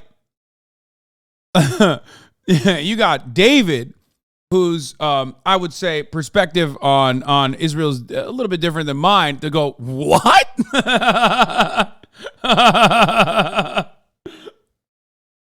That's awesome. Did during Trump Russia attack Ukraine? No, that's not it. What happened with Palestine and Israel? What happened? Yeah, what happened? They came together after 20-some years. What? What are you talking about when you say what? What are you talking about? David is also so cordial, like, to a degree that is literally like he's too cordial. I've never seen him react that way before to a piece of information so horrifically and so objectively false.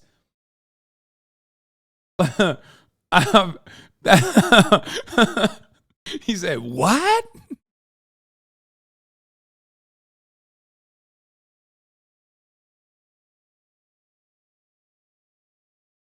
Patrick bet David bought a car, 1955 Shelby Cobra Super Performance for $300,000 and he broke it on the first drive. Met him in person. He's a fucking idiot. Who is this guy? Entrepreneur, CEO, and founder of Valuetainment? What value?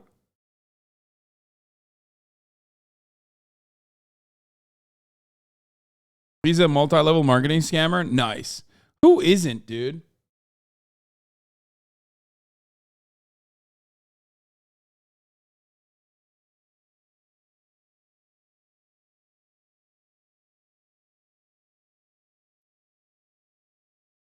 He's another B-tier TikTok grifter. There's so many of them, bro. You got to collect them like fucking Pokemon.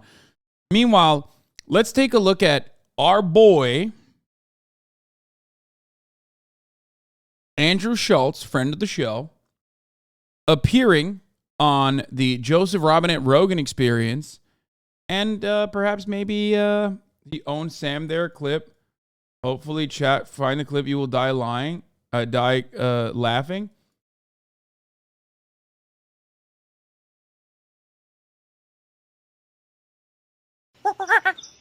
Like, you can buy iPhone, you can buy iPhone Pro, Joe Rogan, like a medieval peasant during the 30 Years' War, is trying to find the words to verbalize his discontent, but he's so stupid he can't do it. Joe Rogan, also like a medieval peasant during the 30 Years' War, is a firm believer of, like, the mystical creatures that certainly exist. Whether it be like ice trolls. He also believes in a litany of other like holistic things that you can do to save yourself. So there is a lot going on in the mind of Joe Rogan that resembles the mind of a medieval peasant.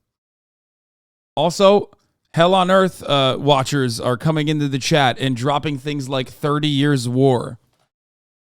Or TrueAnon watchers who saw the episode with Brace and Matt Chrisman. People get giant tattoos of this man. I don't have a problem with that.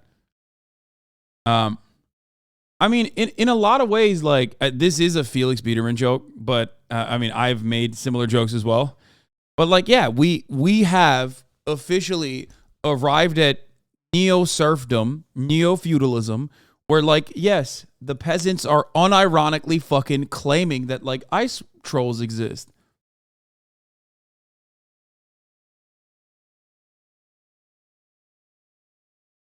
Yeah, that's it. That's where we're at right now.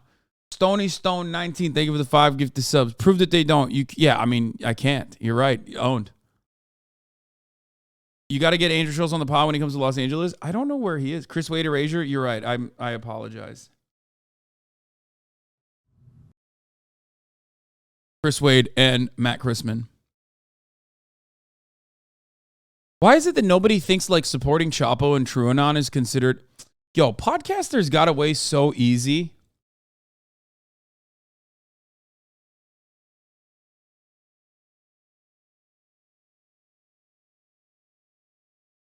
They did. We moved on from podcasters being like shitty and a burden to society so quickly to Twitch streamers. And the next wave is going to be TikTokers if that ever like becomes solidified. You know what I mean? In like the leftist, in the eyes of the leftists.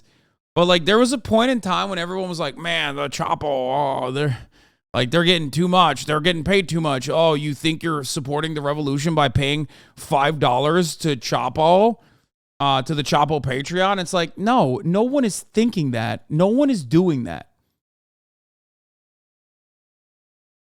Like no one is doing that. And the same principle exists for this too.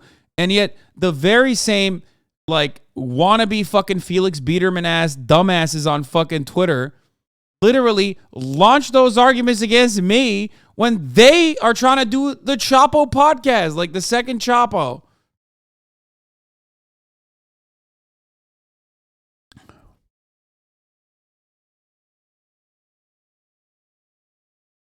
Only a matter of time before people who complain about you being a grifter start Twitch streaming. Most of the people who criticize you have podcasts, Patreon, Substacks of their own now. I bet they were complaining about Chapo in the beginning. Yeah. I'm doing practice by funding Felix's CSGO case gambling addiction. True. Speaking of which, I'm actually very embarrassed to admit this.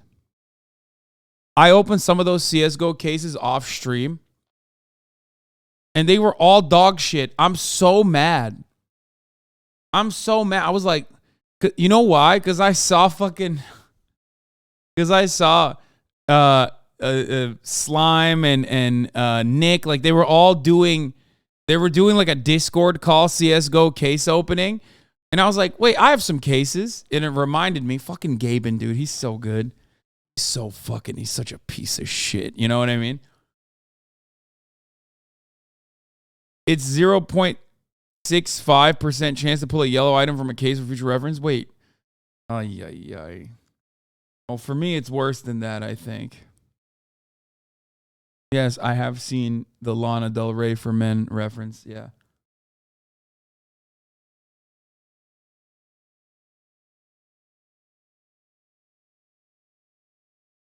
You don't buy CSGO cases. That's not how you do it. You fight and win. Is that how that works? Well, I haven't played enough CSGO, and I will never win at CSGO anyway. So.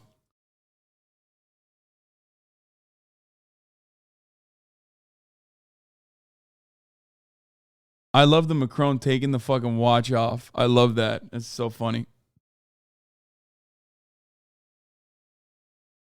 What are your thoughts on Second Thought, good or bad? Probably my favorite YouTube channel.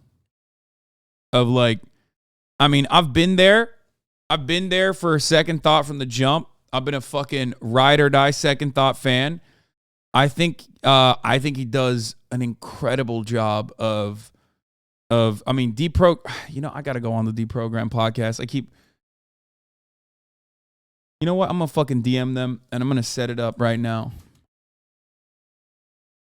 Okay? I know. For so long, everyone's been saying, when are you going to go on the Deprogram podcast?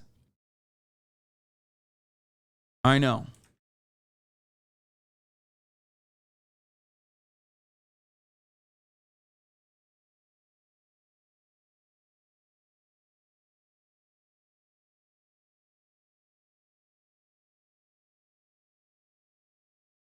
Okay. Honestly, he's good, but his transition to face cam kind of threw me off. Wait, why? I mean, I think it makes it easier, I think, to do comment. It's probably better to do commentary with a face. I don't think it's necessarily a bad thing. The only thing is that, like, of course he has the bisexual lighting. Like, of course. It's like bread tube. Don't have bisexual lighting challenge. Impossible difficulty.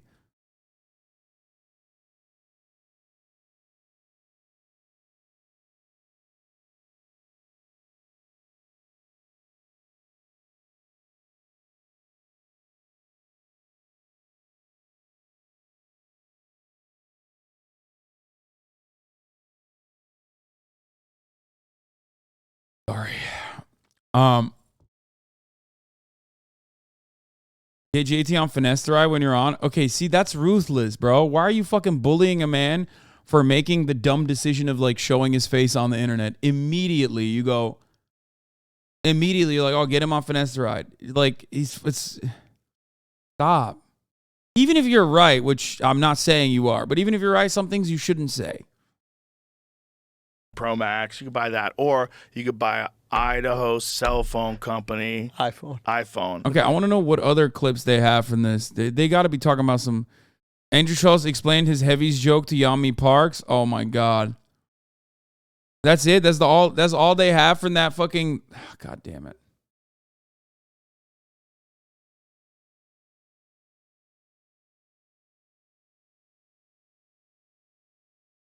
Anyway, I DM'd you, Gopnik.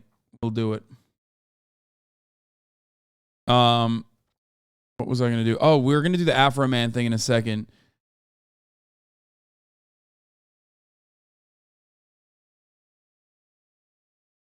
Spotify whores of the content. They give him 200 mil for it. Yeah, I know. A good TikTok to talk about the current job market from a young worker's perspective. All these places are so desperate to hire. I don't know why everyone's acting like it's so hard to find a job. Well, it's a little more complicated than that. Oh, yeah. I mean, I'll tell you why. First of all, how is it that on the one hand, we got fucking mass layoffs happening in a massive sector that is a growth sector like Silicon Valley, while simultaneously claiming that there are so many new job openings? Well, I wonder why that's happening. Guess what? Part of it is because they literally double utilize job openings, and I will explain to you how. One, those job openings are not real job openings, okay? They are not actually looking for people. They just have a job opening.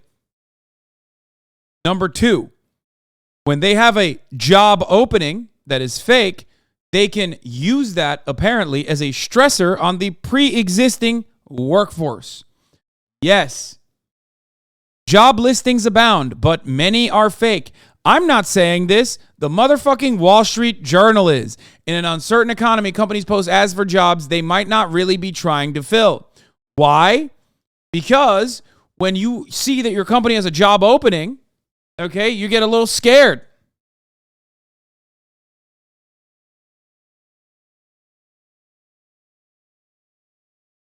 You're replaceable. They're doing D's double drop. Joe and Andrew talking about the USSR collapse. Wait, what? Oh, fuck yeah. Okay. Not all job ads are attached to actual jobs, it turns out. The labor market remains robust with 10 million openings in January, according to the Labor Department. At the same time, companies are feeling budgetary strains, and some are pulling back on hiring. Which, by the way, as we also learned on this broadcast from a Stanford economist, not me, a Stanford economist, that in many respects, basically, a lot of corporations in the similar sector behave in the same way that they do with price leadership, where they see someone doing mass firings and they go, oh shit, we should be doing mass firings too. That's right. Like they see other companies do mass layoffs, and then because they have a board that is beholden to the interests of the shareholders pressure the board in some cases, or in some cases, they literally do it because they saw other people doing it, and they know that their shareholders are going to be asking them to do it too.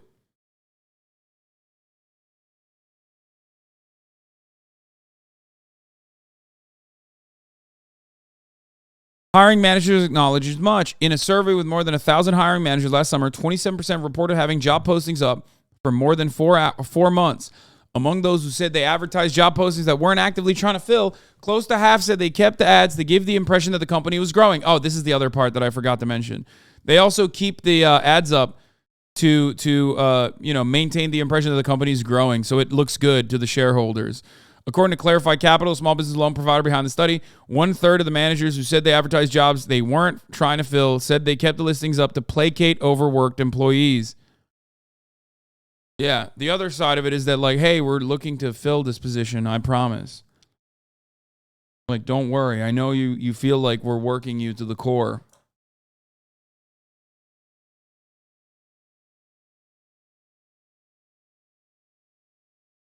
Posting for ghost jobs, as recruiters and candidates sometimes refer to them, can be frustrating for job seekers. Bro, there's a term for it. It's a waste of time, says Will Kelly, who lives in the Washington, D.C. area and has been applying for marketing and writing roles. Mr. Kelly, who's decades of experience as a technical and marketing writer, estimates that when he was job hunting in late 2021, about 20% of the listings that interested him were posted and reposted without anyone evidently being hired. Since his layoff from a startup in August, he says he has noticed that most jobs catch his eye have been up for months. I first thought of it as an anomaly. Now I see it as a trend.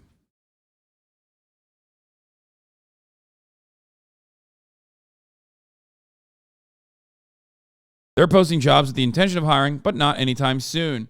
HR departments are also heavily targeted in layoffs, so they do a bunch of interviewing and recruiting to seem like they're actually doing work, not to get fired, happening everywhere. Yeah. Anyway, let's watch this video. You're still looking for a job? What kind of jobs are you even applying for? Pretty much anything that pays enough.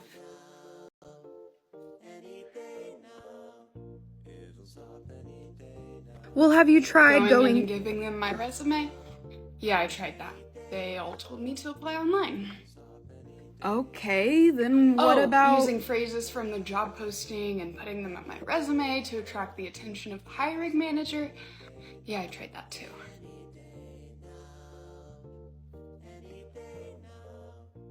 I mean, dude, I went through this. That's why I fucking went and worked with my uncle, and not everyone has an uncle that they can work for and be underpaid by. But you know, this is, yeah. Like, I graduated with honors, dude. But it was poli-sci, so everyone was like, fuck off. I guess I didn't do enough, like, wheel greasing when I was in fucking college. Yeah, I finally got a job. That's awesome. What is it? Well, it's just for the time being until I can get a better job, but I'm gonna deliver pizza. Really? You can do so much better than that.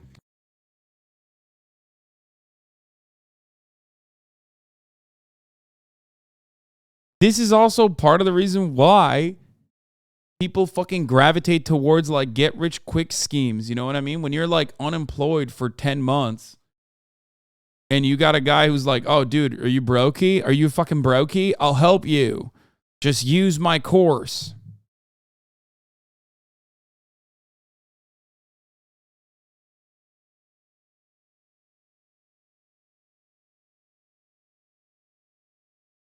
Honors in the imperialism degree to try and work in progressive media. You had no chance, brother. No, I was not applying for media jobs at all. I actually never applied for a single media job. I was applying for consulting jobs. God, my life would have been so different. Probably would have been fucking brainwashed. Yeah, Patagonia, bro, dude. One of my favorite jobs I ever had. I saw the listing online, then showed up the next week and told them I had an interview, and they called me. It was a lie, but they bought it and thought someone else messed up. I got a job and worked there for 9 years. Holy shit, that's awesome.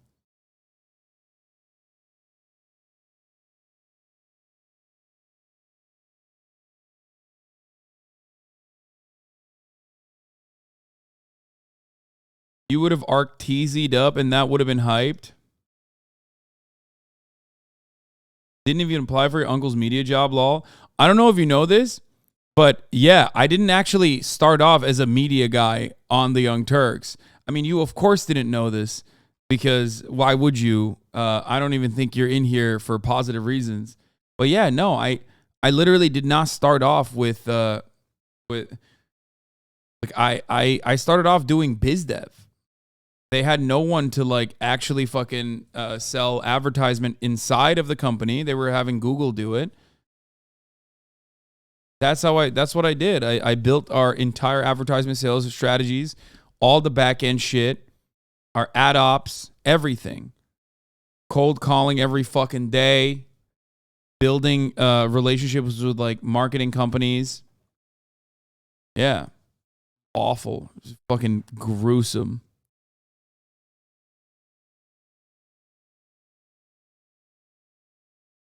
It was so bad. A lot of phone calls, a lot of cold emails, and a lot of disappointment.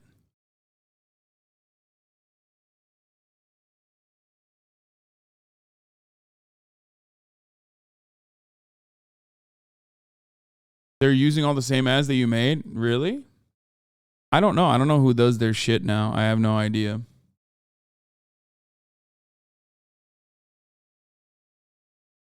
In politics, consistency is highly valued. The phenomenon of the wealthy abandoning their previous beliefs and values is all too common.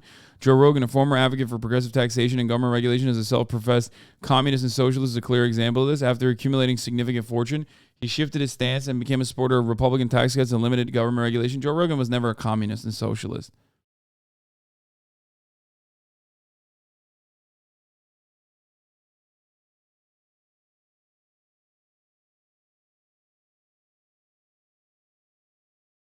All right. Fake jobs. Let's talk about Joe Rogan and the USSR Wall collapse. came down. We were so relaxed. It was amazing. Wait. Take me back to this. So there's a time. When I was in high school, yeah. Okay, in the 1980s, I was a freshman in 1981, and back then we were terrified of war with Russia. It was a terrifying fear of a nuclear war with the Soviet Union. And break this down to me. So it's like, is it you're watching the news and is there like fear mongering? Do you believe it? Does it feel less propagandist? 100% there was fear mongering. Look, it's always been, if it bleeds, it leads in the news. Yeah. You know, we talk about how bad the news is today, but the reality is, like 5 o'clock news, when you get home from work, it was always the worst shit that happened. Double homicide in Brooklyn. Yeah. It's always the worst shit of the day. And also out of perspective, because it's the worst shit out of millions and millions of people, right? But the big one was always Russia. And you would see the Soviet Union, and, you know, you would see their leaders, and you would see their army, and it was terrifying. Yeah. They were the last great communist empire, you know, before China, right? Yeah. Before China really blew up militarily. Yeah. Back then, we weren't worried about China. Everybody was worried about the Soviet and Union. You felt fear as a youth. 100%. Dude, what the fuck? Did he just say everything that you saw in the news was terrifying fear-mongering tactics against the USSR while simultaneously being terrified of China? Like, dude, this is like Ethan talking to the fucking kid about gay people choosing to be gay. It's like, brother, you arrived at the point. It's in front of you. Like, you can't, like, the dots are basically connected. Like, they're literally touching one another. You just got to do a little bit of a push.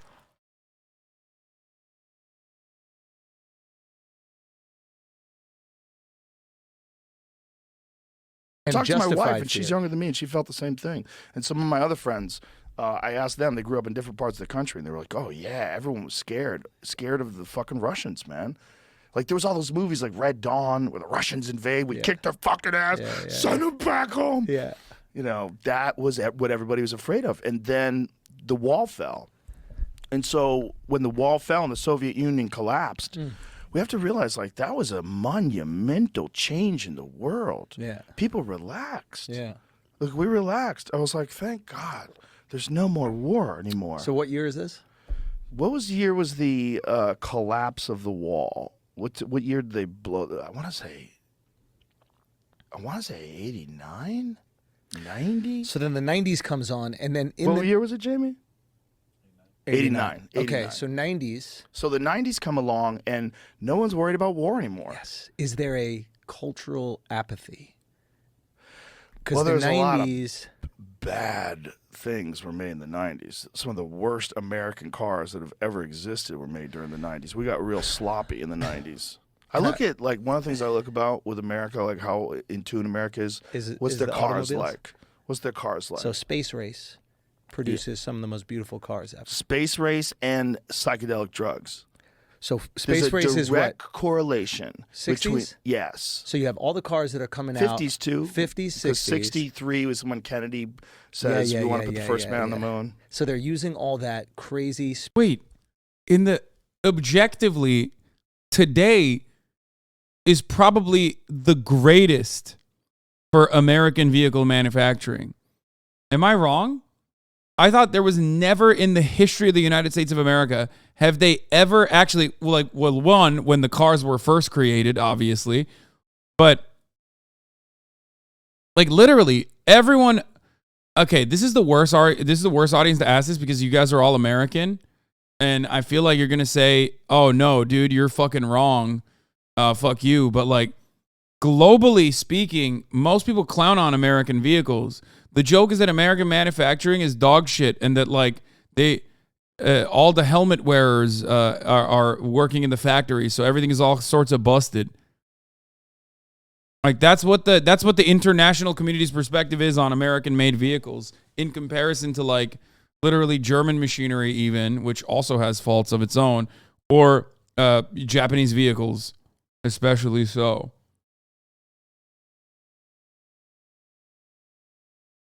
Yeah, fix or repair daily equals Ford. Yeah, Ford, fix or repair daily. International community equals Turks? No, I'm not even talking about fucking Turkish people. Turkish people love America. I thought Americans clown on American-made cars even. Ford, found on the road, dead. I mean, there's still memes about Mustangs, dude. That's a nice-looking telephone pole. Be ashamed if someone wrapped a Mustang around it type shit. You know what I mean?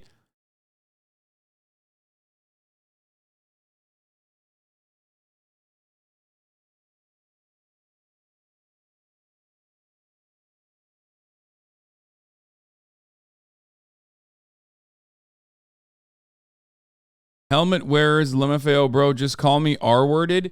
I mean, that was like what the joke was. Yes, they would say that like American workers.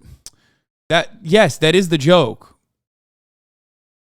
That's what they would. I'm not saying I'm saying that. I was too young. I don't give a fuck. I didn't understand it, but that's what I heard when I was younger.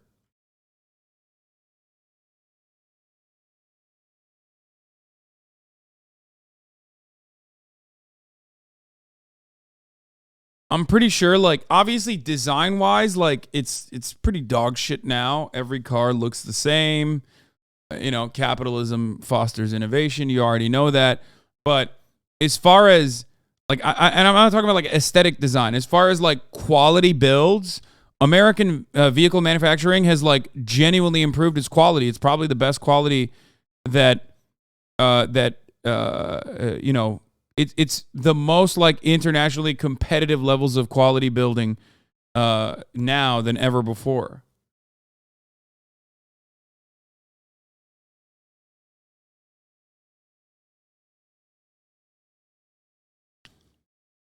Yeah, especially Tesla. No, bitch. Tesla is actually the exception, not the rule, okay? No, I'm just pre-99 Ford. The UK with the rust buckets, when the discontinued Escort swapped it for the Focus, his quality went up 10x.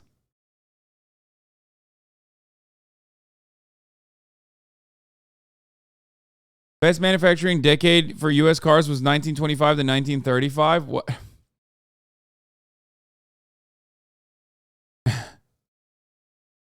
Okay.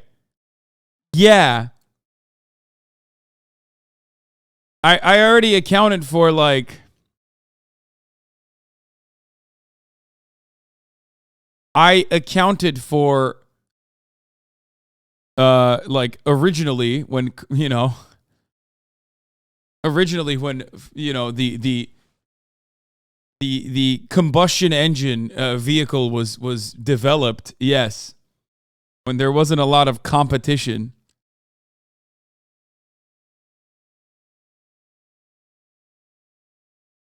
space influence or like spaceship influence on the cars, and there's no restrictions, right? Not much space influence really. I mean, some of these big, like, what is it, the big Cadillacs and stuff like that, they look like a fucking spaceship, they do, right? Yeah, the old ones. And there was no restrictions, right? Like, you didn't have to go, okay, it has to have this much gas mileage. Right, or none of that. You could No just make whatever the airbags. fuck you wanted to make. And then, okay, so that goes away, and then psychedelics are 70s. Well, I'm trying to think- psychedelics are 60s. Oh, yes. And then in 1970, they passed this sweeping Schedule 1 psychedelic act that makes all those drugs Schedule 1 forbidden drugs. There is no way he's claiming that like psychedelics played a role in like American vehicle design, right? Am I crazy? There's no shot. What? How did he get the psychedelics from like, he got the USSR collapse, the fucking, America making the best cars back in the day, to like psychedelics playing a role? Where is this convo going, dude? That's awesome. I mean, this is like closer to fucking, I'll admit, this is closer to like old Joe Rogan than new Joe Rogan, so I'll take it. Like, actually, you know what I mean? At least he's not like talking about how Ron DeSantis is gonna like eliminate gay books and make it illegal to have kitty litter at fucking schools, and that there won't be any top of the hour ad breaks any longer. You know what I mean? Because at the top of the hour, there's a 3-minute ad break, and if you no longer want to see those ads, all you need to do is subscribe, which you could do for $5 or for free with the Twitch Prime, by connecting your Amazon Prime account to your Twitch account, or by getting gifted a sub if you're lucky. Tink, thank you for the 5 gifted subs. Allowing 5 people to no longer see the ads. Here's the 3-minute ad break now. All the drugs that are non-toxic, like psilocybin, like things that your Mellow. body makes, like dimethyltryptamine, Lemon Jello. all those things That's become DMT. Thank you for all the those 5 things gifted become subs. Schedule 1, and then automobile I gotta design pee. drops off a fucking cliff. I mean, drops off a cliff. It's not totally. I mean, there's a correlation. It's maybe not totally the cause, because it coincides with the gas crisis. So there's a gas crisis. Now you have to there's a consider gas shortage. mileage in a car. Exactly. That's interesting. That's right. So 70s is what happens? When do we remove the gold standard from the dollar? That's a good question. 73 or something like that? This is good tequila, dude. This Yeah, is yours? Not bad. Yeah. What's it called? Los Sundays. Dude. It's good, very right? The tasty. repo is crazy. Yeah, it's very tasty. Yeah. I was prepared for some fucking antifreeze. No. That's good. They're legit. But yeah, and then we get, what is it? There's the whole like petrodollar thing that comes out after that, where they have to. I'm not aware of all that stuff. I'm not good at that stuff. I think this is just where we make the deal where it's like oil has to be sold in U.S. dollars, and now we have a backing for the dollar, when for a while we didn't, right? When we removed that gold standard. Who was it, Nixon, that removed the gold standard? 71. But and now we're in that situation right now where most oil is sold in U.S. dollars, and then those countries that decide not to, if we're going to get conspiratorial, those people who have decided maybe they won't sell it, in U.S. dollars, they have difficulty staying in power. Yeah. That's it? Yeah.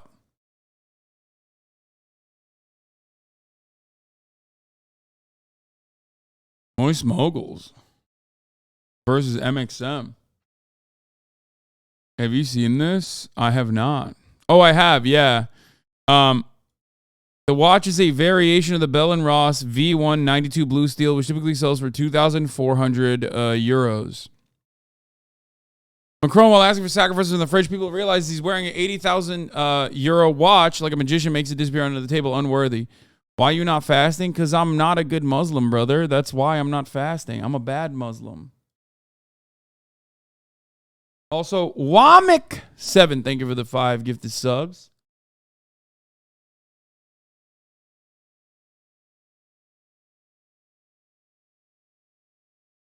Broke boy, brokey, fucking brokey, only's got a $3,000 watch. Fucking brokey. I need the country to be run by someone with an $80,000 watch.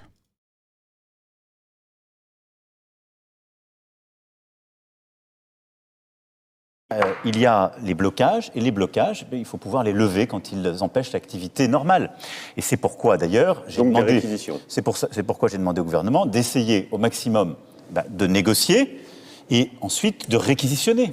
Ce que nous avons pu faire sur... I don't get it. What, like, so what's the argument? Like,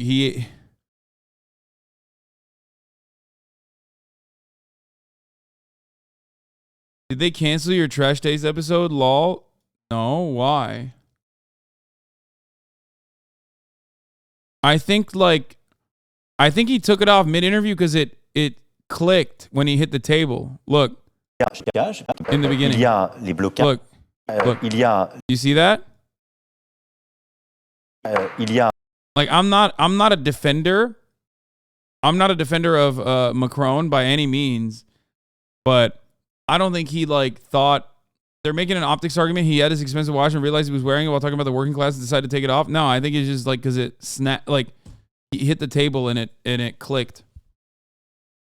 So you're defending him? No, I mean, that's probably what it is. I mean, he's a piece of shit, dude. I don't think he gives a fuck. Even if he had a $100,000 watch, I don't think he gives a shit. He's a ghoul, bro. What do you mean? Here, let me tell you exactly why. There are ways to fund pensions, okay? There are ways to fund pensions that don't revolve around increasing the fucking retirement age.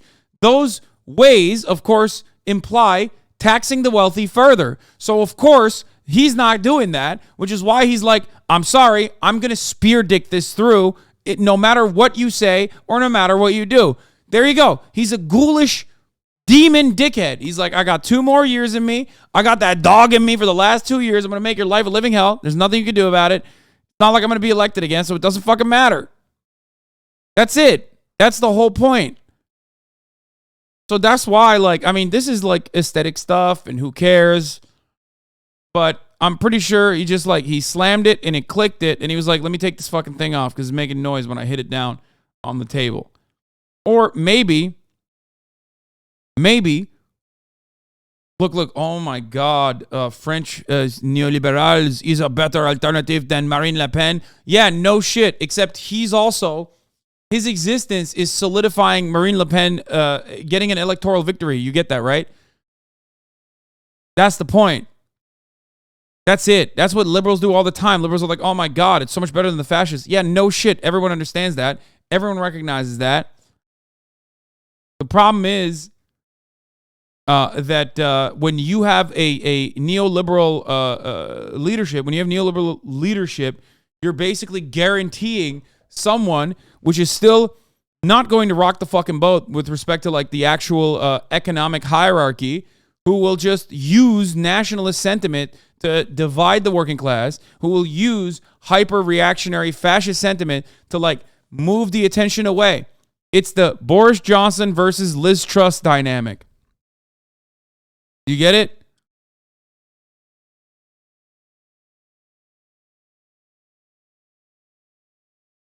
Part of the reason why everybody freaked out on Liz Truss was because she wasn't doing a good enough job being racist. She didn't have time. She was not as charismatic as Boris was. You know what I mean? Did you touch on that already? I mean, I've covered this already, but what is it, neoliberal as opposed to a liberal? I mean, it's just... I've got to do political science 101 here.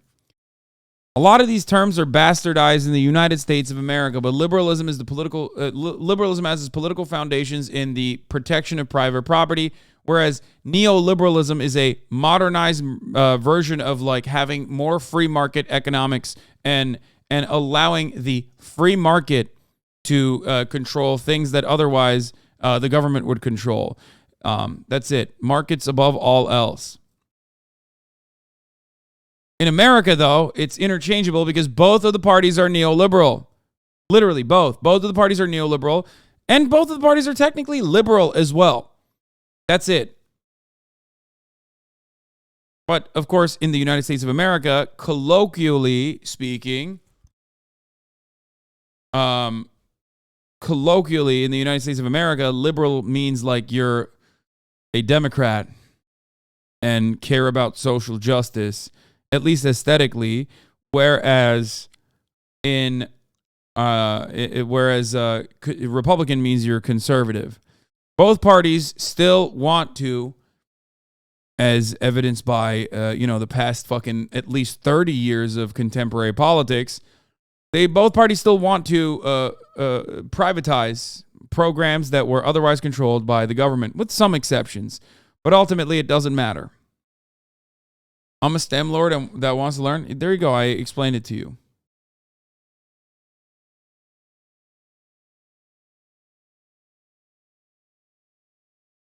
Liptards dodging our culture wars. There's no shot she gets a majority in the Senate, plus she would face a lot more media scrutiny than the regular neoliberal guy, so actually it might have been a lesser evil. No.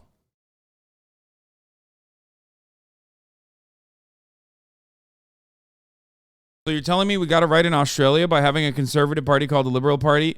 My friend, Australia is not alone. It's, yet once again, this is further evidence that America controls the entire planet with its culture. In every other country, the Liberal Party is the conservative party. The Labour Party is the left-wing party. Of course, even in the UK, the Liberal Democrats are considered the center-right party. Of course, UK Labour Party used to be a left-wing party. No longer can I say the same thing. Don't want to get into that.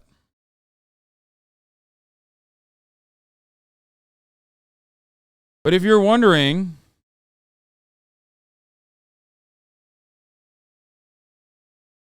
I thought liberalism was laissez-faire, no government oversight. Capitalism and neoliberalism is the idea that government's role should be to defend the functions of capital. Neoliberalism is Austrian economics by a different name. That's why Ronald Reagan and Margaret Thatcher are considered neoliberals. They openly are neoliberals. Okay? Bill Clinton is a neoliberal.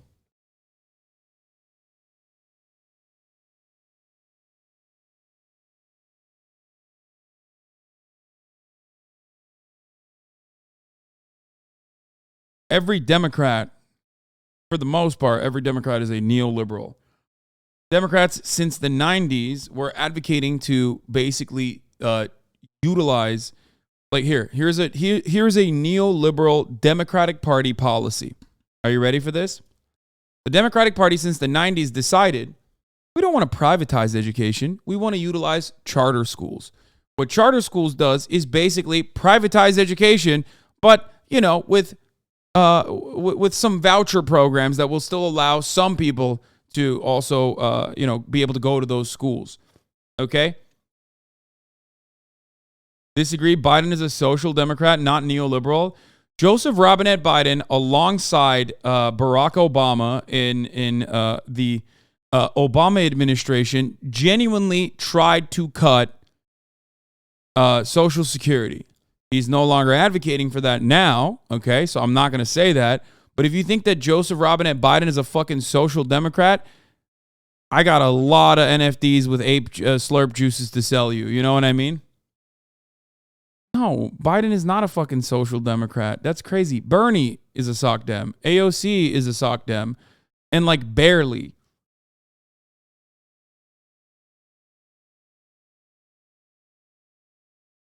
Like, and Bernie is not even a social democrat. I understand that Bernie advocates for social democracy, social democratic principles, because that's what's achievable in America. And even that is actually not achievable in America, but that's what you can sell as achievable in America.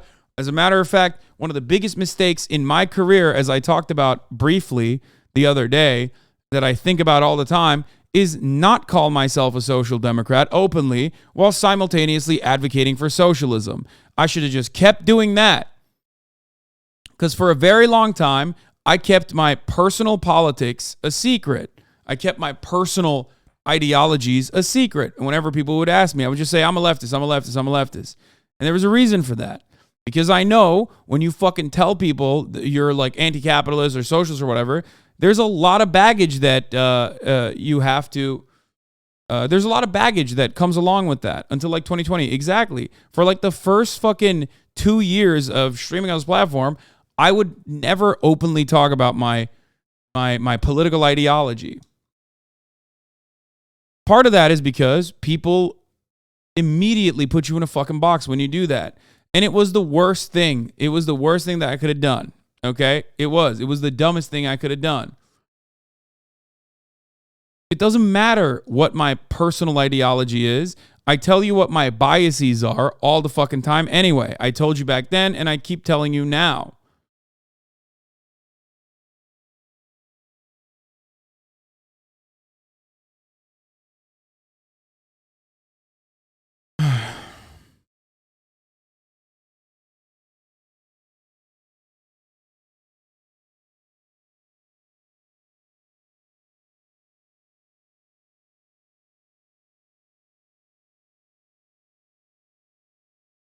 Your bias in twice, Che Young. Some of your audience leave after you talked about your own reviews. No, it didn't, but it doesn't matter. It opened me up to like a sea of. It opened me up to a sea of fucking propaganda that you can cut against me. Because like when I say baggage, I don't mean like actual baggage. I just mean what people's personal involvement with that term is. Do you understand? People's personal involvement with the term and their personal understanding with that term is what the baggage is.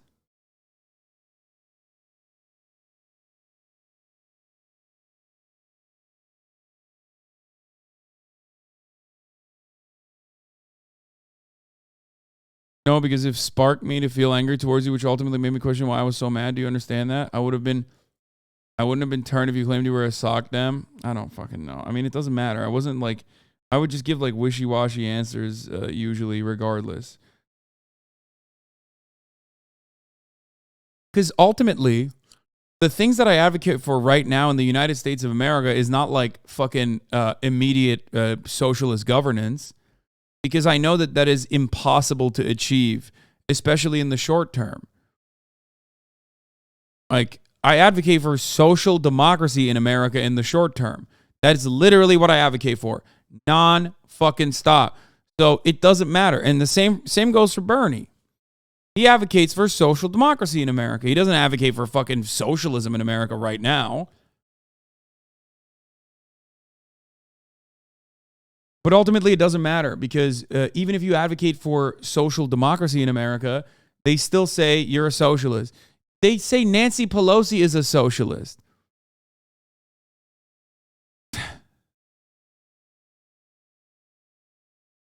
A lot of people living in the Western world, like politicians, activists, and the like, understand that, the imperial core's revolutionary potential is a little diminished because they benefit from the bounty of imperialism.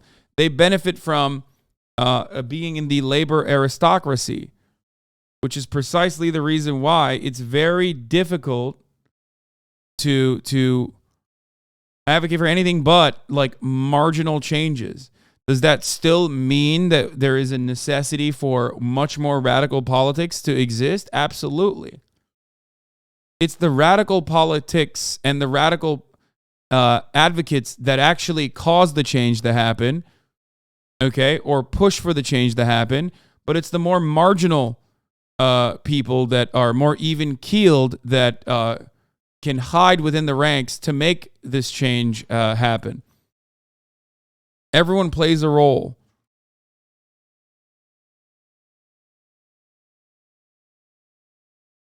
I had to watch a documentary about neoliberalism for class. It said that Ronald Reagan saved America from socialism caused by FDR. Hell yeah.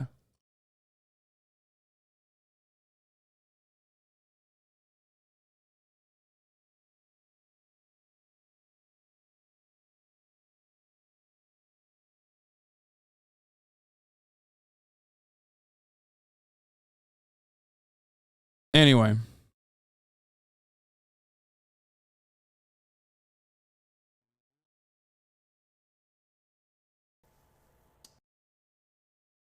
What is this? Yo. Just found out about racism. Damn. That shit sucks, dude.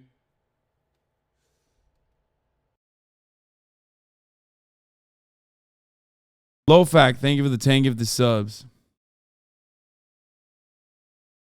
Anyway, let's watch this. Let's watch Tucker Carlson make a possibly anti-gun argument. But now that trans people are arming themselves. Watching here is not the exercise of the Second Amendment. What you're watching here is political hysteria, fear, ginned up on purpose with maximum dishonesty in order to get people in a state of agitation. Armed people in a... You know, Ronald Reagan. Big anti-gun advocate, if you guys know what I'm talking about. Dude, it's so funny. This is literally just American politics playing the same cycle again. Dude, Black Panthers show up at the fucking city hall with guns, exercising their right to bear arms. Boom, all of a sudden, you got laws to stop that from happening. State of agitation. Doesn't matter if they're trans or not, whatever that is. It's the same template always. Scare yeah. This is the Trans Mulford Act. Scare the crap out of your voters. Tell them that their lives are at risk. Encourage them to get guns. How do you think that ends? What? Bro, you literally do that. You just, wait. Tucker, you do that every night. What the fuck? At least for trans people, there's like a very legitimate reason, dog. There's never been in the history of the United States any kind of fucking law that was written with the express purpose of like delegitimizing, dehumanizing white men, okay? Conservative reactionaries, okay? That's not happened. But in the two instances where right-wingers have advocated to take guns away from people, okay, or gun laws specifically, it's been instances where marginalized groups that were being harmed by the very same systems that you uphold, that's the only time where it happened. Incest laws? Okay, chill, dude. You're right, but you shouldn't say it.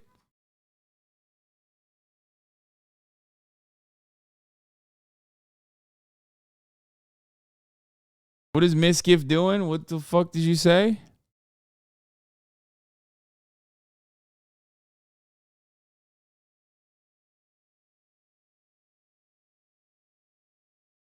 That's awesome. Tucker Carlson is literally, what's your argument? My argument is Tucker Carlson is doing exactly what Ronald Reagan did. Okay? Tucker Carlson is doing exactly what Ronald Reagan did, which is immediately fucking calling to disarm marginalized groups that have guns. Tell them that their lives are at risk. Encourage them to get guns. How do you think that ends? But by the way, if we're following the logic here, and why not? That's in short supply in this country. You have to kind of wonder, like, what's the limit to this? So if trans people are in fear for their lives in every region in the country, including New England, which apparently is crawling with Nazis now, why wouldn't we be arming them as we are, say, Ukraine's trans army? And there are famously trans people in Ukraine's army. They're very, very proud of that. Wait, what? So why stop with AR-15s? Yeah, Ukraine is a bastion for LGBT rights, brother. He's so right. Did he just say the they-them army of Ukraine? Is that what he just said? That's insane.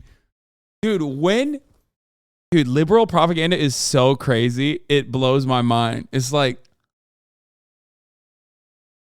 since when is Ukraine this like super pro-LGBT country? Like, when did that happen?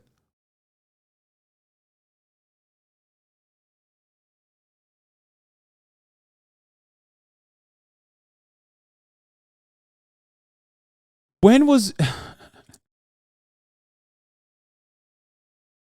I thought you made up the they-them army thing? No, it's like a fucking troll at this point. It's like a... It's something that like Russia supporters say all the time. Like the American army is a they-them army. The Russian army is like masculine and sexy. I mean, why not F-35s or tanks?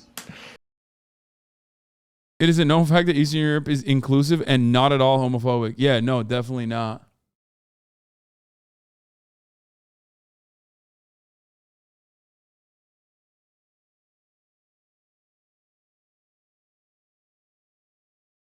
At my school, wait, what? At my school, the Ukrainian student club put signs up saying we must destroy Russia because they're anti-LGBT. Yeah. Yeah, true. No, that's so real, dude. What the fuck? Oh, God, I love propaganda so much. It's so funny.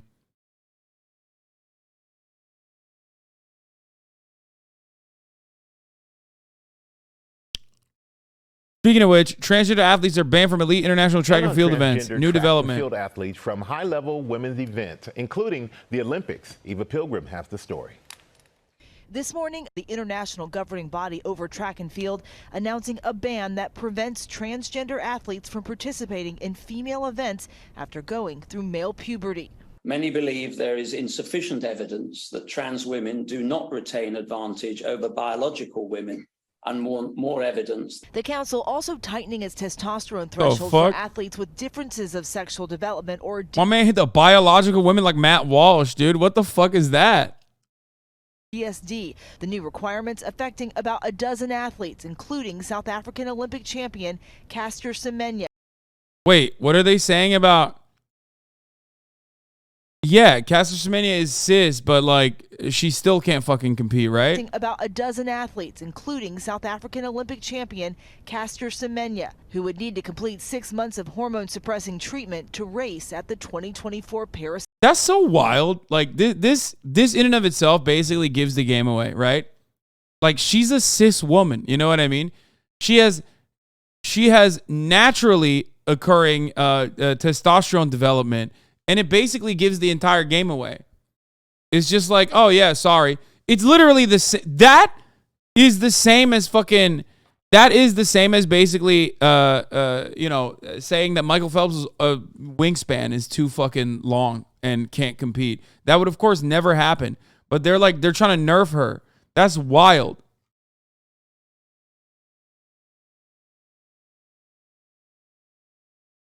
If you became trans, it would not be fair for you to compete against women. Yeah, listen, brother. First of all, it just entirely dependent on what level of HRT I be on, but I'm not trans, so it doesn't work like that. There's no if you became trans. Okay? That's awesome. Olympics. The latest ban coming less than a year after swimming adopted similar rules, effectively barring trans athletes like NCAA title winner Leah Thomas from competing in female events. Yeah, if you ban trans athletes, why are you also making a regulation on testosterone? Like, that actually doesn't make any sense. This is what I do not understand. There's no part of sports that's fair. Like, I don't get it. I actually don't understand. Sports is not supposed to be fair. There is no equality of outcome in sports. Okay? I hate this. It's never been fair. Of course it's not fair. That's why there's a first place, second place, third place. You know what I mean? Like, what kind of participation trophy ass bullshit is this, dude? It's crazy.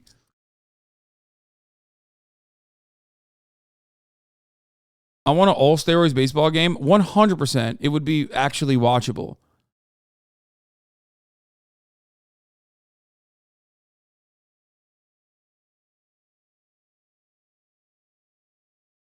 Like this shit is so stupid.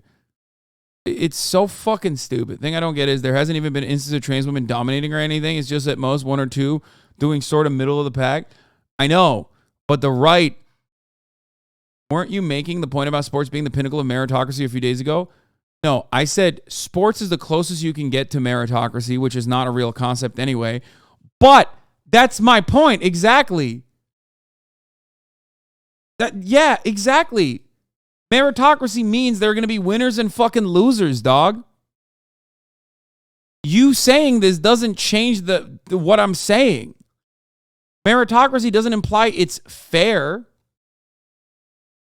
What do you mean? You think merit means it's fair? No, it's unfair. If you're too poor, for example, okay, and you can't, and you don't have access to the same scouting programs, for example, then you have a much larger burden to overcome. That's unfair. That's literally unfair. Okay? It's not. Merit just means people who work super hard get to the fucking top.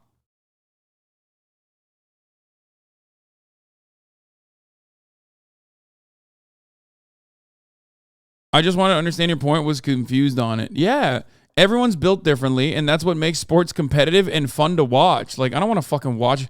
Like, I'm not watching the 6 foot and under league, okay? I'm not. Like, I'm not going to watch that. It's not going to be fun for me to watch. You know what I mean? I mean, I'm not watching the 6 foot and over league either, the NBA, but if I were to choose between one, I would probably choose the other.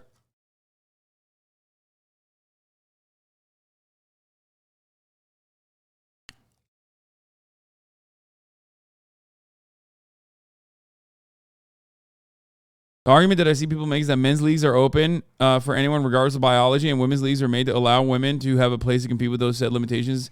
I think that kind of makes sense. I don't think that's the real... that's not true. You can't... What? No, I don't think that's the case anyway.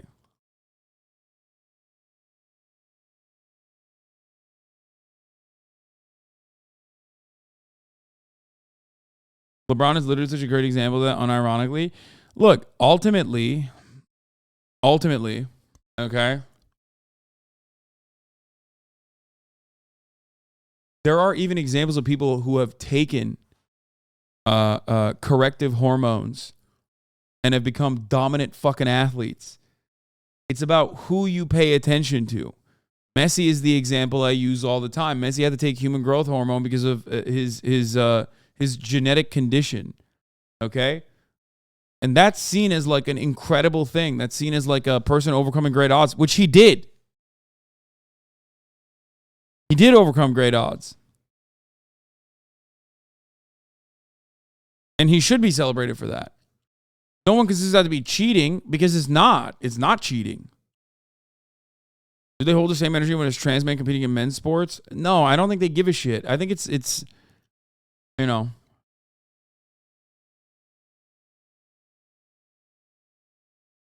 Like, I understand that in certain instances, trans women might have competitive advantages over cis women, right? I just don't think that, like, transness is somehow indecent or people are doing it to cheat. It's just who they are. So I don't have an issue with trans women, who I believe are women, doing this sort of thing, like competing with cis women. That's it. That literally is. That's my point. That's my perspective. You know, that's what I've been saying from the jump. Like, I'm not even, my position has never been that, like, oh, trans women are definitely, like, significantly worse than cis women in sports or whatever. I think it's a mixed bag, because that's just all athletic competition. That's literally what athletic competition is. You try to, like, law of averages that out, and let's say, if you look at that pound for pound, like, let's say there are certain biological, especially if you transitioned after adolescence, after puberty, okay?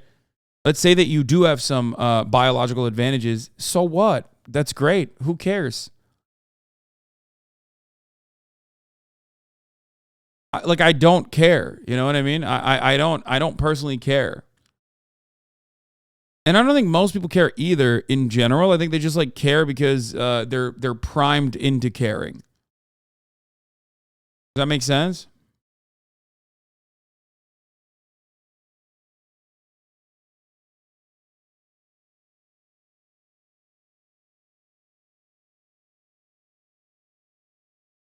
Oh shit, new JCS. God damn, this has 5 views, brother.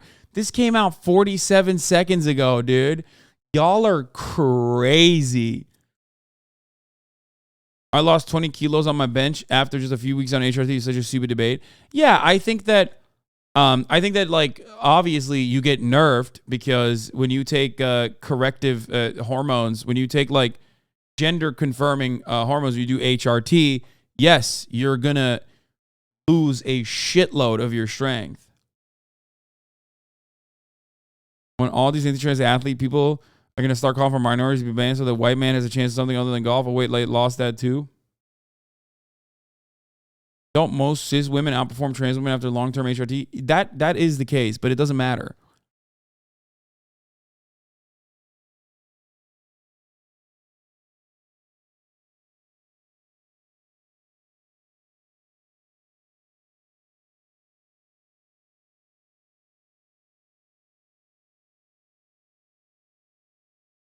Do not care if a woman gets manhandled in the UFC?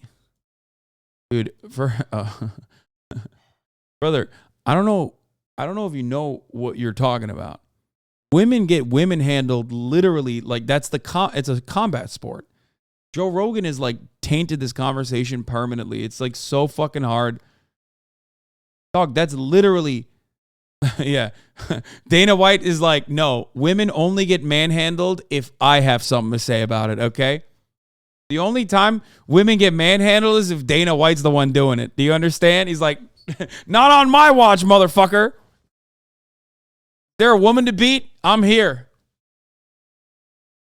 And he's a cis man who also is on steroids. So there's that too. You don't care, but the cis women competing care? That's also not true. If they were to poll cis women, the majority of them would say that they don't give a fuck. It's never the second place, third place people that lose. It's always like the 16th place motherfucker who's chirping. Like you weren't even qualified. Shut the fuck up. And I don't care even if they did care. I would tell them, who gives a shit? You're being fucking silly. Get better.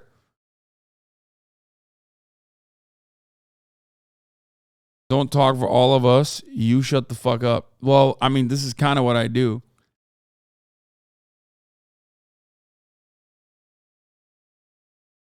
Did you bring up the irony of how the Olympics is forcing Caster Semenya to undergo hormone therapy, which is the thing that conservatives want to ban? Yeah, exactly. That's like Caster Semenya, who's a cis woman, right? Has to literally do hormone blockers. Like she has to nerf her hormones so she can compete with the rest of the fucking cis women. They're like forcibly transing her. Well, I guess not transing her, but you know what I mean. It's so dumb, bro. It is so stupid. It doesn't matter. It literally doesn't fucking matter. Events at the highest level. Overnight, Leah telling ABC News this ruling is devastating and only detrimental to women's sports. It only serves to exclude any women who are not deemed woman enough. Trans women are women.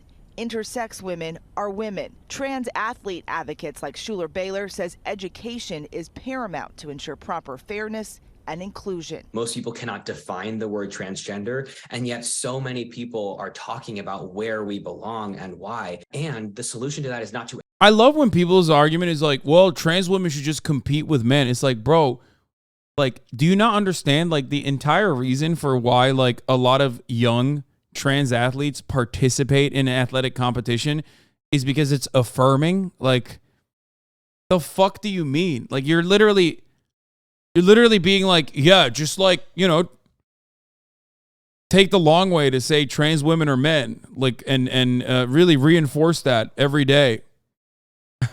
Like, okay, thanks, man. That seems good.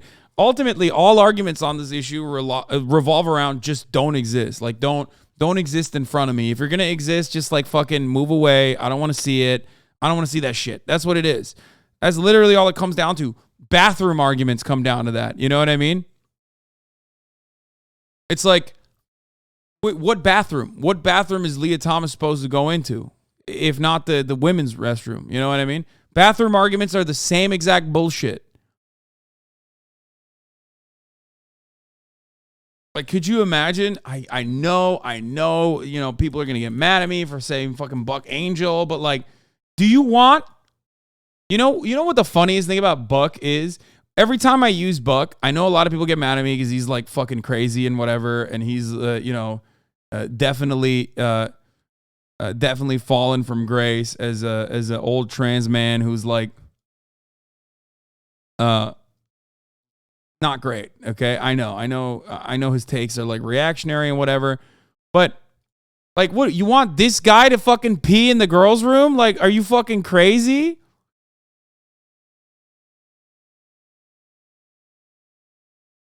And then when I make this argument, the funniest fucking thing is that people in the comments will be like,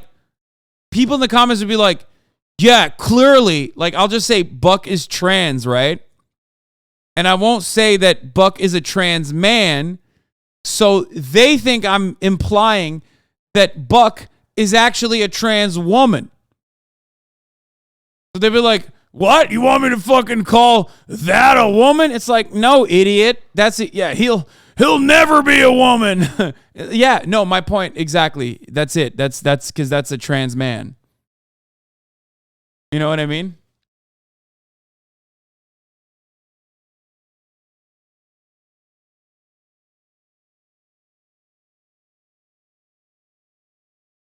Yeah, we can always tell motherfuckers. That's the saddest part about it, is that like, if you're a little bit butch, if you're like a butch cis woman, like, you're getting clapped up. Can you imagine being like a little bit bulkier? You're a cis woman, okay?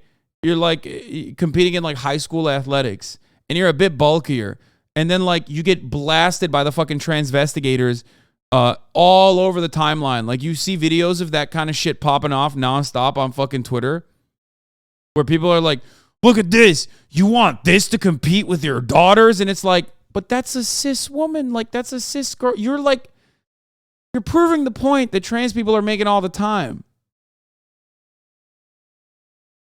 You know what I mean?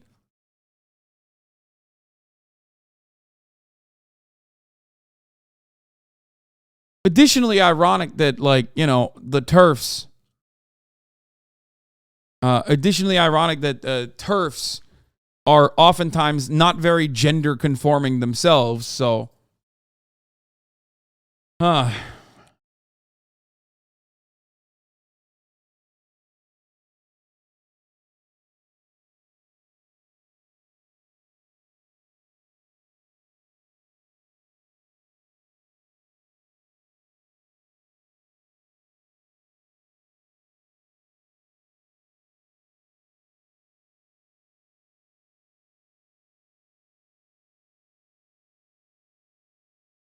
conservative men want to force trans women to use their restrooms because they're chaser freaks. Yeah. This? We all sat on the sidelines as Leah Thomas became... I am fully aware that there are differing opinions when it comes to trans women competing in sports, but the way this story is being told is so incredibly harmful. First of all, this is Riley Gaines. I'm sure these pictures say a lot about her, but let's get to the missing context in this story. Surely the NCAA wouldn't let this person compete with us, but... The NCAA let her compete with you because at that point she was over 2 years into hormone therapy and she met all of the required levels and guidelines put in place by the NCAA. And so that first day at our NCAA championships, we all sat on the sidelines. Just to make it clear, she sat on the sidelines because she was not competing in this event. Leah Thomas became the fastest female in the country, winning a national title in the 500 freestyle, beating out Olympians, American record holders, the fastest females of all time. That's not even true. Like, Katie Ledecky holds the record in this event with a time of 4:24.06. In this competition, Leah won with a time of 4:33.24. That is almost 10 seconds slower than Katie. She made it sound like Leah set the fastest time in the whole entire world. In this meet, there were also 27 records broken, and Leah had none of them, but let's move on. The NCAA official looks at me and says, "Great job, y'all tied. The trophy goes to Leah." Now, this trophy was not for first, second, third, or fourth place, but for fifth place. But what's your thought process on giving it to Leah? Why are you so adamant? And he said, well, for photo purposes, Leah has to have it. wow. If you are going to tell a story that spews so much hatred... I mean, that's why, bro. That's why she was like 16th place, by the way. Fucking loser, dude. Because instead of fucking learning how to swim faster, like, why? Why did you develop that level of musculature if all you were going to do was fucking chirp? Now all of your allies think you're a trans woman. You know what I mean? Good luck. Have fun with that, future broad shoulders. Like, what the fuck is this shit? Why did you do that to yourself? You suck at swimming. Just swim faster. Or shut the fuck up. I don't know. One or the other. Like, you think the same conservatives are like, yeah, brother, like, who don't give a fuck about women swimming, by the way. No one cares. Oh my God. Holy fucking shit. None of these people that advocate for trans women not competing with cis women give a single fuck about women's sports. Everybody makes a joke about it. Everyone's like, lol, WNBA, lol. Oh, not going to watch that. Can't catch me watching that shit. Women don't even fucking watch it. Women are not watching the WNBA. Don't say that's an awful argument. It's true. Shut the fuck up. Shut up. You think this fucking dipshit has ever watched like any kind of women's athletic competition? No. It's just a talking point. It's just a talking point. It's just a talking point. It's just a talking point. That's it. That's it. And here you have three of the most mask-looking fucking cis women having a conversation about how trans women need to get the fuck out of the, athletic competitions. It's like, bro, what are you talking about? All these people literally that are like, yeah, trans women shouldn't be able to compete. One, don't give a fuck about women's sports in general. And two, abso-fucking-lutely would be like, are you trans? Get the fuck out of the bathroom. She's going to be yelled at by some fucking Karen, okay? She's going to be yelled at by some fucking Karen who is ostensibly on her side on the fucking anti-trans agenda one day when she's trying to take a piss in a bathroom. Let people fucking live, dickhead. Holy shit.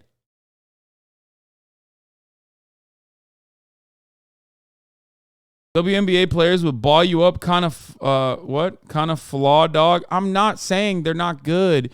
I don't even watch fucking NBA.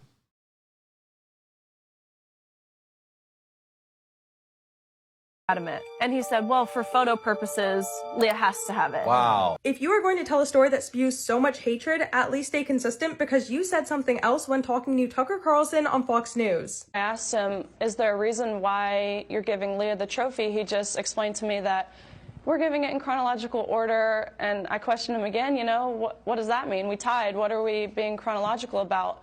And he kind of blatantly said, we're just going to give the trophy to Leah. Bro, it's just like so lame to be this petty. It's so lame to be this fucking petty. But if you're a conservative, this is all they got. They're like, oh, hell yeah, brother. No, you're a fucking loser, dog. You are just a loser. I mean, you're literally a loser.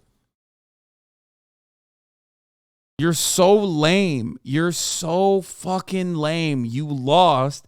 You can't even be the fucking... you can't be a normal L recipient and just like losing grace. You have to like constantly fucking cry. Holy shit.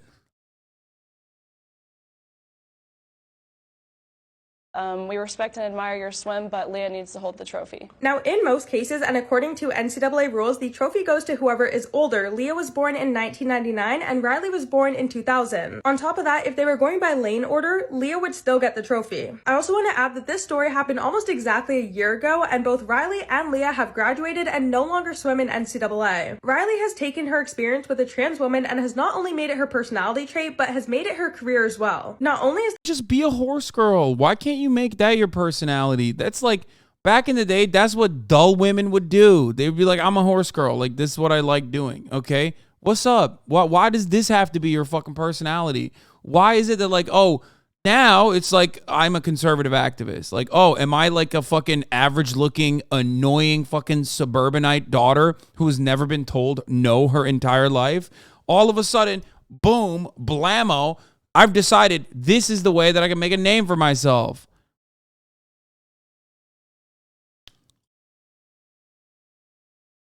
that disgusting, but that's fucking weird. The thing that gets me is Riley's 5th place finish was the best result that she had in the whole entire meet. She was beaten by so many other swimmers, but it was only a problem when she tied with Leah. I hate to say this, but even if Leah was banned from competing, Riley would still be losing. She is literally gaining nothing from doing this. This is the type of story that puts trans people in danger. No, she is getting something from doing this. She's getting like adoration and attention. That's it.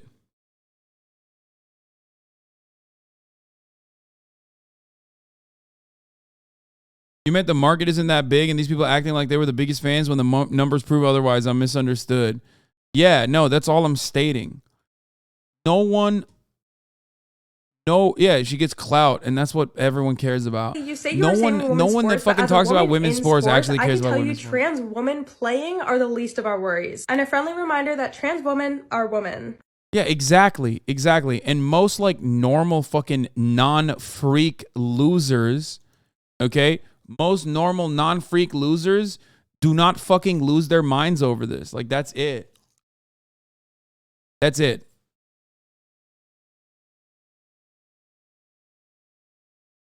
Fuck, man. That shit sucks so bad. It's so fucking annoying. Blows my goddamn mind. So congratulations to the fucking Olympics committee. Exclude us or to fear difference, but rather invite education about our experiences and humanize us. World Athletics President Lord Sebastian Coe telling BBC Radio. There is a very fundamental principle in our sport, and that is the primacy, the protection of the female category. Dude, British people should be abolished from all matter of like organizational hierarchy. I'm not even kidding. Like, just no, until you can prove that you are capable of like overcoming being British, you're not allowed. The female category. Like, shut the fuck up, dude. Fuck you. And these rules go into effect on March 31st, guys. All right, Eva, thanks so much. Hi, everyone. George. Fucking demons, dude. Biden orders airstrikes after American contractors were killed in Syria. Don't care. We already covered the French protests. College students speed date on the button. Let's do the Afroman one. So, Afroman.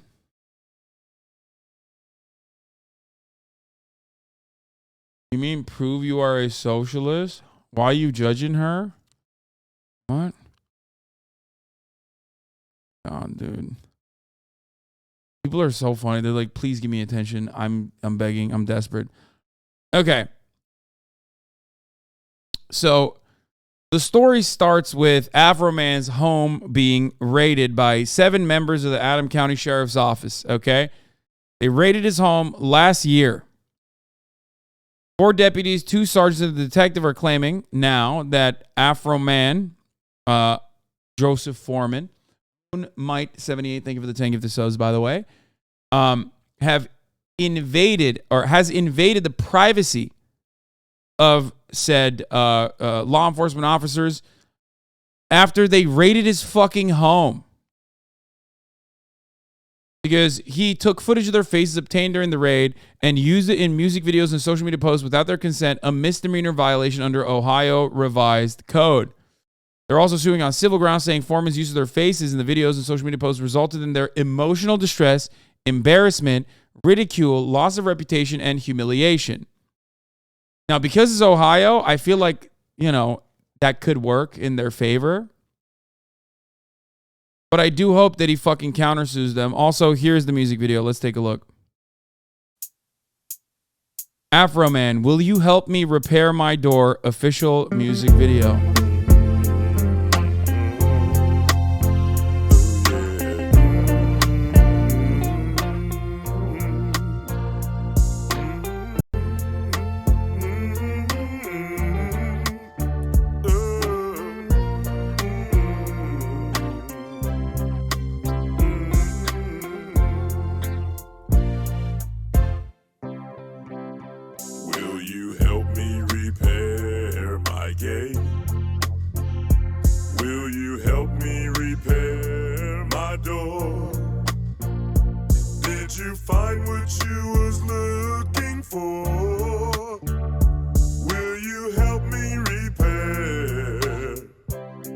my gate and door.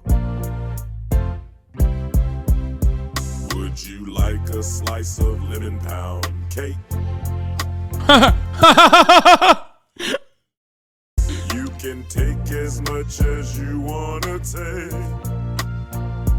There must be a big mistake. Would you like to have a slice of my lemon pound cake?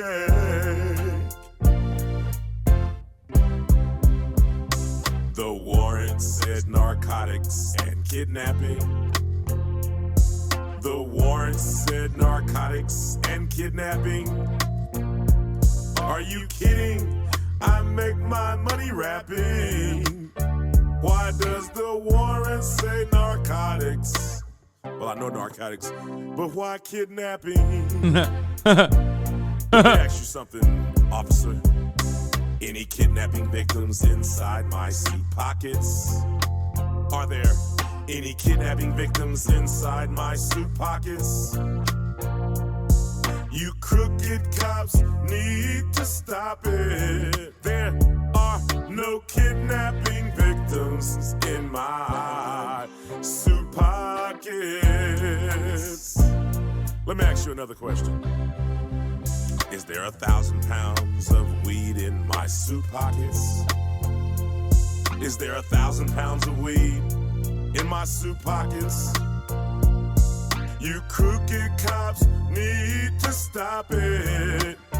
There's not 1,000,000 pounds of weed in my suit pockets. Let me ask you something else. Any kidnapping victims inside my CDs? They're just looking, brother. Inside my CDs. The Adams County Sheriff Department, you can get these. There are no kidnapping victims in my CDs. How many pounds of weed are inside my CDs? How many pounds of weed just vibing. Not a cell phone in sight. Yep. Adams County Sheriff, you can get these. How many pounds of weed did you find in my CDs?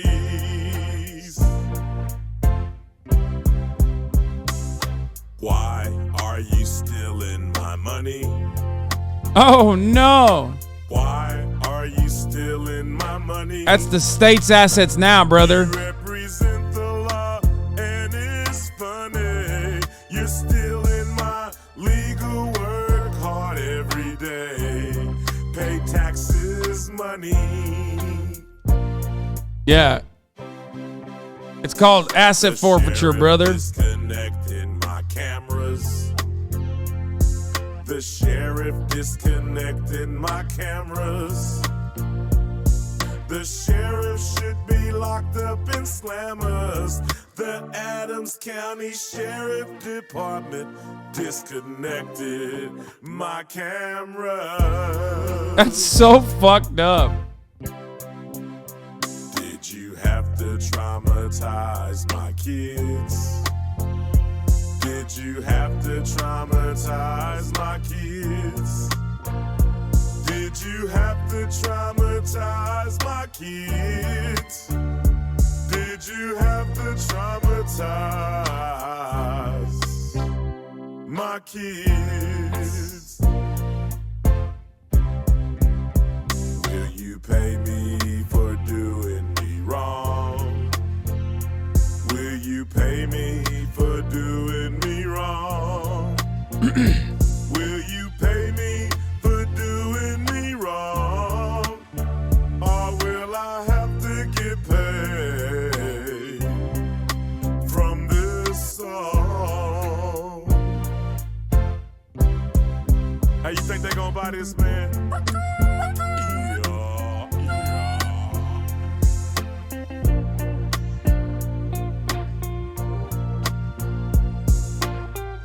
Can you imagine a world in which the fucking cops actually win the lawsuit, where there isn't a top of the hour ad break, where you can avoid said ads at the top of the hour by subscribing for $5 or for free with a Twitch Prime.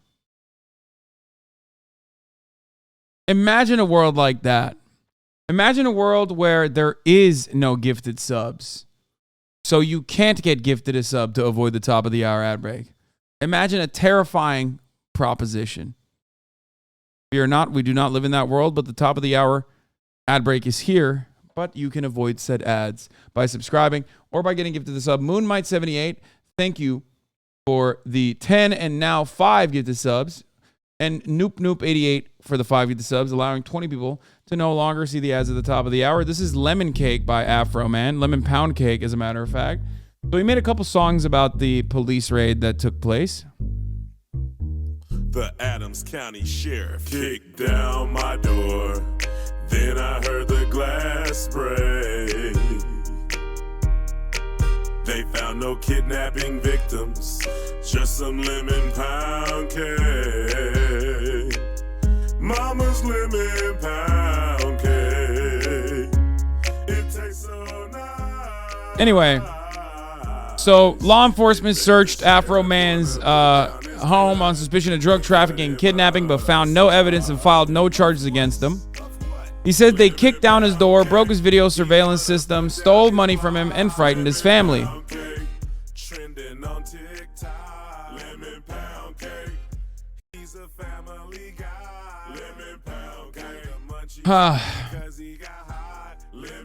Afroman, whose real name is Joseph Foreman, told NPR in a phone interview that he did what was his next smartest, most peaceful solution. Big ass head. I asked myself, as a powerless black man in America, what can I do to the cops that kicked my door in, tried to kill me in front of my kids, stole my money, and disconnected my cameras, he says. And the only thing I could come up with was make a funny rap song about them and make some money. Use the money to pay for the damages they did and move on. He, of course, then released this album with songs about the raid and made music videos out of the surveillance footage. He created merchandise and social media posts calling out the officers who had been involved. Now, those officers are suing him, his label, and a Texas-based music distribution company for invasion of privacy. Of course, they do not consider what they did to be a gross invasion of privacy or a violation of human rights. Ironic, because that's precisely what they did. 4 deputies, 2 sergeants, and 1 detective from the Adams County Sheriff's Office are accusing the rapper of profiting from the unauthorized use of their likeness at their personal and professional expense. In a complaint filed in an Ohio police court last week, they say it's been more difficult and dangerous to carry out their duties because of comments made and attitudes expressed towards them by members of the public who have seen the videos. They say they have received death threats and also suffered humiliation, ridicule, mental distress, and embarrassment and a loss of reputation. Which, to that I say, boo fucking who?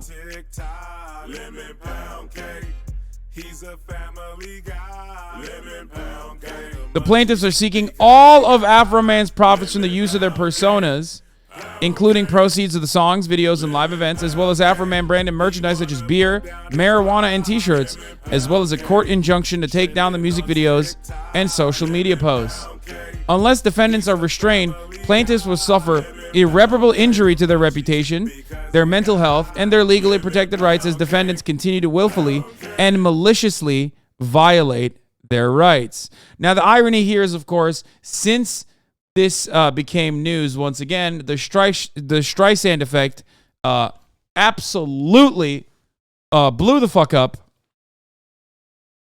and that the videos have gained millions of views in the past 24 hours because now it's like national news. Originally, when it first started, everyone was when this first happened, everyone tried to get me to watch it.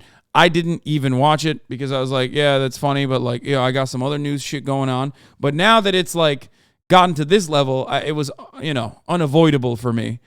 unlike the top of the hour ad break, which is avoidable by subscribing, like I said. So yeah. Afroman says his immediate reaction to the lawsuit was a drop of anger, disbelief, and a little anxiety followed by tons of laughter. I was thinking these big bad cops are being beat up and bullied by those little corny rap songs I made about them, Afroman says. I'm like, oh my God, are you letting me know that my raps are working on you? Watch out, one of his music videos related to this incident had a censored blowjob in it. It's iffy, that's why I hid, because I didn't know if it was like, you know. I didn't know if that was this one or not. Afroman's online merchandise store peddles sweatshirts currently sold out and t-shirts showing Griffin and a large lemon cake surrounded by black and white images of the officer in the video with the names Afroman and Officer Poundcake. The video for another number called Will You Help Me Repair My Door is a montage of clips from the raid. So yeah. Yet another incredible moment. Hopefully Afroman countersues and eviscerates them. Hopefully Afroman sues for damages on top of that, because he should. And hopefully these cops finally cave to their mental distress. Also, Steve Vanzetti is asking for $5. Because I was looking at his account. He's the one who, I guess, wrote the article for the Texas Observer. You gonna get one of the hoodies?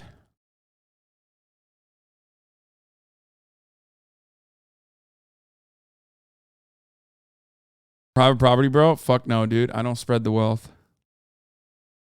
Anyway. But yeah, it's awesome. The story is wonderful. The story is great. I love it. I fucking love it. Show the BJ, you commie fuck. Yeah, no.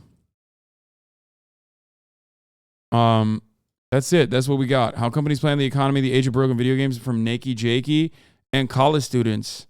All right, and we got Sarah literally thinks she's going home later. We got so much going on. Let's start with the age of broken video games. The first thing that comes to mind when I think of the PS4 and Xbox One era is all of the games that released in just a totally busted state. Don't get me wrong, broken games have existed since long before the PS. Wubby, you are not allowed to say a particular piece of content sucks, okay? You are not allowed to say that. You almost exclusively push me to watch Bill Maher, okay?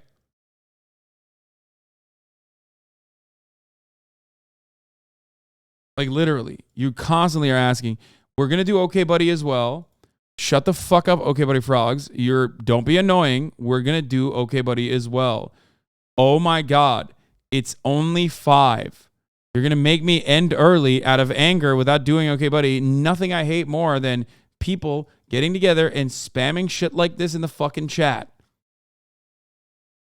PS4 and Xbone. Shout out Superman 64. Hi Clark, how are you? Good to see you. Haven't seen you since college when you lasered that professor. But there definitely weren't nearly as many big budget AAA busters. You know, Big Rigs is barely comprehensible, but that game was made by one man in a pond, not a giant.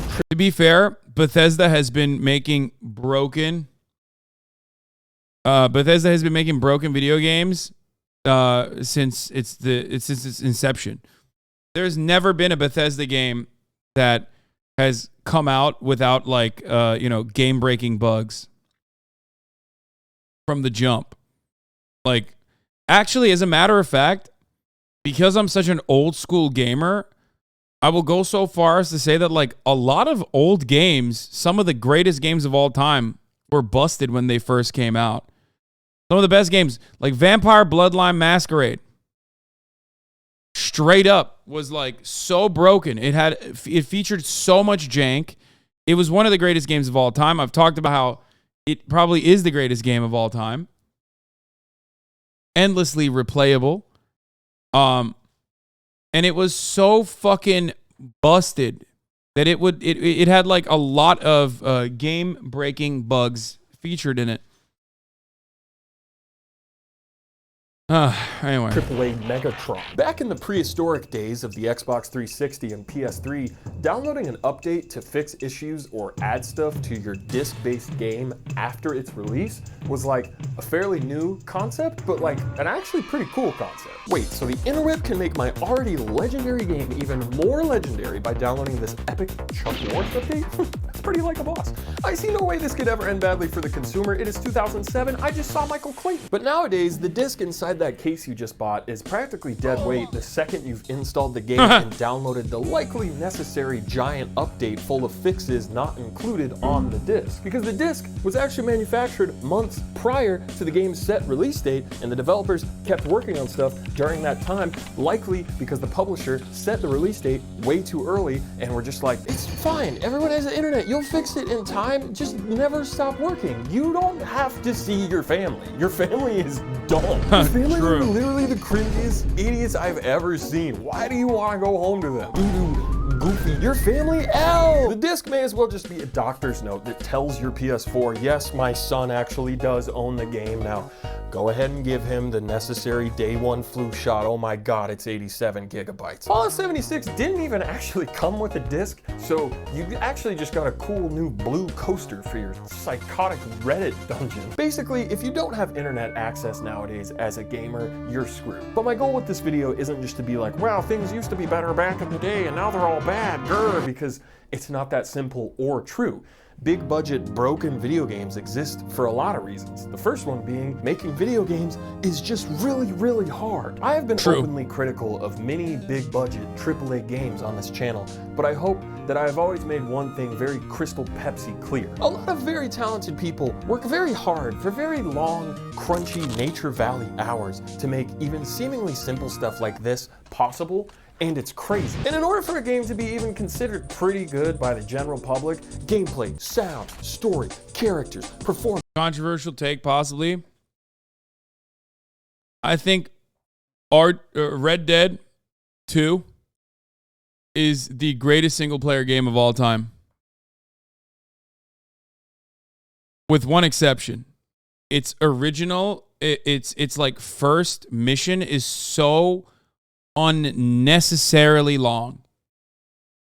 Like so unnecessarily long. That is the only hurdle to overcome with respect to replayability. What do I mean by this?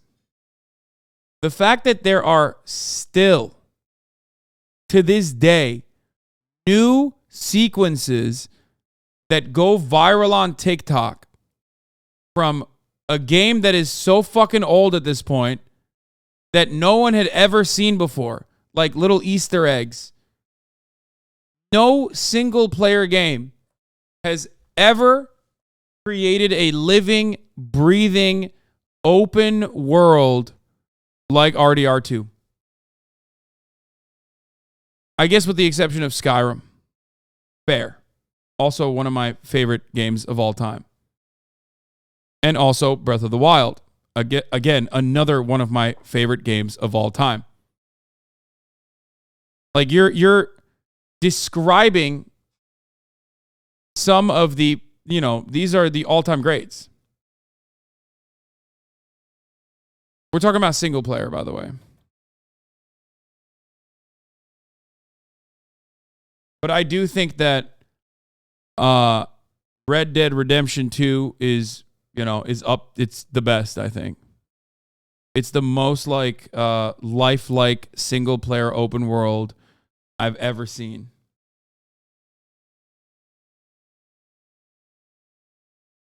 All of these things have to perfectly align in the gamer night sky. Obviously, modern technology has made creating virtual worlds a lot easier than it was back in the 80s or 90s, and I think we often take that for granted. We've come a long way from the days where 3D was a bit more of a fluid, abstract concept like jazz, and you aimed a gun with the same finger you drove James Bond with. But with better tools and better hardware comes bigger projects, with bigger budgets, with bigger teams, with bigger lists, of bigger problems that your big ass better fix with your big tractor. And if you've ever been hanging out with a big group, you know that even doing something as simple as deciding where to go for dinner can quickly become a f***ing boss fight. Especially when your friend's mom, who's paying for the dinner, has all these crappy dinner demands because she's trying to satisfy her dinner shareholders. This metaphor is getting a little goofy. I think you get the point. I know half of you are just thinking about Michael Clayton still. So I think the first obvious reason for AAA games releasing in a broken state is that game development is just insanely hard and requires so much dedicated collaboration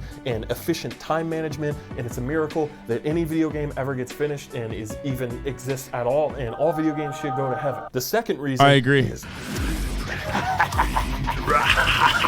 okay, buddy, that's enough out of you. Hi, I'm Jakey, and Jakey, attorneys at law. And I'm here to tell you about today's video sponsor, PayPal Honey. Honey is a free online shopping tool that offers that 50 to 60 PS games episode of Nabo Jabo in the age of Michael Clayton. As most of you in the audience know, new video games sell around $60, or I guess now $70 on PS5 and Xbox Series S, X. Why the f did they call them that? And it's been around that $50 to $60 price point for a while, even though Also another goat, dude. This, like, I think Metal Gear Solid 2 just, like, was my first interaction with a game that, like, changed my life. Like, it was probably the first game that I ever played that was like, oh my God. This is what a video game, this is it. This is what the fuck, this is something different. Oh. Just let's take a brief moment and think about Kojima-san. What's he doing? What's he up to? I hope he's happy. Kojima-san, I love you. Let's continue. though AAA games take way longer to make now and have way bigger budgets than back in the day when I was star quarterback. So because of all that, Splinter Cell or MGS? What kind of fucking question is that? What? Metal Gear Solid, dude. What are you talking about? I mean, I loved Splinter Cell, but like, what? What?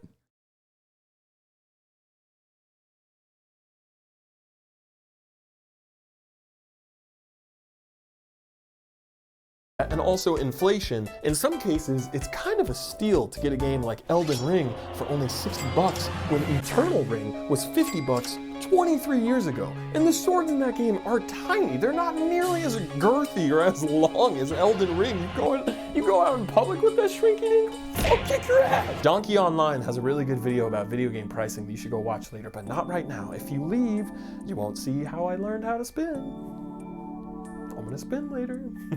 You're gonna wanna see that. So if you're a company whose main priority at the end of the day is just to generate as much profit as humanly possible, why not cut a few corners, you know, assuming that your reputation isn't all that important to you. Because if it's a choice between A, spending millions of dollars for every month that you lengthen development time to ensure that you release a relatively bug-free and finished product, and hope it eventually pays off because lots of people recognize that it's good quality and buy it and sing your praises and you win awards at the big show and Jeff goes, oh man, your game is so big, it's the biggest game I've ever seen, which is all a very big gamble. Or B, set a very unrealistic release date that you know damn well you will not make and force your team to crunch their asses off only to still release a broken game that you'll maybe eventually fix with a giant update long after release and after you've already made all your money. And to make sure you definitely see a return on your giant investment and satisfy your investors, you do all these pre-order bonuses and fancy trailers with celebrities just to guarantee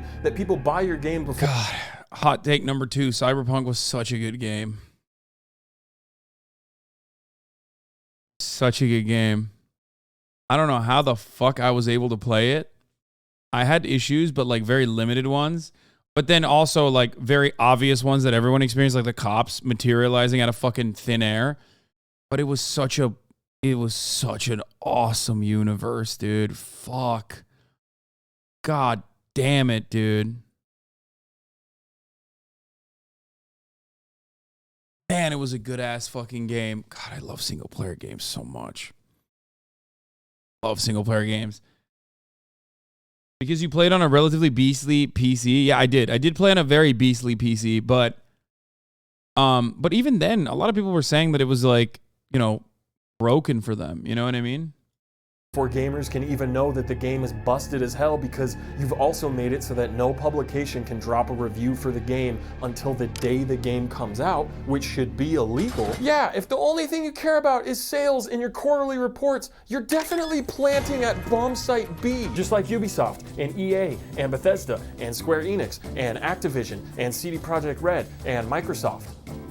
Like several times. You very rarely see Sony or Nintendo or Rockstar publish a big broken unfinished mess, because they know that their reputation is a big reason people purchase games that have their cute little sexy logos in the corner. The Last of Us Part 2, Ghost of Tsushima, Spider-Man, God of War, all of these Sony exclusives released in relatively bug-free and complete states. And, well, Days Gone was iffy, but we don't have to talk about Days Gone. Yeah, I said your name, sweetie. Now go back to bed, okay? Doesn't mean that those devs didn't have to crunch like hell to reach the finish line. No, unfortunately, crunch is a huge problem across the entire industry, and even Golden Girl publishers and developers like Sony and Naughty Dog aren't exceptions to that. It's still very much not ideal. But apparently even Golden Girls like Nintendo or Rockstar, companies with some of the highest rated games of all time under their championship belt, they push site B too. It's B, rush B, rotate B, rotate B. The GTA Definitive Trilogy was... Okay. Grand Theft Auto now, or Rockstar now, is like... Let's not even talk about it. Like, it's just... There's no better representation that, like, capitalism ultimately ruins art than motherfreaking Rockstar and what it has turned into. Grand Theft Auto Online gave us No Pixel, which I love, and I think it's brilliant and it's awesome. But it also basically bricked Rockstar's development, okay? Like, it's just, it ruined it. It ruined it. They were like, oh, shit, dog, we can make money without, like, really doing too much? Are you kidding me?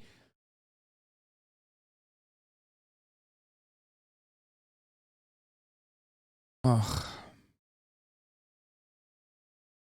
They copyright struck a mod project to recreate Grand Theft Auto 2 Chinatown on the GTA 5 engine. Fuck Rockstar.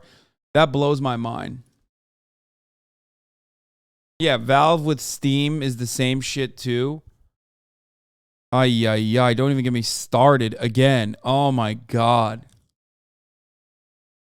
I mean, Konami with Gacha.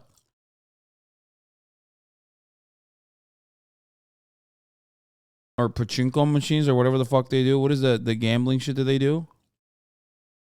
EA and its loot boxes. Okay, EA was never good. Don't ever put EA. What? I'm talking about Rockstar. I'm talking about I'm talking about like fucking like incredible games. And you just said EA. EA was never good. EA has never been good, and it was never good. And you're fucking shut up. I hate motherfuckers who love Madden and shit, dude. It's like EA is what ruined the gaming industry. The reason why every game is now basically the same with like reskins is literally because they looked at Electronic Arts and were like, well, that's the most effective way to churn out product that is exactly the same that people will shut the fuck up and consume. EA is literally what every other company turned into, which is why it fucking sucks.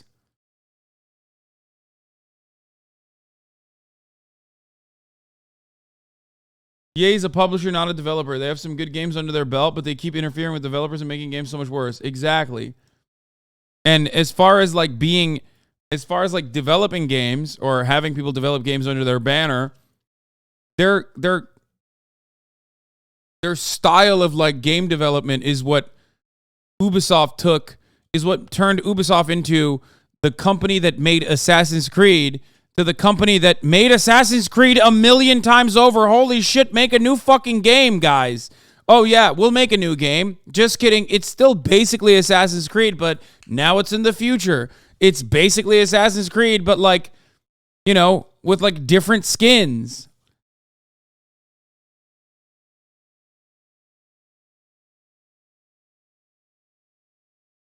Far Cry, another great example. Far Cry, made by Turkish Germans, okay, was like a system-breaking video game that was like too good at the time for all the PCs that had for the PCs to carry it. It was literally a video game that they made that was like Far Cry when it was first made was literally too good.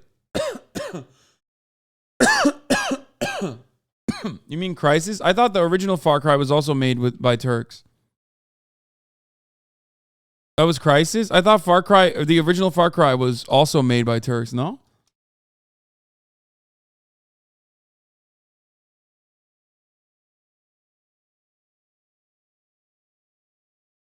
Yeah. Far Cry 1, when it was originally made. No, Crysis is not the PC breaking game, dude. No, Far Cry 1. Dude, you guys are fucking gaslighting me. Shut up. Yes, Crysis was from the same team. This chat is too zoomer to remember. Yes, Far Cry 1, when it first came out, was literally like not working on benchmark PCs. Okay? Far Cry 1, when it first came out, was the original PC killer. None of you motherfuckers remember that because none of you motherfuckers were around back then. You were literally semen or maybe protein in your father's ball sack. Okay? The meme is, can it run Crysis, not Far Cry? It doesn't matter what the fucking meme is. Holy shit. When Far Cry first came out, it was also literally, oh my God, people are saying it was Crysis. I'm going to lose my mind.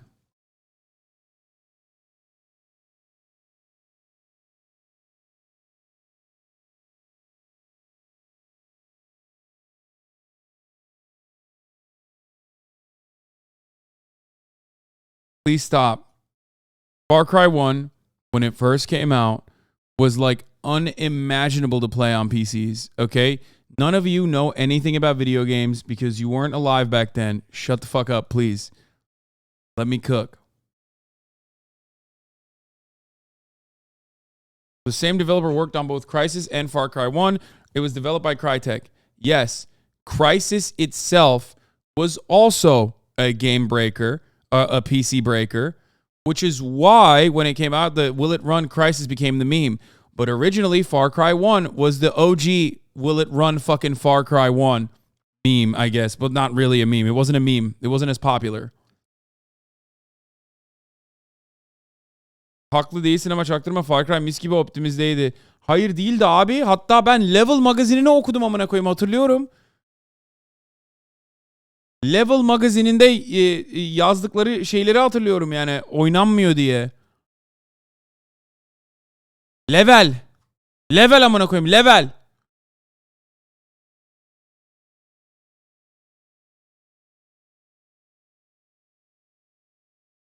Anyway.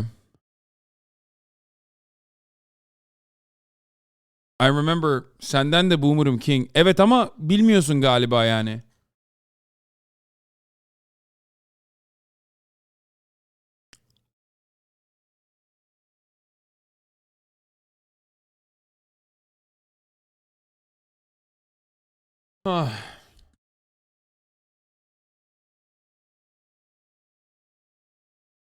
I love the people that are saying, but will it run Crysis? When the fucking first game that came out 3 years prior literally had the same engine. Like, do you not understand? Look, Crysis was released on November 13th, 2007 by Crytek and EA, okay? It was then developed on the latest version of the Cry engine, which also powered Crytek's first title, Far Cry. It was one of the first games to ever utilize Microsoft's DirectX 10 API framework, which is only available on Windows Vista or later. Other feats prided by the Crytek developers was the game being created with over 1 million lines of code and utilization of 1 gigs of texture data. And when it first came out, the Crytek engine was so powerful that you literally, like, the same Will It Run Crysis meme wasn't a meme back then, but basically people were saying it fried people's fucking computers. It was like impossible to play.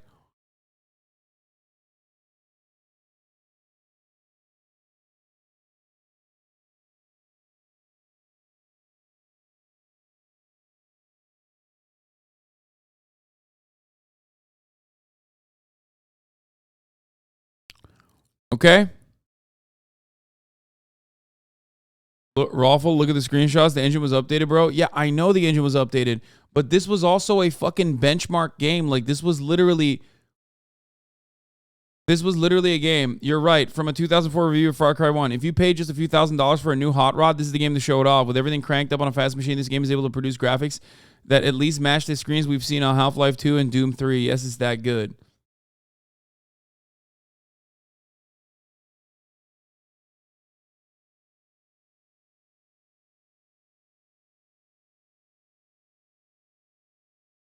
Maybe you and your friends made jokes about Far Cry, but it wasn't a widespread meme like Crysis was. That's the point.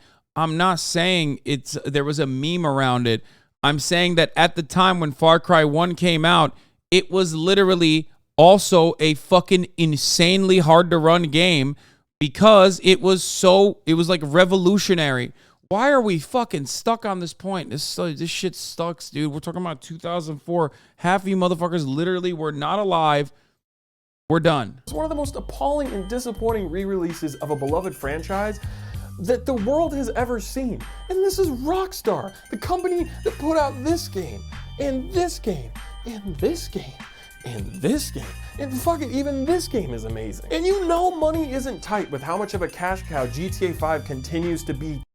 Did you ever play Need for Speed Underground 2? Yes. 10 years later. Like, this isn't an indie publisher rushing out Hog Simulator 3 because they're strapped for cash after their Kickstarter failed. No, this is Rockstar. It's just greed. I don't know if it falls on Rockstar. Yes, the original Far Cry was only released on PC. You're fucking... Yes. Whoever said they played Far Cry on a console is wrong. The original, when it first came out, was only released on PC. Or their parent company Take-Two, but at some point, someone or someone's somewhere said, F it, we'll do it live! And Nintendo, they just published the 2 lowest rated mainline Pokemon games to ever exist. Games now famous online for their hilarious bugs. And I ain't talking about Caterpie. And even if there's a fun game buried underneath all the bugs, it should be illegal to advertise and sell a product in this state. And that brings me to my final reason that I think broken AAA games will continue to exist. You. I touched on this in my ads and video games video, but oh my god, stop pre-ordering games. That's why these companies keep promising to serve you hot lunch square pizza and then go, psych, you're getting slapped! Because they know the average consumer is gullible as hell and overly trusting and super loyal to their favorite thing, and they prey on those sensibilities to make sure that your money ends up in their pocket. The funniest thing is, like, I've literally never pre-ordered a game, and even as a streamer, like, I like, it's not even principle. I just think it's so fucking stupid. And now, the worst part about it is, now they fucking make you pre-order a game, because if you don't pre-order it, you can't play the beta. It's so fucking whack, dude. It's so whack where they're like, oh, you want a juicy 2-day access to the fucking game? Now you have to pre-order.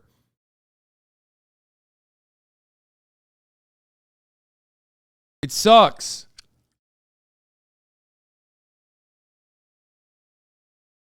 And it does.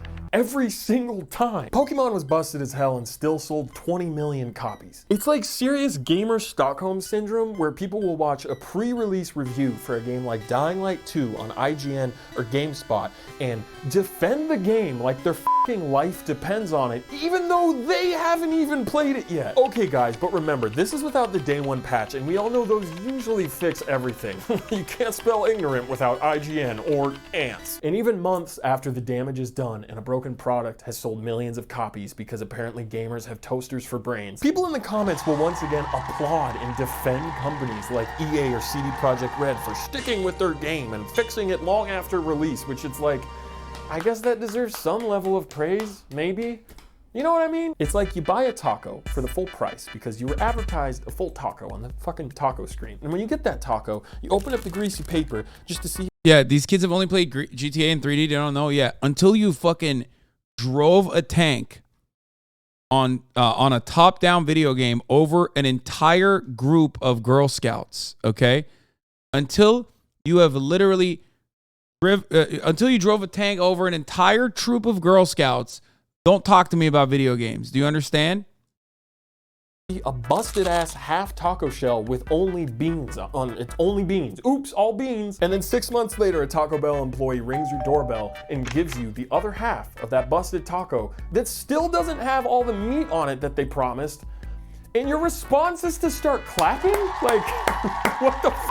And don't get me wrong, definitely throw love to the hardworking individual devs that actually got in the crunchy taco shell trenches and coded this broken mess back together. But give zero f***ing credit to the shitty overlord Taco Bell EA Corporation responsible for that broken taco that you paid full price for in the first place. God damn it, I need a taco or at least a churro to the throat.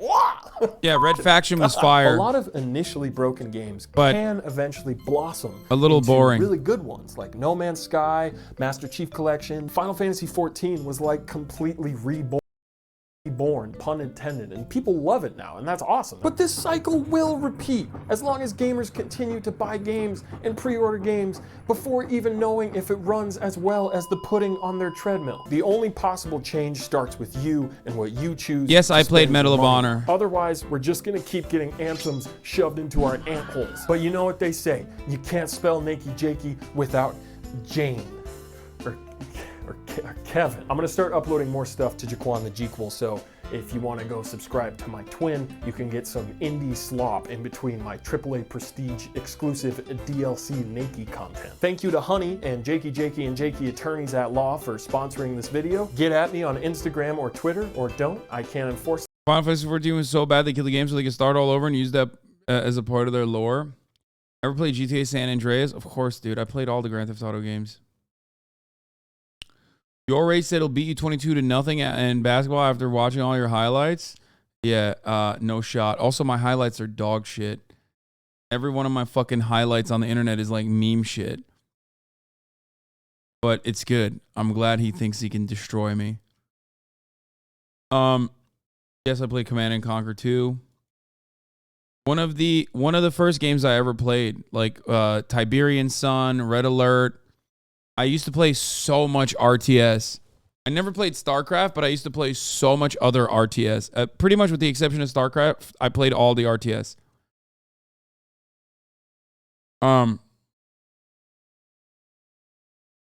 Age of Empires, Age of Mythology, all that shit. Like the fucking Canada Bear with the lasers or the super fast car. I even remember the cheats, dude.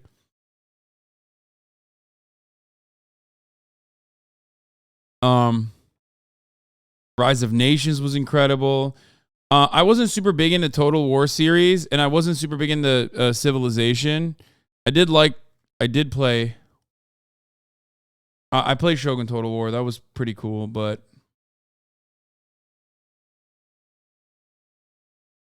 I never played Halo. I didn't have an Xbox. I never ever played Halo. Big glaring.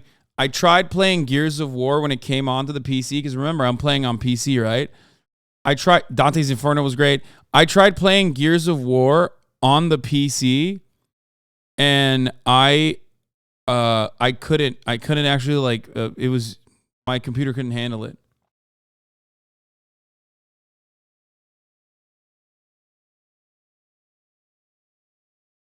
Yes, I played Devil May Cry.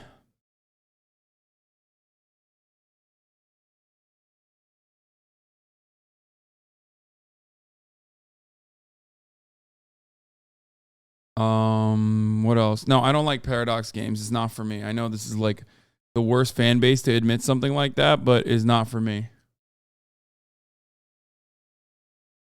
All right. How to say the button in sign language? You could do like a circle or just like I gotta spell pee. it out. Bully So was great. B, Yes. U T T O N. Yeah. Okay.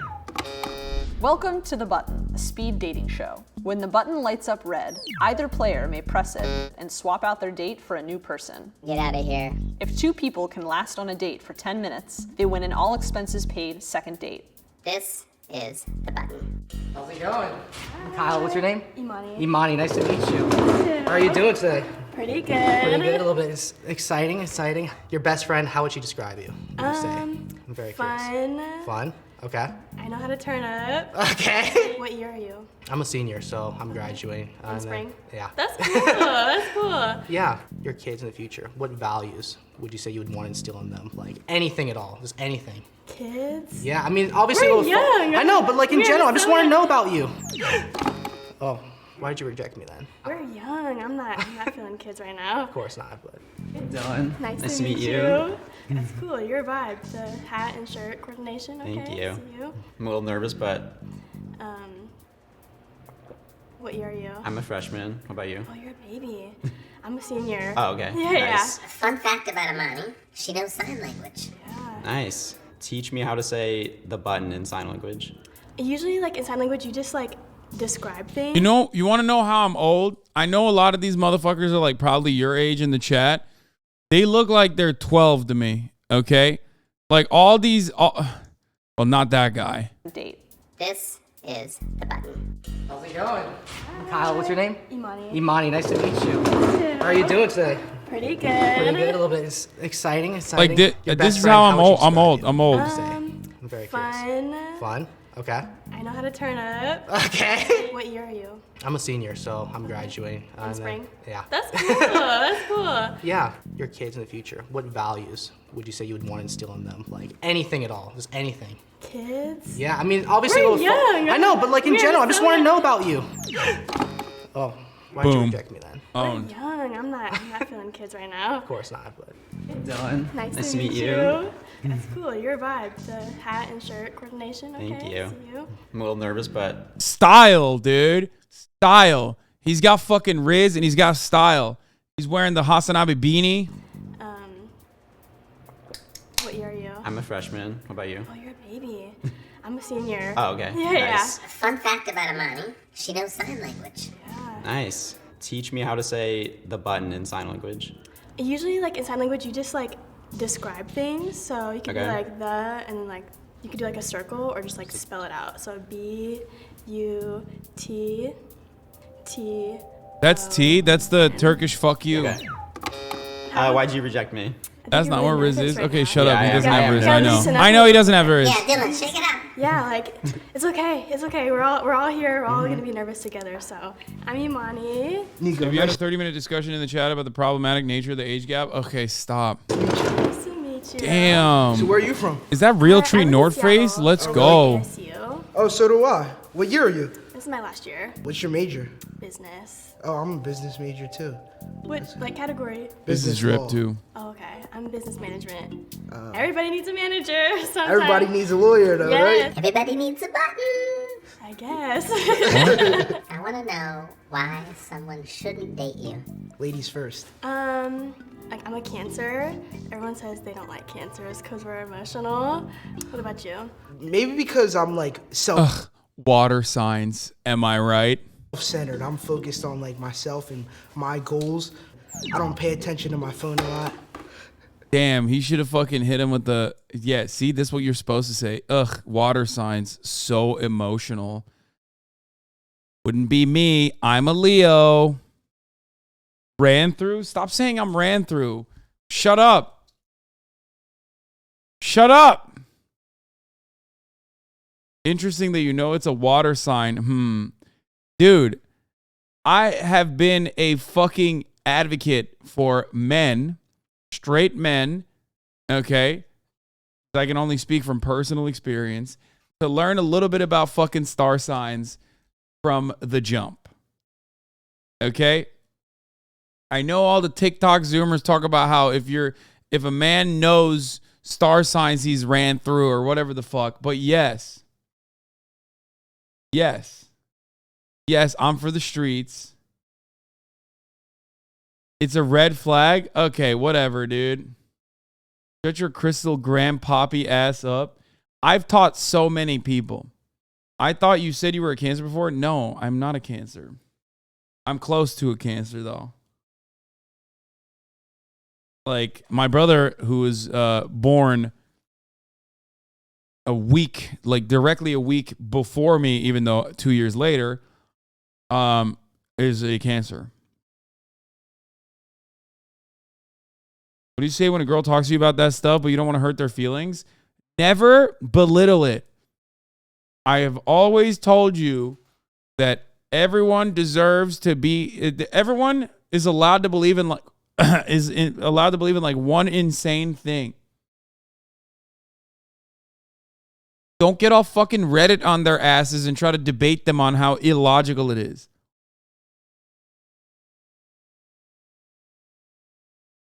Okay?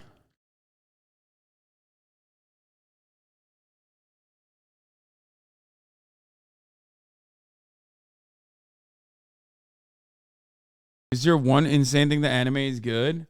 That's not insane. I don't even think that. So shut up. I hate anime. That's really one insane thing that they believe though, Lo, is a red flag. If you think women believing in star signs is a red flag, then you should just fuck men instead, honestly. Like, good luck.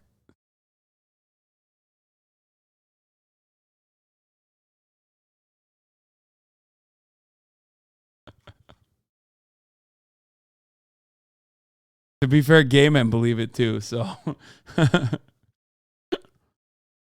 My one insane thing is that I can, I can chill with a bear. It's 100% a red flag. It's like believing in God or something.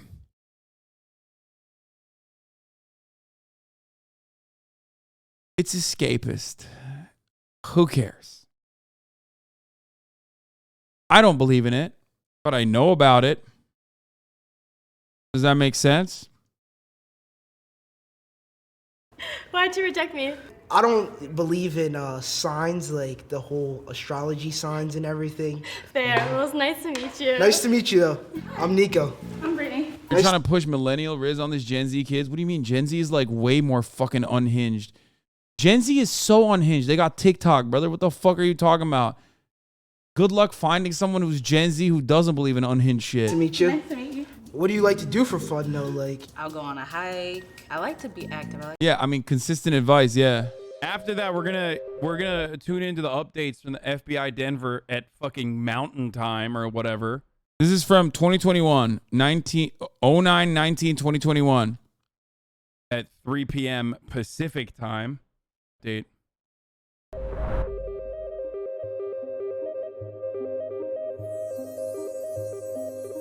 A cute girl in my class started asking me about zodiac signs and astrology, and I said I was interested, but I know nothing about them. What do I do, Hasan? Dude, just learn, like, ask your mom when you're fucking... Actually, no, I don't know. Just make it up. Just, like, say that you were born on a time because they're going to ask you that so they can do, like, an astral chart for you. Okay? And then, I mean, just make shit up, honestly. Just make shit up and be like, I don't know. Run as fast as you can. Wait, why, dude? No, dude. 18 months, I guess. A lot of girls are into astrology. Like, just learn about astrology a little bit. It will be beneficial for you, I promise.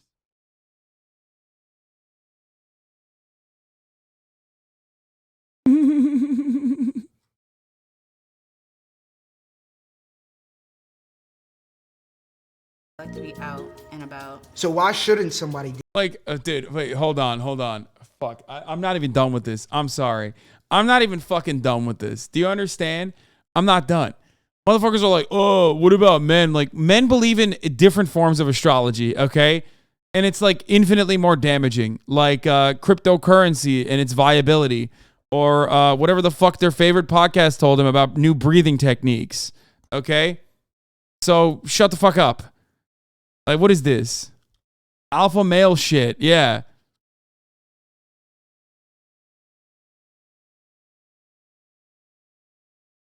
Would you tell a woman to go learn crypto in order to date men?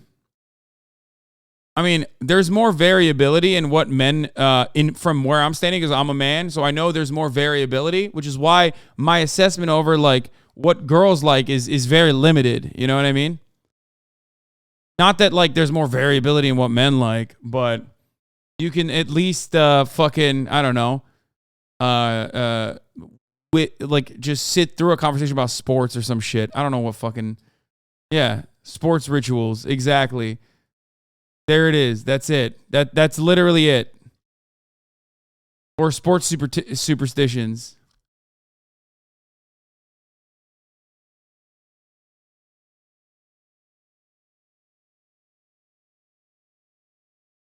Date you. If you want to do like all that alcohol and Yeah. smoking all that, don't date me. Go ahead and hit that button. Wait, so you don't like to party a lot? It's all right. Hello. Hi. I'm Kayla. Nico, nice to meet you. Also, women don't really need to like do all that much. Let's be real. Like, this isn't like a grug, like her moment, but like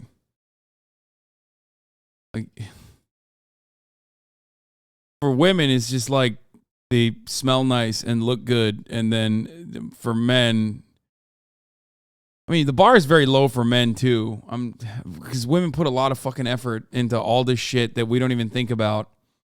But from where I'm standing, it's like I don't know. I don't. No, women don't have it easy. 100%. That's not the case. But men don't have the same filters that women have to have for protection and security. Men can get away with not having any of those things.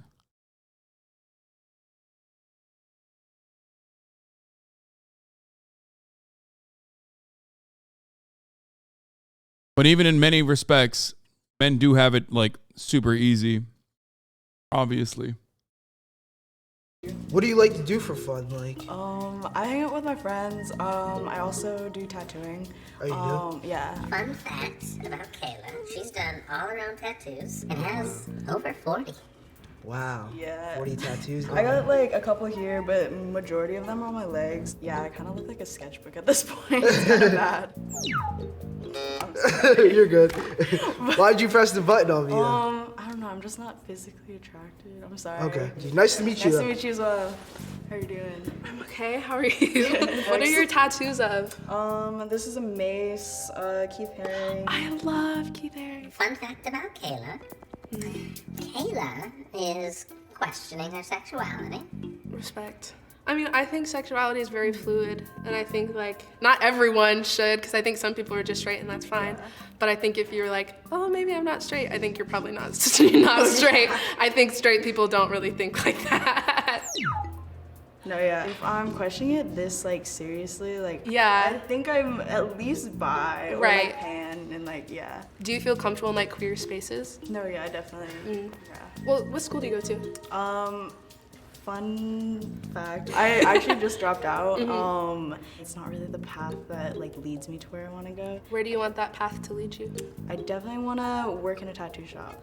That's awesome. So you draw? Yeah, yeah. Even though it's scary to like follow like your passion, especially like being a creative, I think it's like what you gotta do. Yeah. Like if that's what's gonna make you happy, like that's how I feel. Like what are queer spaces? RuPaul's Drag Race watch party.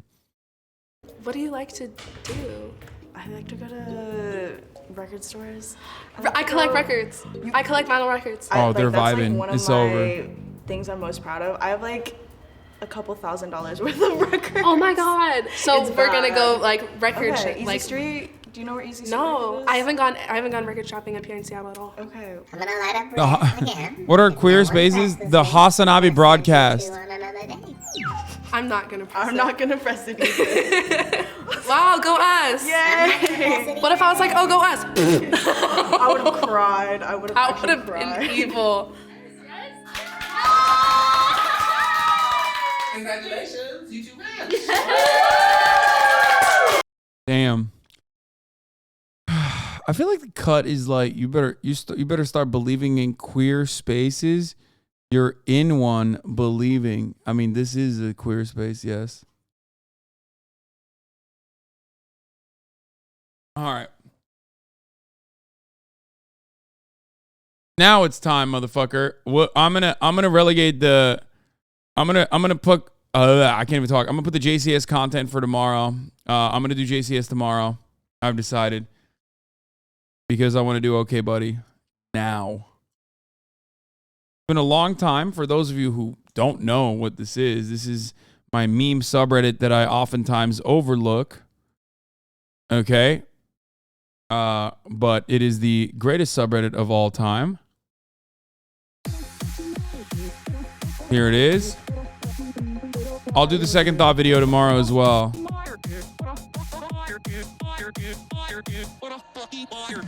I'm an incel myself, so do you know what That's right, ladies and gentlemen, boys, girls, and MBs. It's okay, buddy time. Some of them go out and like kill people, like Elliot Roger. I'm not saying. I'm cringing right now. I'll explain it later.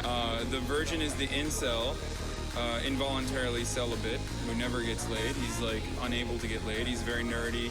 He has terrible posture, and that would be someone that would be considered a fad.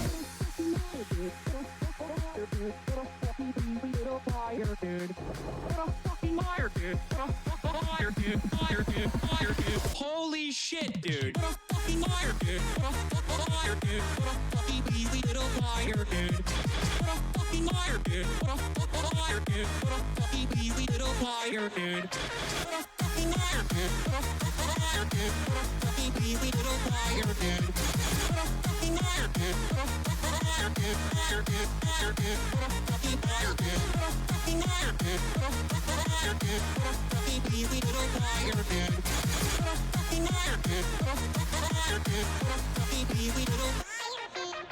This is a short ad break by Hasan Piker. I want you to redistribute the wealth to Mall Brawl by order of Communist Turkey. Follow his Twitch streams at Mall Brawl. All right, let's get started. He's really excited about this bento. Okay, dude. I mean, we get started. Go check Wubby stream. Calling you out. Might want to check Wubby stream real quick. What's he doing? What's he doing? What the fuck? Alex, you're free to do yours while I go change. You guys are upset about wardrobe changes. I'm about to get like pie in the face or something. What the fuck, dude? No! What? No. I did not do 9/11. Yep. Oh. Is that worse than asking for it to be made? Worse than 9/11. True. Whoa! Big Al, big brick. I'm a brick. The contestant got to pick the shirt too. He chose it because he's from New York. Never forget, he said. Are you fucking kidding me? Oh, no, are you fucking kidding me? Are you fucking kidding me? Get cream pied. I need you to see, by the way, these are just mixed up with random. We cannot see what's in there, and we're going in random. Why? And we had a long. Why is the stream like this? Booty, your mic's on. Booty, your mic's on. Uh-oh. We had a long. Oh, I'm not mic'd up. We had a long conversation about figuring out the best way to get good punishments early, so we don't just take a bunch of shots in the tower. Okay, we're gonna get back to Okay Buddy anyway. Which, by the way, ironic, because how fitting, how fucking fitting, dude. How fitting that we got somebody wearing a Hasan did 9/11 shirt, and then the first post of my Okay Buddy meme subreddit.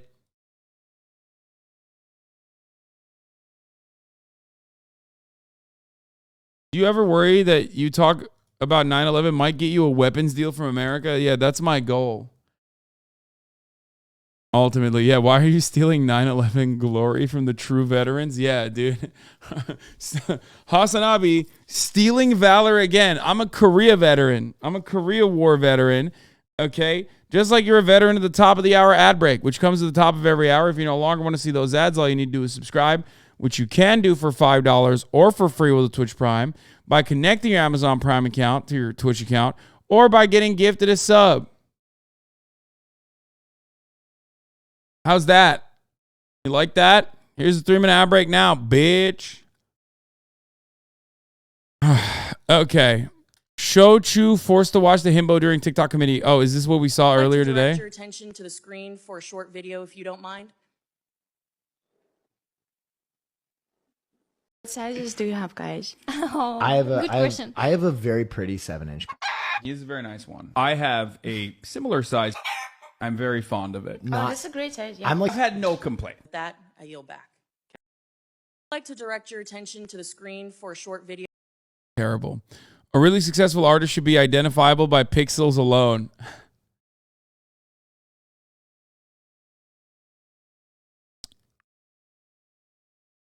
Yeah, I wonder what this is, dude. Is Hasan a fitness streamer now? Hasan is a fitness streamer now? No, but I've talked about fitness dick in your mom's pussy all the goddamn time. So why are you surprised? Especially when I'm fitting this fucking top of the hour ad break. Also directly after fitness dick in your mom. Okay? And if you no longer want to avoid me fitting this in your mom, well, you can't. You know, you can't do that. I'm your dad now. I'm not the stepfather, but the father that stepped up. But if you do want to avoid the ads at the top of the hour, all you need to do is subscribe for $5 or for free with a Twitch Prime or by getting gifted a sub. Flocky, thank you for the 10 gifted subs. Hasan. Yeah. My older brother got the Pfizer shot and now he can't form sentences. My older brother can't form sentences after taking the Pfizer shot. Yeah, as long as you get your minimum daily protein, your minimum daily protein needs met. Okay, dude. Schengen yok, Karaköy'e sen gel. Hava kararıyor bizi henüz erken. Rüzgara ben açarım yelken. Değil olamaz hiçbiri engel. Al beni derdim Angela Merkel. Aldım ben de. Angela Merkel. Schengen yok. Yok Karaköy'e sen gel. Gel bozulur dengen. Lan yol al diye engel. Lan Karaköy'e sen gel. Angela Merkel. Karaköy'e sen gel, Angela Merkel. Schengen yok. Yok Karaköy'e sen gel. Gel bozulur dengen. Yok yol al diye engel. Karaköy'e sen gel. Angela Merkel. That's fire. Karaköy'e sen gel, Angela Merkel. Schengen yok. He's saying he doesn't have the Schengen visa, so you come to Karaköy, place in Turkey, Angela Merkel. That's what this is. A great song. What a bop. K-pop star EU supported wearing unreleased Hasan the Hun merch.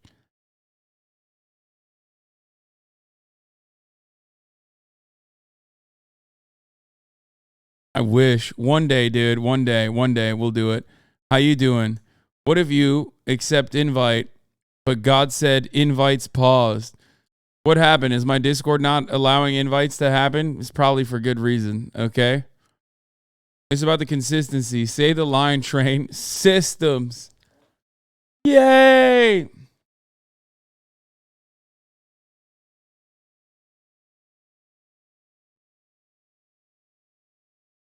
How many of you motherfuckers that say nuke it? How many of you motherfuckers that say nuke it, like nuke Hoscord, are actually in Hoscord writing as well? Like that's the... Like all of you little shitters want to look all fucking cool when you're in the chat. Meanwhile, you go back to Hoscord and you're like... I said nuke it.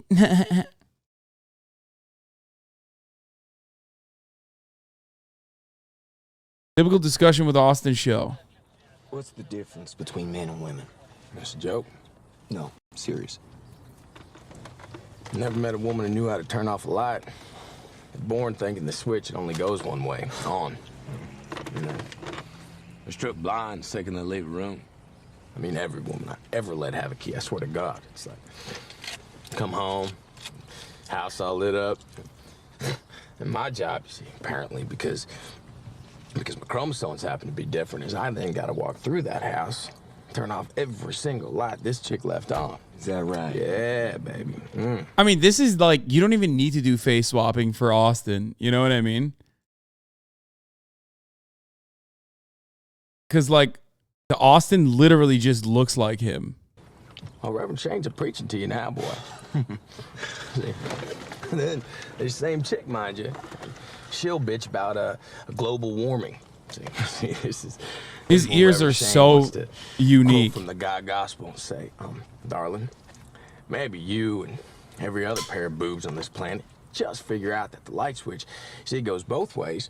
Maybe we wouldn't have so much global warming. You know? You say that. Anyway, polite version. Still, man, that earns me this look of loathing you would not believe. And that's when the exorcist voice pops out. You sound just like my damn father. Always yelling about the power bill, telling me to turn off the damn lights. What do you say to that? I know what I want to say. I want to say, bitch, you mean to tell me you've been hearing this your entire life? You are still too damn stupid to learn how to turn off a switch. God damn, brother. You know, Don't actually say that though. That would be bad. Right. Yeah, I go with the polite version there too. Very so. wise. Yes, sir. Okay, Austin is literally him. That's weird. Puppy stream art. Hey, look at that. Oh, one day. Honestly, I haven't joined Hoscord because of the bad stuff you talk about it. I mean, Hoscord is fine. They can get a little annoying at times, but that's just every fucking Discord server. Haas RPG drip and equip streamer award drip stream recap. Oh, also we got like I think not one but two, as a matter of fact, One Piece updates.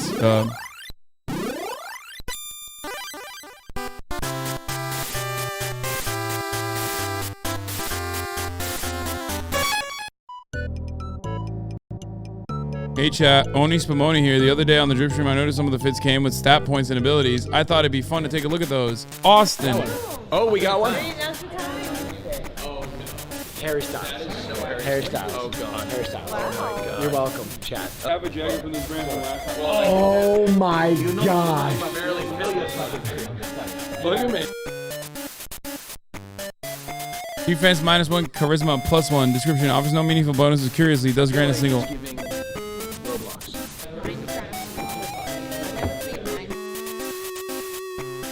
Speed +5, dexterity +1. Special ability offers increased speed to mining at the expense of getting screamed at by 11-year-olds with private servers.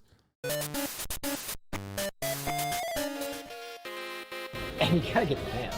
Oh my god, of course. He's in our mainframe already. Who is this guy? Int +10. If you're in a film between the years 1990 and 2002, you gain the ability to hack into the mainframe. Hackerman spectacles. My god. You try on the alien outfit, The pants I think are too big. It honestly looks like a split diagram. Equipping this will allow the user to summon their stand. Alternatively, you may be able to sacrifice. This ability appear in the Space Channel 5 remake.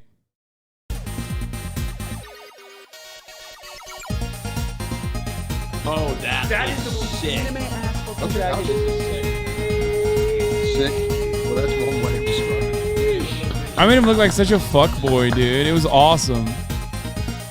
Charisma plus Shibuya bad boy gear set. Charisma +69. Special ability. If you're a white dude and you travel to Shibuya in this fit, you will get scouted for at least one modeling job.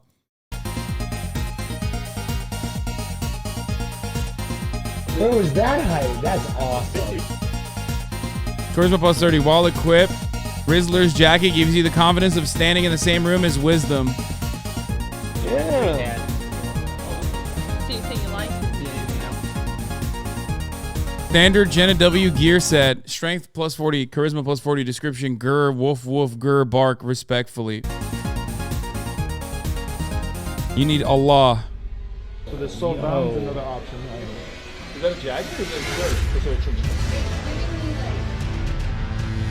Himbo's problem solver gear set plus what? +8 strength, +20 defense, -2019 intelligence. Get a special headbutt attack that deals damage equal to how much lower your int score is than your strength score. What the fuck? Real quick. Turn that way. Cloak of the Nameless King, +10 agility. No one will ever question your ability to play a Soulsborne ever again. That's a lie. And finally, Wisdom. Oh shit, yeah, Wisdom got it too. What do you got on? This is so TikTok. What do you have on? What are you wearing? Little Bjorn. Drips God's Day Off gear set. The ability to show up to the function immediately. What? Dude, Wisdom is the goat. The ability to show up to the function and immediately demand the attention of every human. Riz out the wazoo.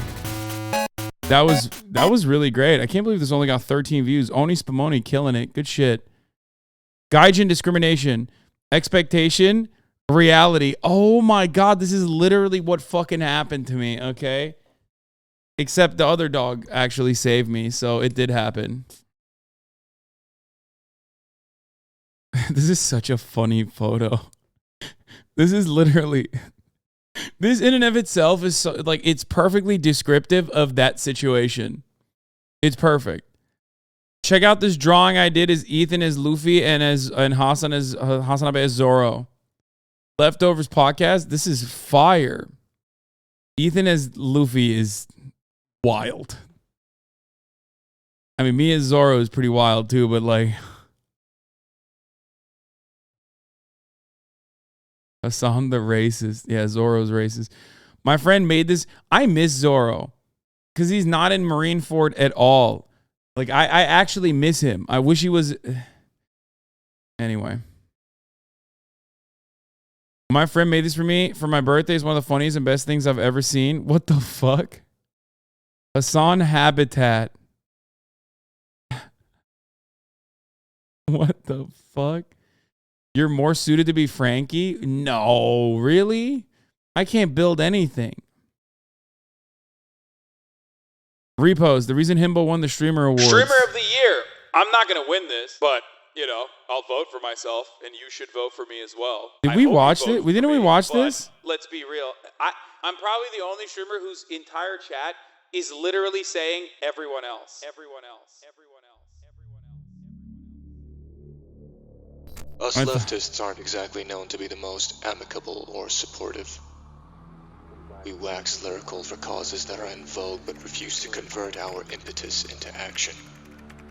Our movement doesn't have many online figureheads, probably because we tend to actively gatekeep woke scold and self-sabotage, brandishing our fashionably idealistic standards to drive away any who deign to step into the space. And bro, you didn't have to call out that time we broke the entirety of leftism. Like, holy shit. Now is as good a time as any. A comrade is in need of your help. Oh my god. Melted on all sides by smear campaigns and mass reports, some by his own editors, spearhead leftist content creator HasanAbi is in dire need of a boost to his PR. He must win at the Streamer Awards this year. Awards are a dime a dozen. This isn't about taking home a suited golden frog. Heck, this isn't even strictly about the himbo. It is about proving to those without and within the community that we can commune. Sometimes I see photos of my long hair and think I did look kind of good. It's better with the short hair, but... So what will you do? Will you bury your head in the sand and tweet about it when it's done? Will you let this moment slip by like the others? Or will you band together and fight? Will you commune and vote? Vote for consistently reasonable political takes and hilarious reacts. It was just too much upkeep. I hated it. Cancellation every 2 months. Vote for malding at Valorant and not completing horror games. Vote for an inclusive community that roasts him every chance it gets. Vote for blamos when you least expect them. Vote HasanAbi for best just chatting streamer and Streamer of the Year at streamerawards.com.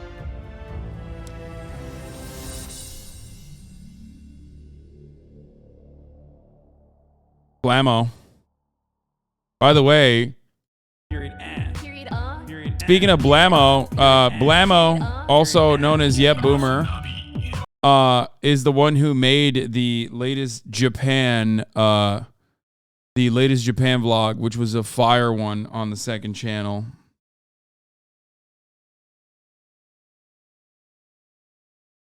Here are some memes. Happy OK Buddy Friday. Inside of you are 2 wolves, bro. Did you break into my house? What the fuck? Oh, these are Comrade Lamb memes. Post was fact checked with the real dark HasanAbi acolytes. Twitch chat pissed off. Hoscore pissed off for the opposite reason. Perfectly balanced as all things should be.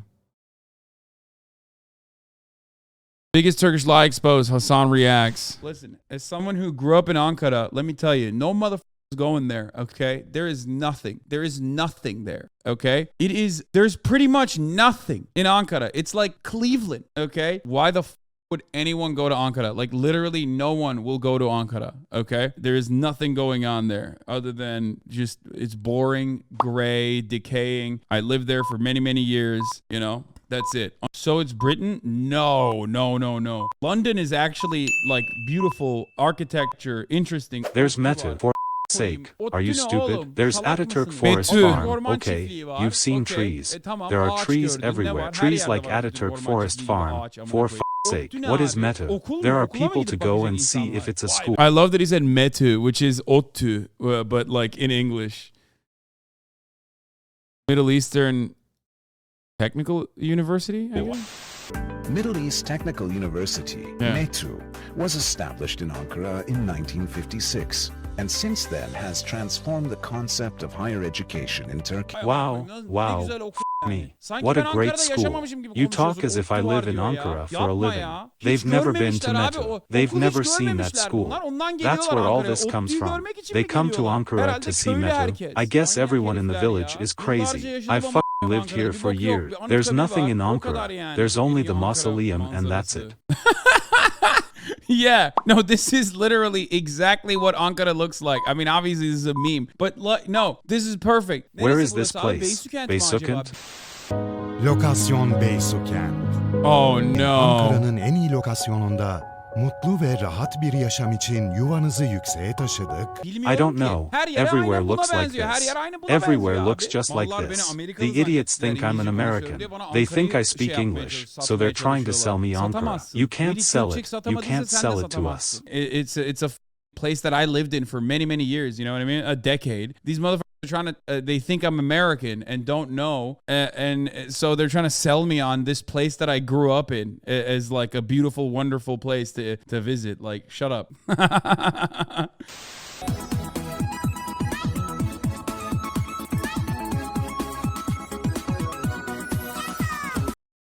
Yeah. Bullshit. Ankara's bullshit. My man is a Yakuza for real, for real.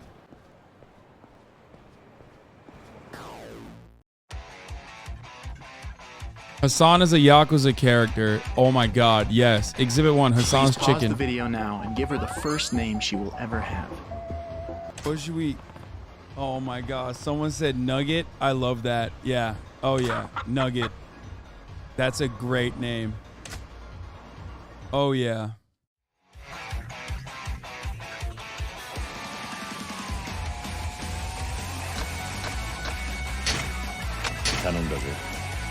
Dude, Yakuza is the most insane game. It's like a sequence of side games that where you sometimes beat people.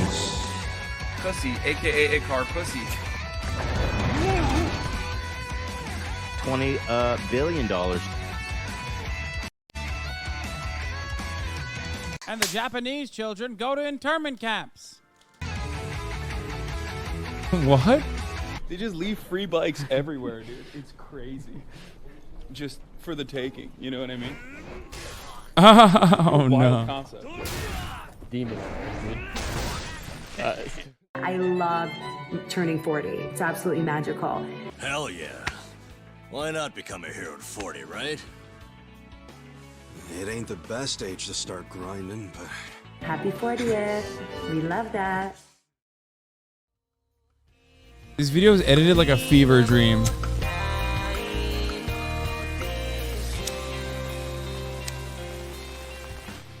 All part of the Yakuza arc, dude? Yeah. I'm a Yakuza man, all alone, you know, in this world full of villains.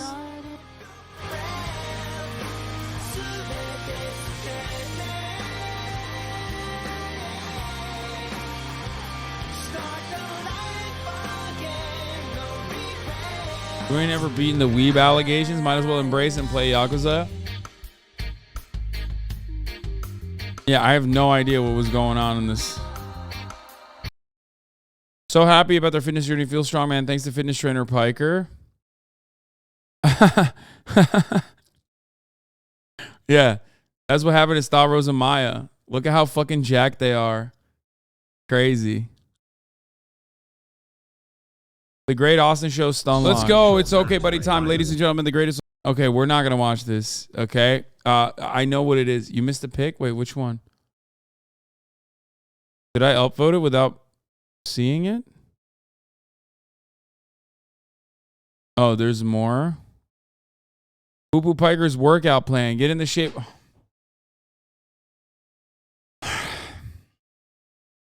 Thanks. Okay, I'm going to skip that one. HasanAbi. I wish. God, he's so pretty. He's so much better looking than me. Why would you do this? This literally just shows how ugly I am in comparison. That makes me sad.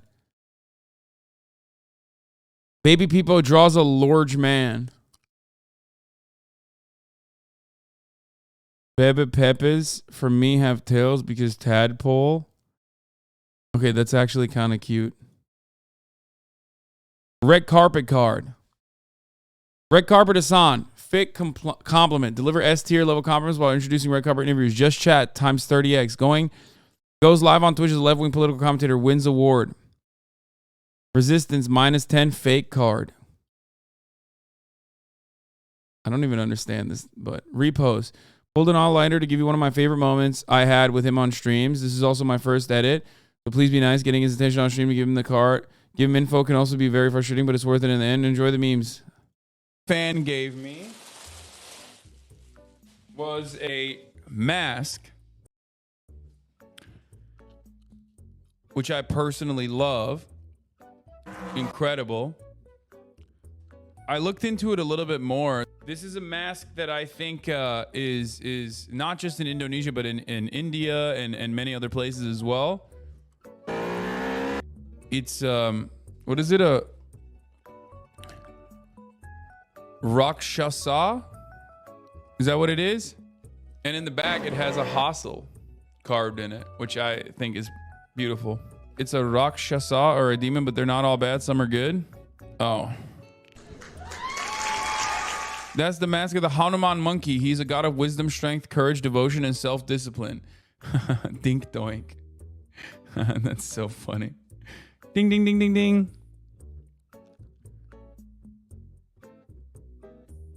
Thank you, chatter. Ding, ding, ding, ding, ding. Okay, this level of analysis is wild. Don't analyze all my micro movements. What the fuck? We saw you gather all these items yesterday. Is this a filler episode? No, I'm just showing it. Not everyone watched the fucking IRL portion. Okay, calm down. Good question. Will I lose service that Japan's public infrastructure is Okay, exaggeration much? That a bit rate while you're down hundreds of. Whoa. This is insane. They say if you wear those masks, they'll not attack you because you're scarier. The problem is this doesn't have eye holes on it.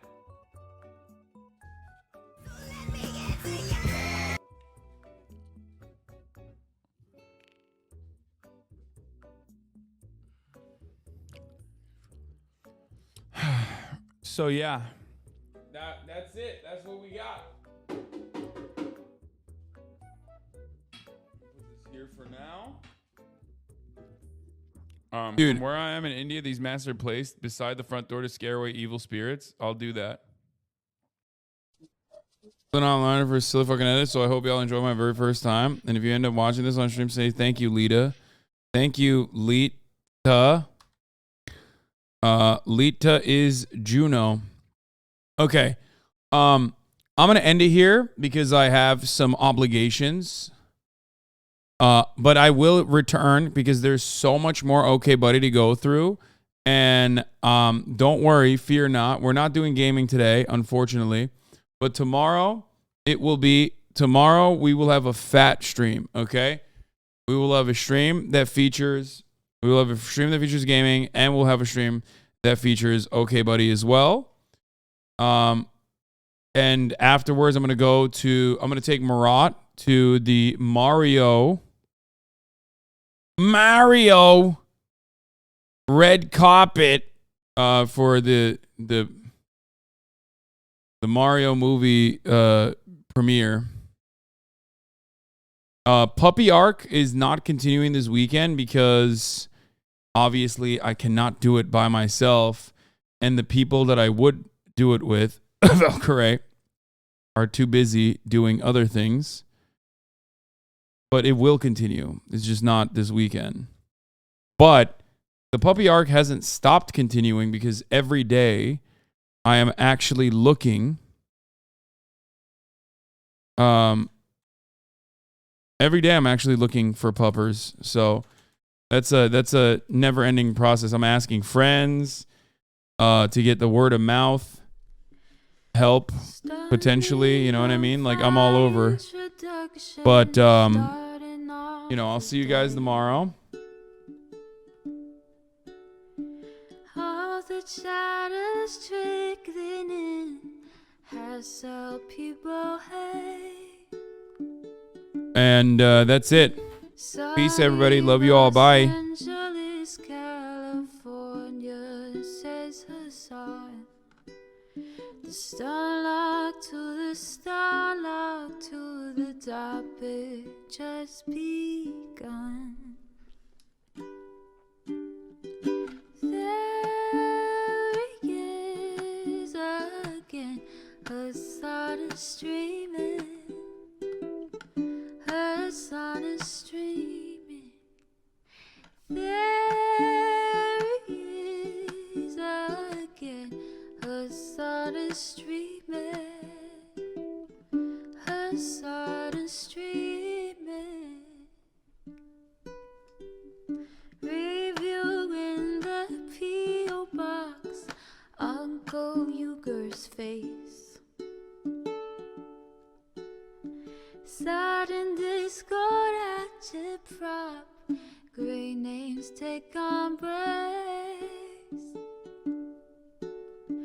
Tiny Bernie Sanders, LGBTQ Air Force. The whole left at your fingertips, on at your door.